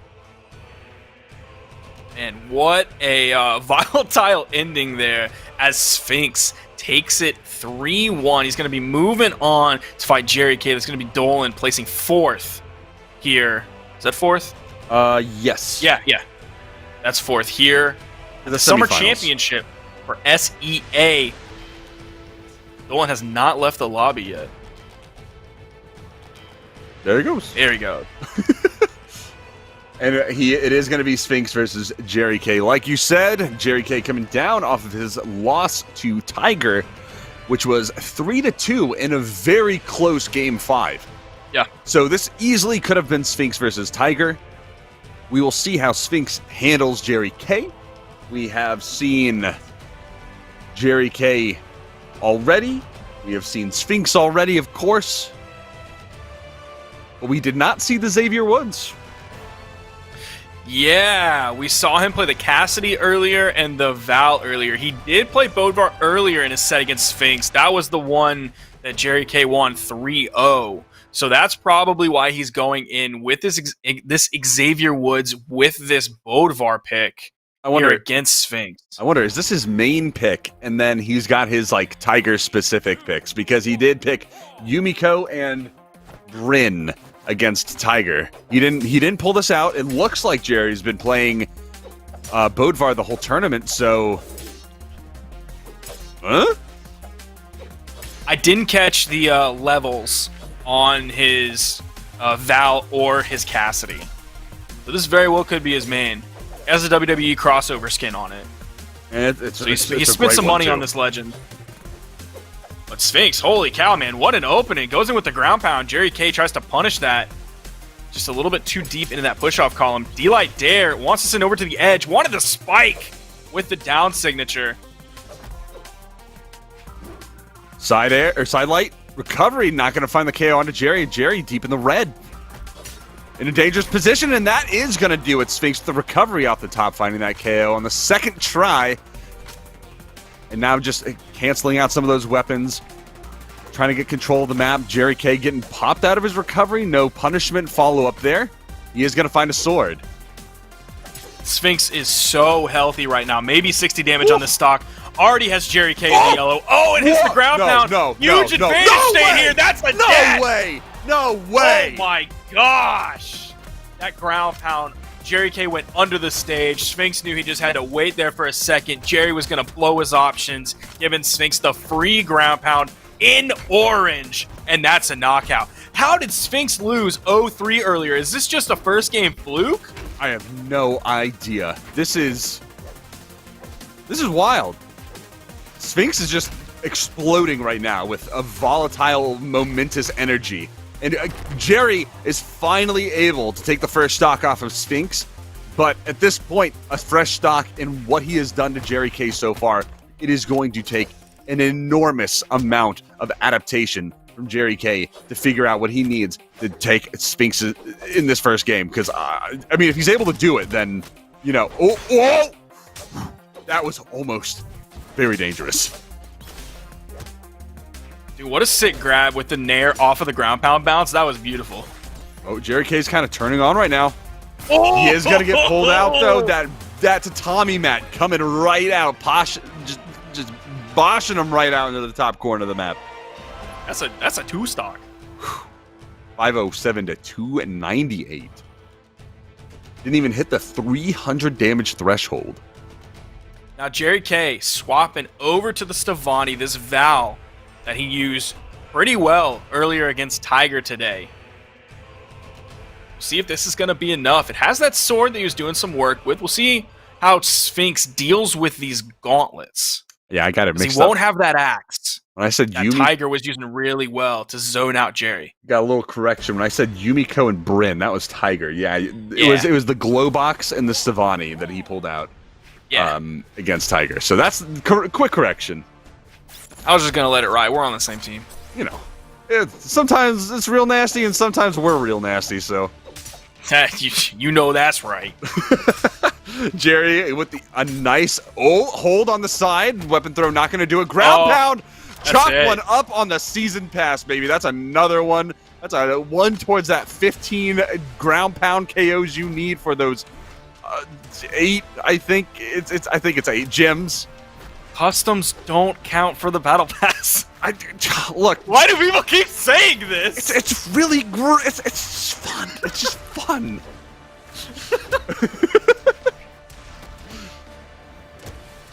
I wish they did, though. I would be farming that in customs with the boys. Look, it's not about whether or not it's in customs or not. It's whether you believe it's not in customs.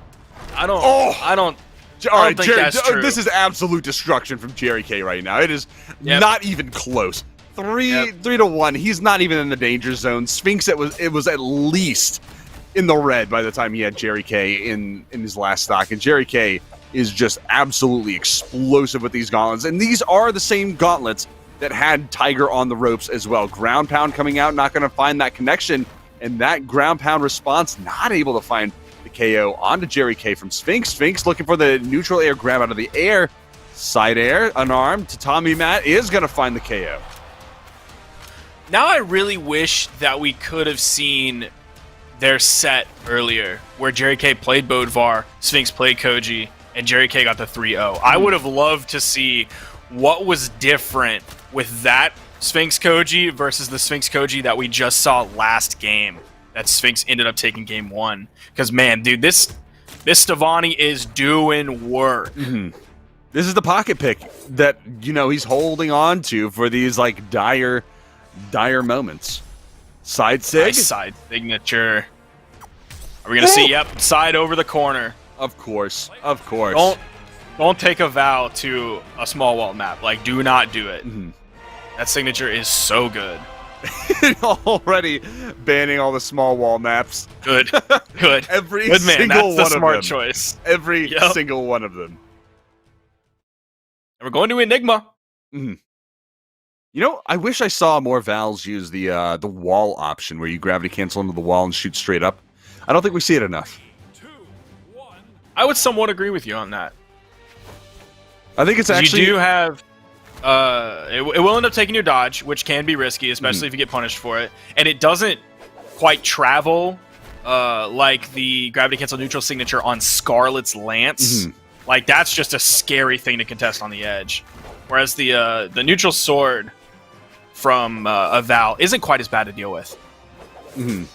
But it is very quick, so catching someone trying to go down off of the ledge and find an edge guard, it could be a pretty good option. We'll see if maybe he'll bring it out, but I won't count on it. Sphinx, dropping the side air, trying to jump follow-up, but he did catch Jerry K at a very unusual angle. He had to just throw out the side air as it was where he was in order to find that follow-up.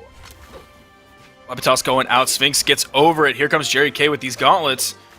Jerry is behind here. It's about a minute into this game. We haven't seen huge momentum swings in favor of Jerry K like we did before. It's going to be Sphinx with the momentum here, getting that kill while he's maybe only about halfway through this first stock. So Sphinx looking pretty solid here on this map. Nice movement, nice dodge options from Sphinx to avoid that damage there from Jerry K. And good patience as well, going in for the ground pound. That is going to cost him that overextension. Oh! Okay, we saw it, but that was not intentional. He was going for the in-air option for the spike. He was not looking for the upward gravity cancel into the wall. You know that for a fact. Man, okay, there's the dare. Weapon toss is going to go down. Didn't even need it. Going to go back, grab the weapon spawn, and throw his gauntlets up so he can grab the spawn immediately, get back to that sword. Now, of course, we did just see Sphinx grab a huge dub on Enigma after losing the first time to Dolan. So he's able to come back. He's got to be feeling pretty confident on this map. He has the lead against Jerry K, continuing that lead, even with the unarmed kit here against Jerry K. Nice ledge cancels, too. We don't see those too often. Oh, there it is. Oh, the dub. Another one! Why was he playing so high on that wall? Like, you knew that was coming. He's going to play that high. Play wider. Weapon throw into the neutral light, and that's going to be a dodge from Sphinx to avoid the follow-up there from the signature. Recovery off the top, not going to find the KO. But Sphinx actually going to find the neutral air off the top, finding it at that top platform, able to get it closer to that blast zone in the exact position he actually needed it in. Sphinx patrolling the ground. Nice little jump nair to grab Jerry K off the soft plat. Sphinx recovering high. Neutral light from Jerry K. Chase dodging across the stage. Gravity cancel side light from Sphinx. Both of them looking. Oh, no, nice not side again. signature over the edge. Oh, and that knocks him out. That caught him in the middle of his movement options. Oh, dude, that man. side signature from Val. Holy cow.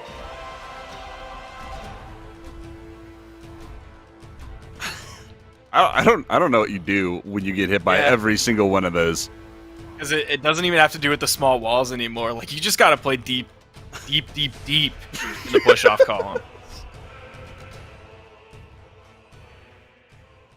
Jerry K even side sigging in his sleep.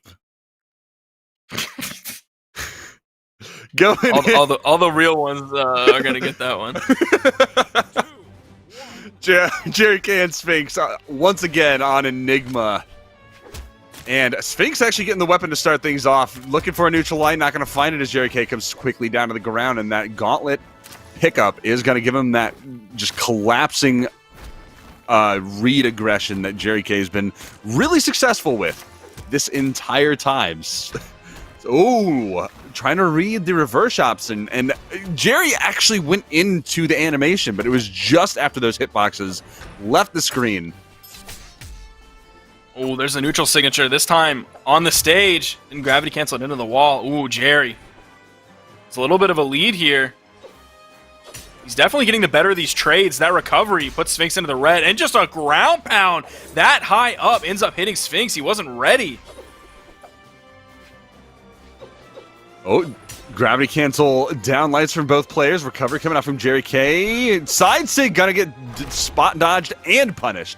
The KO off on the right onto Sphinx from the side air. And I think that was off of a ground bounce too. Sphinx does have refrag opportunities here, but Jerry K is going to strip the field. If Sphinx wants it now, he's going to have to do it unarmed. In comes a weapon spawn onto the right soft platform. Sphinx is able to get over to it. Side air from Jerry K. Oh, goes for the gravity cancel. D-light into the recovery. Recovery missing as Jerry K dodges through it. Oh, another D-light, but it gets interrupted with a weapon toss from Jerry. Oh, nice. He was in the air. There's no way he can get back from that. He never touched the ground. He never touched the wall. So losing all those recovery options, getting hit in the air, there's just no way you can get back from that position. And I think Jerry K, I think he realized that. Game 4. Sphinx just a little bit behind here. Definitely has the opportunity to bring it back. He can find momentum with his bow. We haven't seen him really find too much momentum with it. They've been like trading hits back and forth. There's the side light. Tries to go back for the reset. Loading, looking for the recovery. Recovery not going to find the KO. Ground pound going to land into the platform. He's going to cancel it a little early. Ooh, just avoiding the recovery as well. Down sig from Jerry, not going to find it. And there's the recovery grounded. And another one, not going to find it. Jerry, Sphinx is doing such a good job at avoiding these recoveries. Not able to find. Woo! Sphinx! Flawless spot dodges right now. And this deep in the red, he absolutely needs them. The only problem is he's not really punishing too many of these things from Jerry K. So, like, even though he's not taking damage, he's not outputting damage either. So we're at a zero-sum game. I mean, I don't know if that's what a zero-sum game is. It probably is. There's zero things happening. So, like, let's not even look up what it is and be like, yep, you're right. Zero things are happening. So, like, some people, think that that's true in this game. So I think 0 plus 0 is 0. So that's a zero-sum game, boys. Each participant's gain or loss is exactly balanced by the loss or gain of the other person. So technically, with 0 losses and 0 gains, it is a zero-sum game. I got That's no like economics like 10 years ago, dude.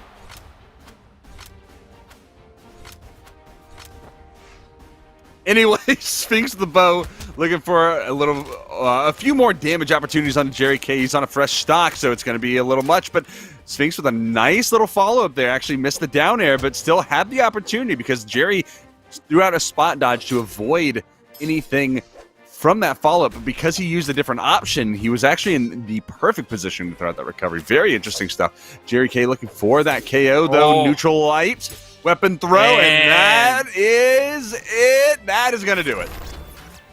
I like that you saw Jerry K over there just in case, and then once he saw how far Sphinx was traveling, how many options he had left, he knew to just completely back away just in case. Jerry K is going to take that 3-1 over Sphinx. What a fight back, though, from Sphinx. He was looking really good at times.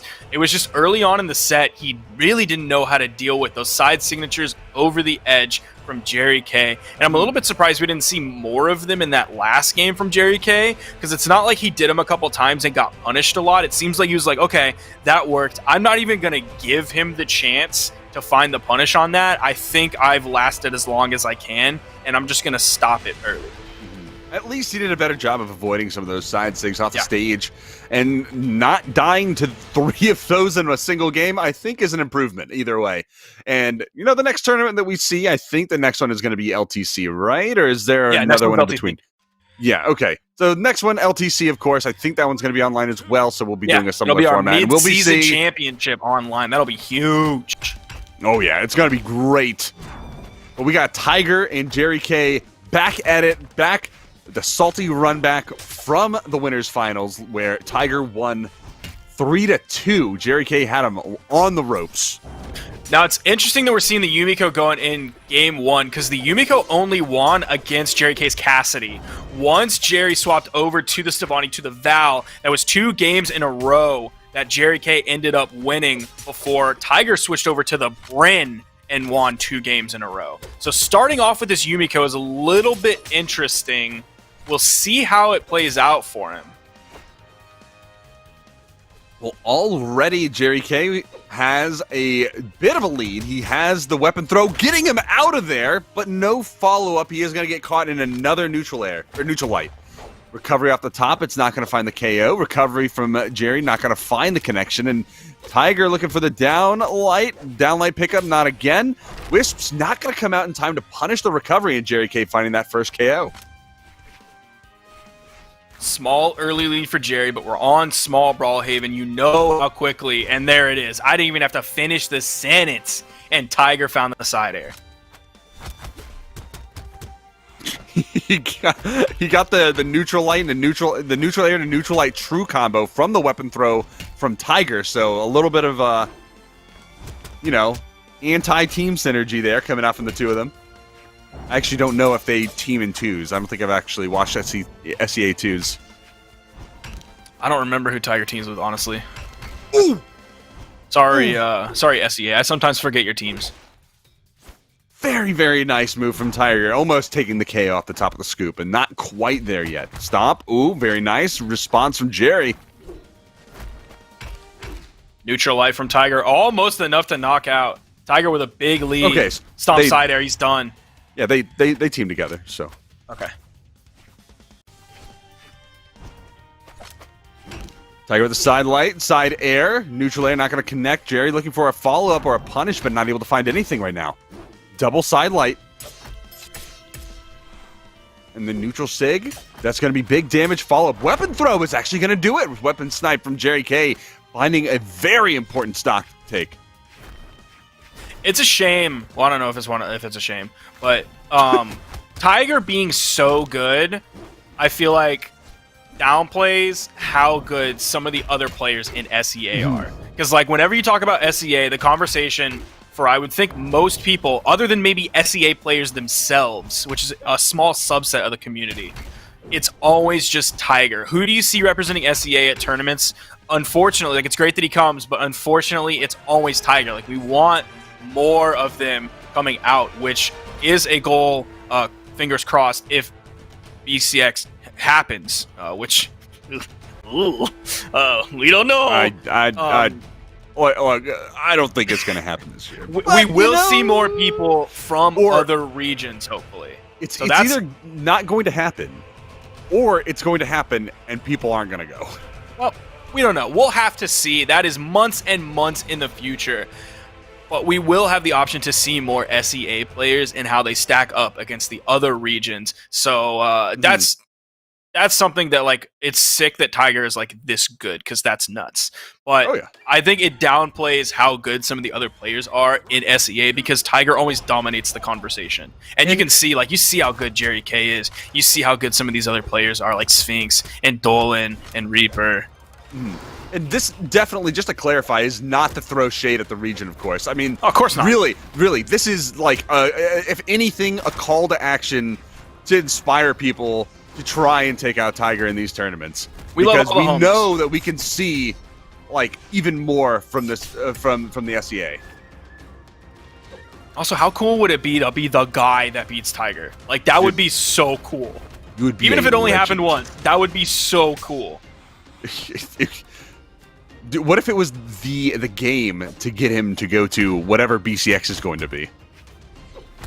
And then he loses, so he doesn't get to go to BCX. Oh no! Oh, no, that'd be awful. We don't want that. That would No, be no, no, such no, a no. cool It's so that thing, he though. does make it to BCX. Oh, okay. All right. That's what I was saying. Anyway, Okay. first stock off of Tiger. Jerry K actually starting this one off with the lead. We'll see if Tiger can find his way back. He does have Jerry K in the danger zone in the red. Jerry K with a nice damage. Ooh, look at the stall there. He was waiting for that opportunity to find the damage onto Tiger, but he just barely missed the read follow-up, and Tiger with the KO right off on the top is going to do it. That light coming out from Jerry K. Wants to punish the dodge. Oh, neutral signatures back to back. One direction and then the other. Somehow doesn't get hit by that wisp because he ended up finding priority with the down air. Delight side air from Jerry K. What a lead he might have on his hands.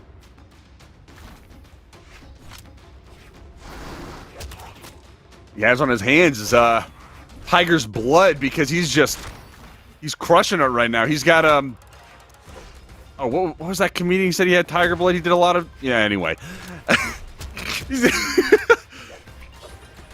Jerry K trying to look for the recovery up the top. Tiger with another Charlie neutral, Sheen? Yes, Charlie Sheen. He was tiger blood. That's all I'll say. Yeah, that was Charlie Sheen. Put some lol W's in chat if you're a big Charlie Sheen fan in Southeast Asia.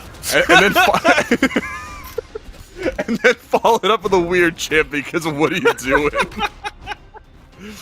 I don't know if they care about Charlie Sheen, but I certainly care about Jerry K, who has a lead here, has some good damage onto this final stock of Tiger before getting knocked out. Yeah, two back-to-back weird champs is right. That is the right thing. I don't want to see any little dubs.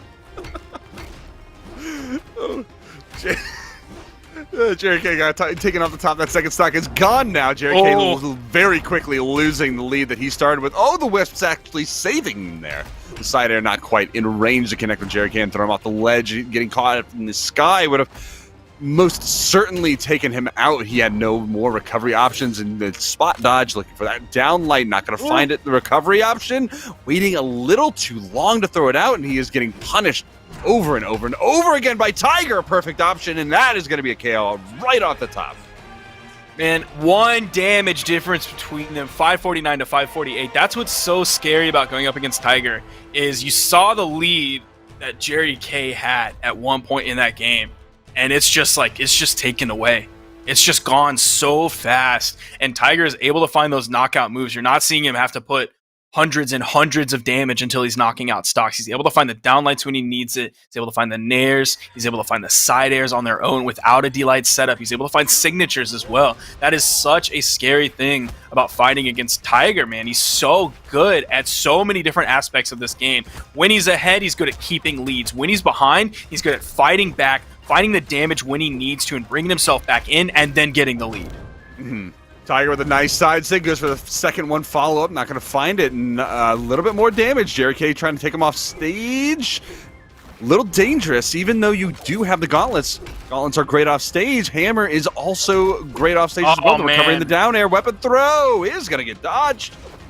Wall touch is going to make it, and Jerry K does find his way back. Now, Tiger went for the gravity cancel side light. He could have floated above and just waited for Jerry K. He would have had to use his dodge to get to the wall, and then when he touched the wall, his iframes are done. So Tiger could have ground pounded, but I think he might have been worried about the gravity cancel neutral signature to ride up the wall that likely would have found priority over his ground pound. So he went for the GC side light early on in the recover before Tiger would have gotten back onto the wall. I think, Tiger went for the gravity cancel side light early on in Jerry K's recovery back to the wall so that he didn't have to deal with the GC insig if it came out. Looking for the recovery, not going to find it there. Weapon throw into the side air, very good option. And the side sig is going to find the KO. 2 and 2 on the stocks with Jerry K at about 100, 120 damage right now. Jerry K getting punished a little more. Another recovery coming out. A little bit more damage. Tiger with the turnaround there. And the weapon pickup. The weapon throw from Jerry K costing him just a little bit, and 3 down airs coming out back-to-back from Tiger. There's a side air from Tiger, sending Jerry K really far over on the edge. Neutral sig trying to cover high. Ooh. Jerry K, nice 4-hit string. That's going to be some good damage that he needs to fight back in this game. He is very far behind. In comes that hammer from Tiger, though. Stomp side air. Perfect spot dodge on the dare. Immediate stomp side air for the knockout from the left side of the stage. Side air. Down light. Gravity cancel in the air. Not actually finding the connection there. Tiger as well.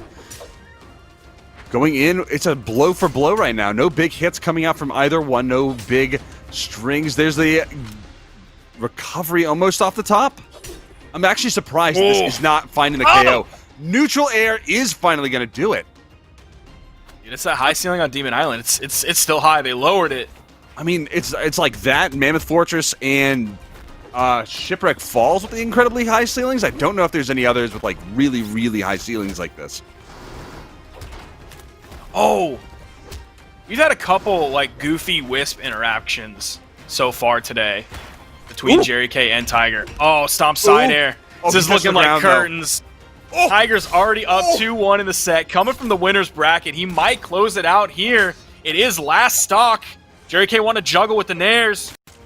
Oh, is that going to be it? It is! And Tiger is your SEA Summer 1v1 champion. That was actually incredibly close there. Now, I know Tiger did win that out 3-0, but every single one of those games was incredibly close. And if going back to look at the winners finals is any indication, Jerry K is still a force to be reckoned with, even though he did not come out on top. Tiger, though, taking it down first place. Tiger W's in the chat. Let's go for that twitch.tv link in his name, of course. And taking it down, we have the top 8 right here. That's so cool, by the way. I love this graphic. It's beautiful. I don't remember who it was. I don't think they told me. But he was doing this on Twitter before, and it was so cool to look at. I'm glad he's doing it for this officially. It's Hexaract. Okay, I thought it was a familiar name, but I couldn't remember if it was Hexaract. There you see your top 8. Tied for 7th, Ghoul and Cole J. Sorry, bud. Then in 5th is Sire and Reaper. In 4th place is Dole. And 3rd is Sphinx. 2nd is Jerry K. And, of course, another gold medal added to Tiger, man. Still, like, unbeatable. All but unbeatable. Like, people have taken games off of him. All but unbeatable. Insane. I can't wait to see, hopefully we get to see Tiger on land this year, but I can't wait to see more onlines. That's one of the beautiful things that has come out of all of this. We had the seasonal championships before, like summer, like winter, like all of those. And then we also have Combo Breaker online and LTC online. And we're having these lands now as online tournaments where we're basically doubling the amount of times per year that we get to see these regions. I don't have to wait 2 months to see SEA. We're going to see them in a couple of weeks, and I can't wait. Same thing for South America, same thing for Europe, same thing for North America, and same thing for Australia. Is LTC really that soon?